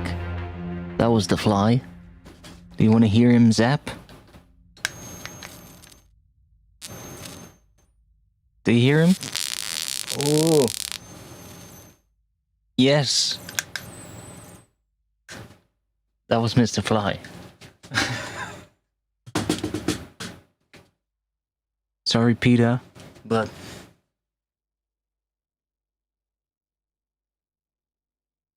got electrocuted.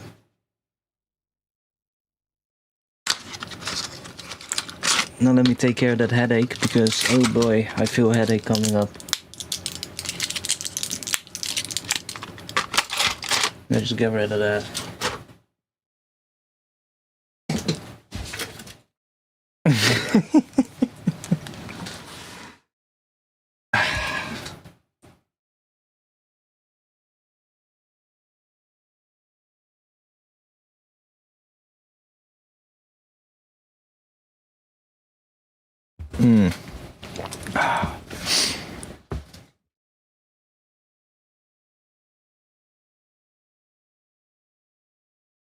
That helps.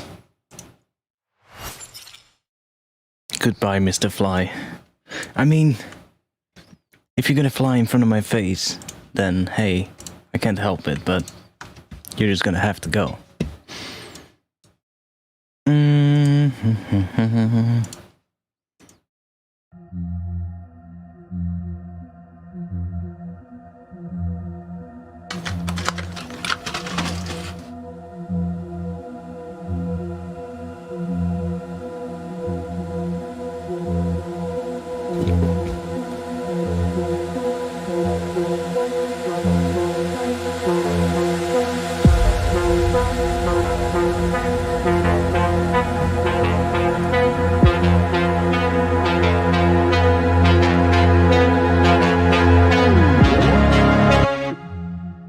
I'm gonna duplicate this track real quick. The one with that vocal.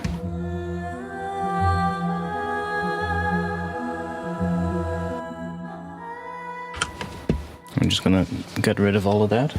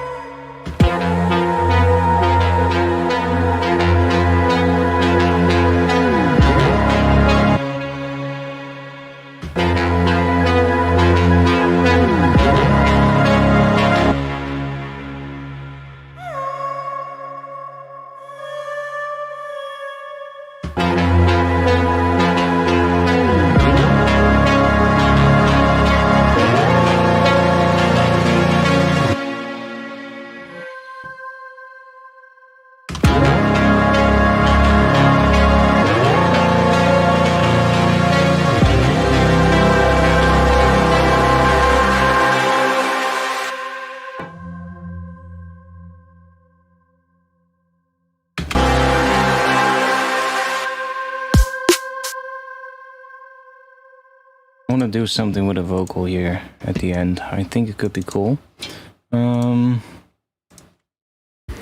Let's see, I have this one.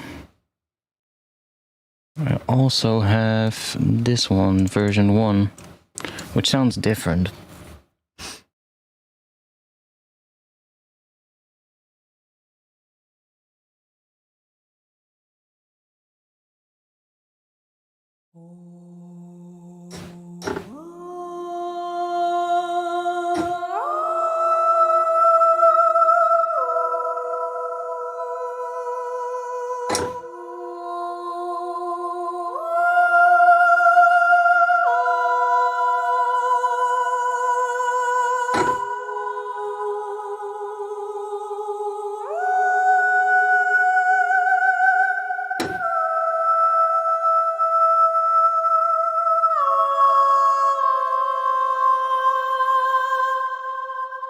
Both sound really good, but let's see.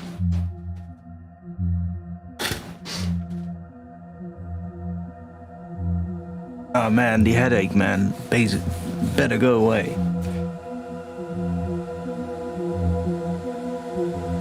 Oh.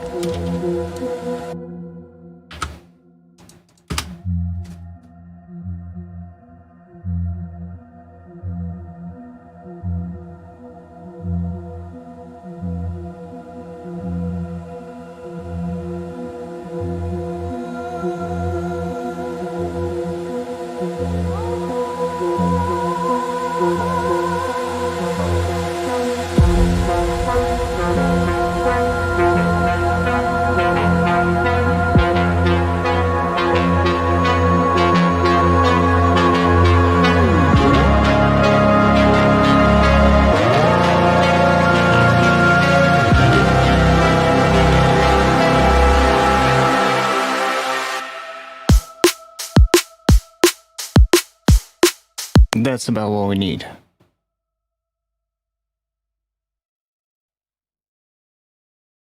So it's doing...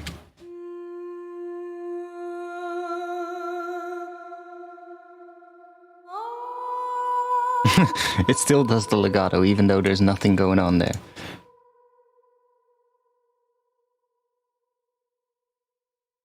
Let's just make these... that... that...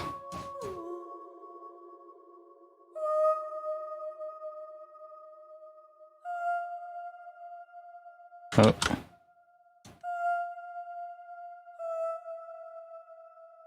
Like that. Maybe do...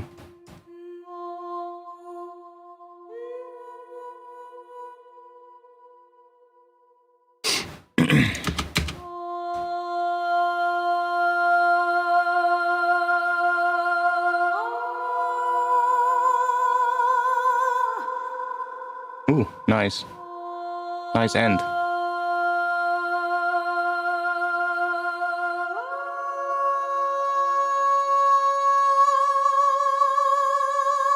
Good call. Good call.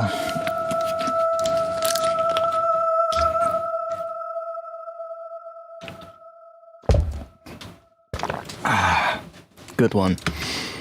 Had a whole bottle already. Here.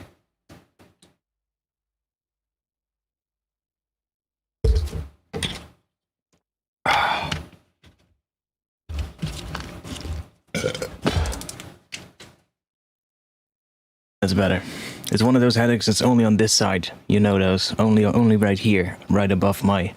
about here. This area.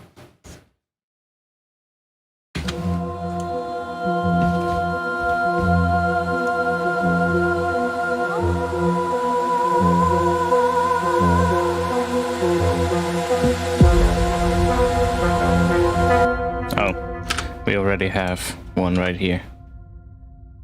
We can do a little...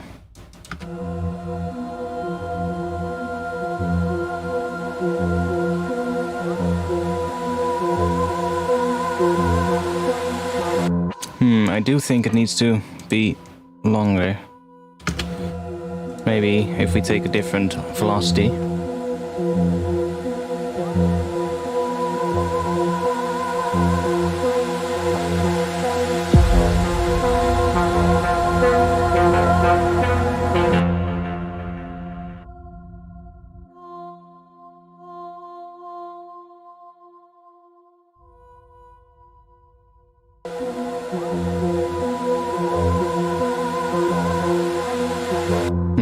don't think it has a longer sample. That would be too bad, but hey, we can make it work. Can always hack it. Maybe that one.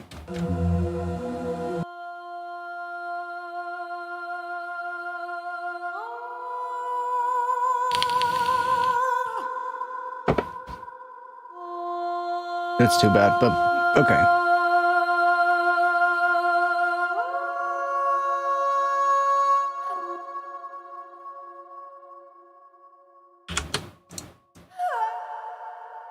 Can also try out the other one again.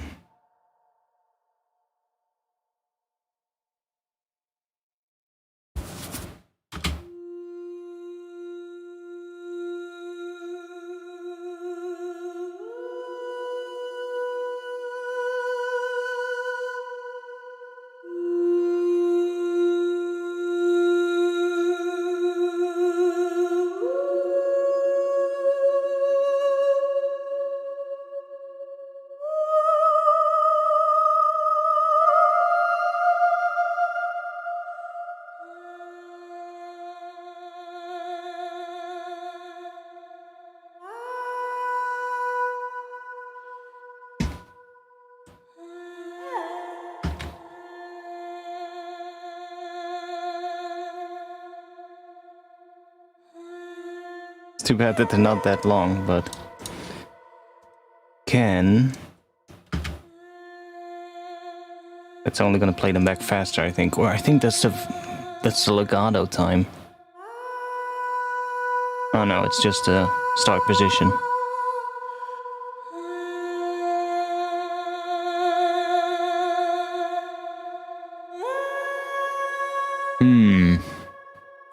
And I think the other one was better.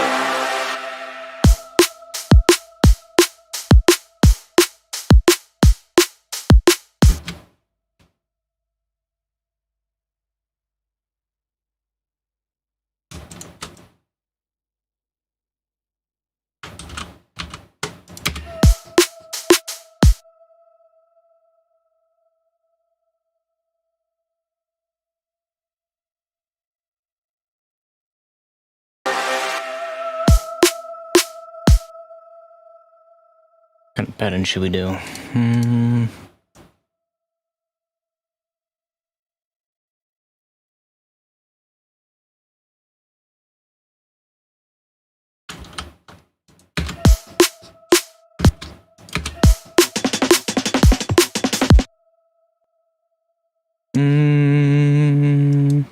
Yeah, I think I'll just go for a regular pattern.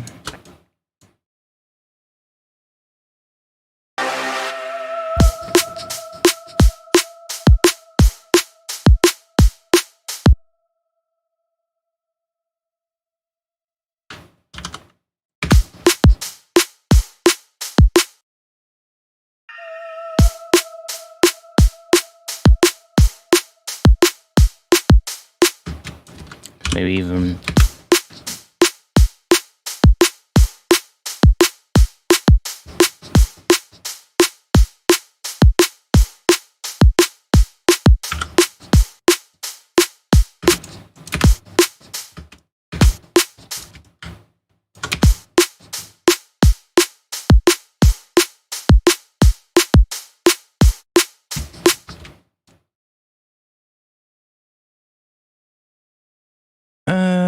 headache is slowly fading away. Nice.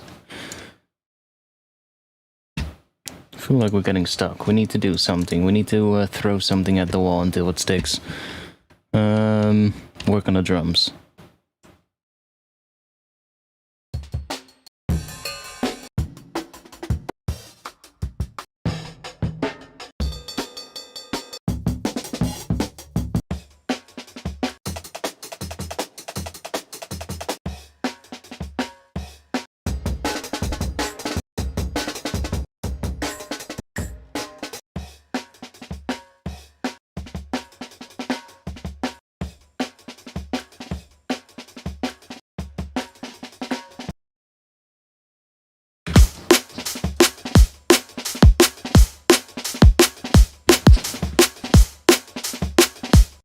No, don't like that one.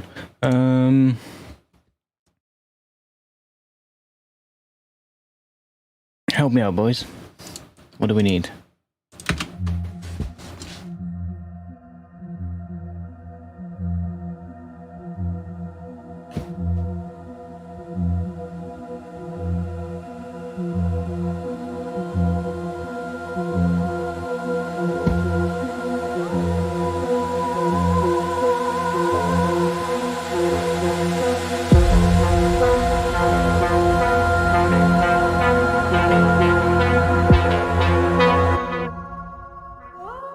Maybe not even make the vocal come back here, so it's kind of like similar as that first section.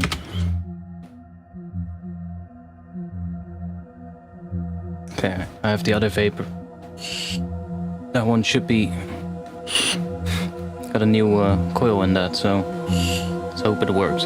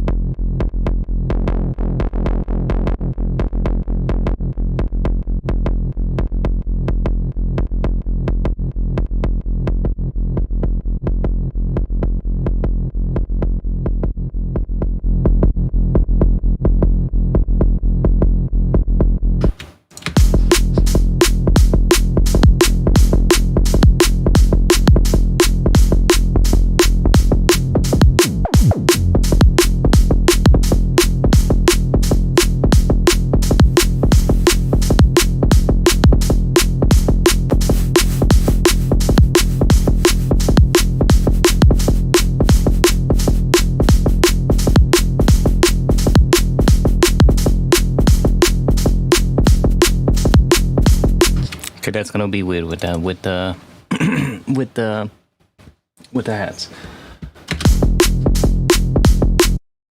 I'm thinking about what kind of bass line we can do.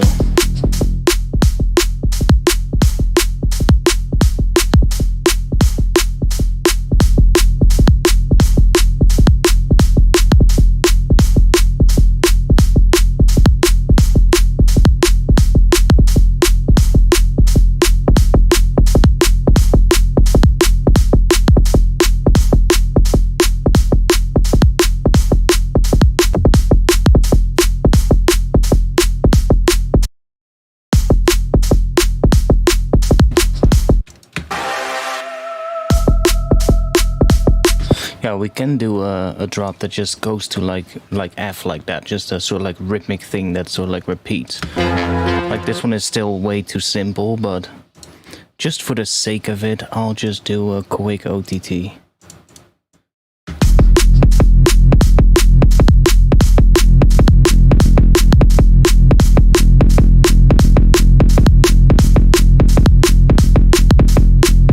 See, that way we can kind of hear what that's doing. It's clipping like crazy, but whatever. Let's just add that one.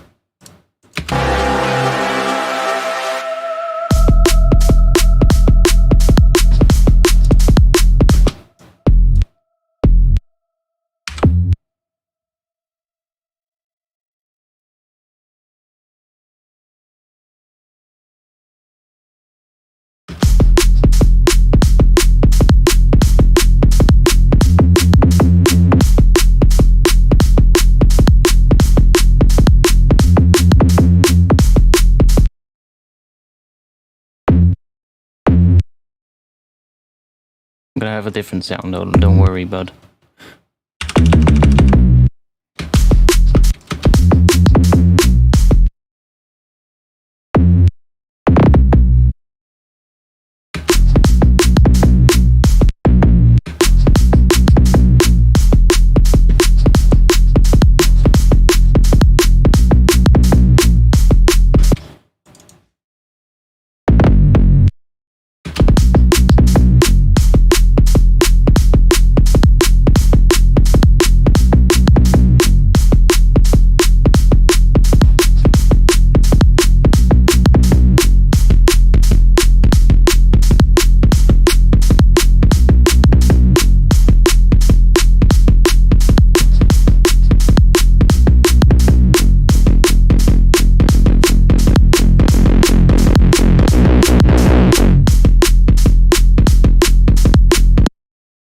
That could definitely be automated.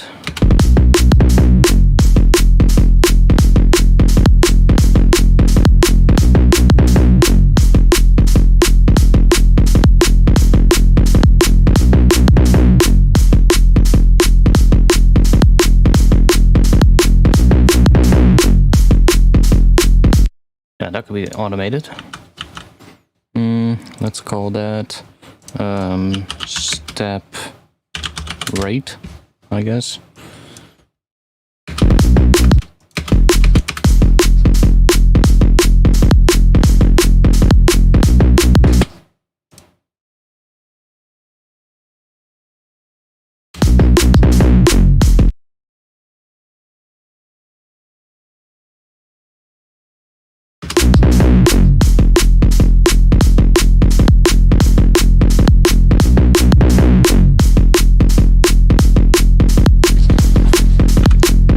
Okay, I do kind of like that.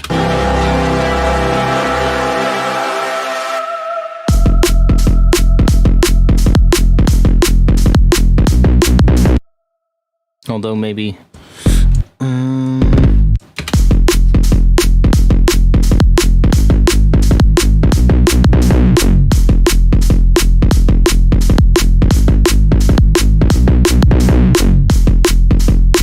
I think it's gonna be that.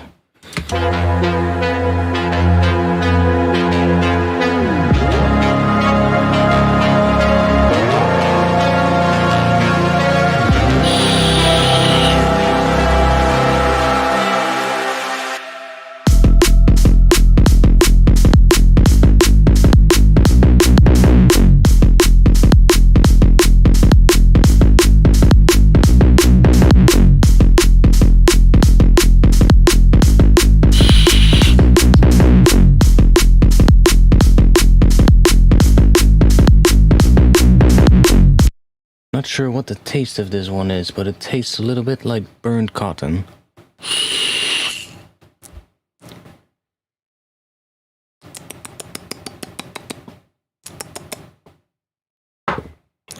Let's not take that.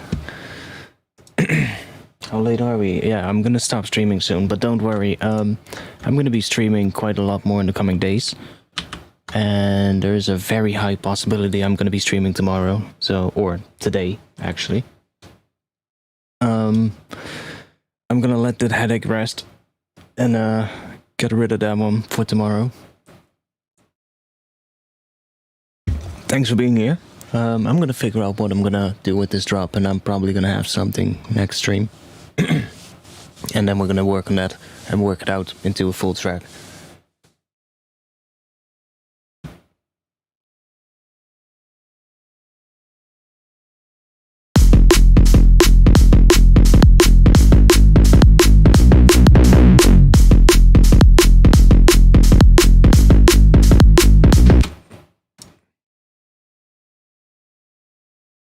I'll quickly add a little thingy.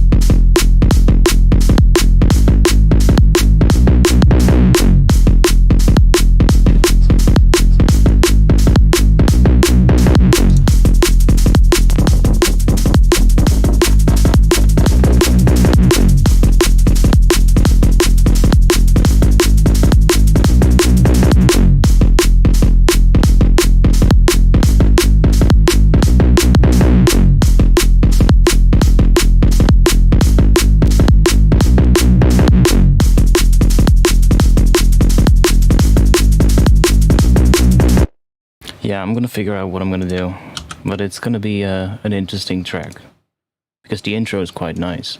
I do think the where is it? The ARP thing can be improved, but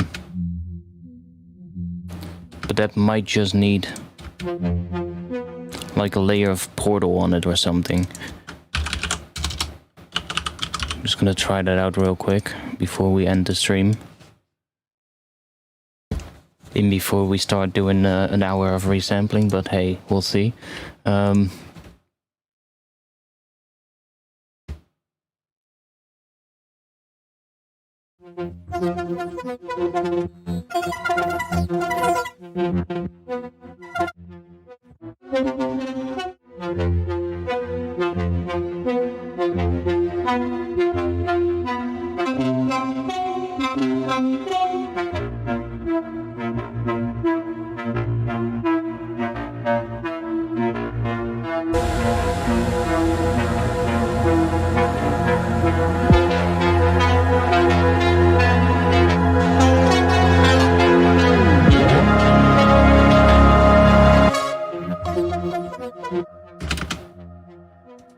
Yeah, we need something more interesting on this one, but...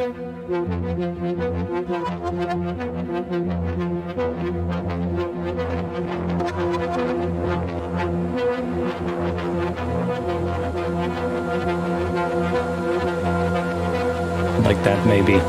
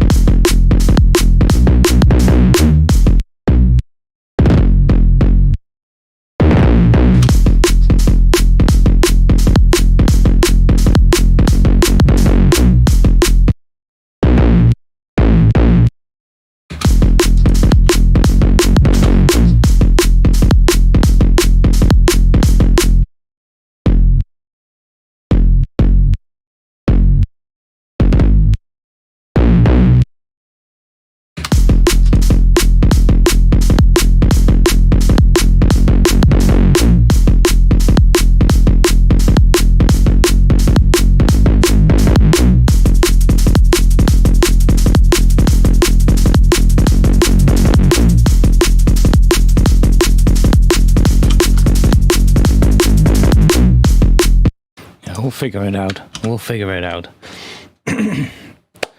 Thanks for being here. I'm gonna be back probably tomorrow. I'm probably gonna be back in like 10 hours or something. I hope you liked it anyway. And I'll see you guys in the next one. Definitely join the Discord, because that's where I'll let you guys know when the next stream is gonna be.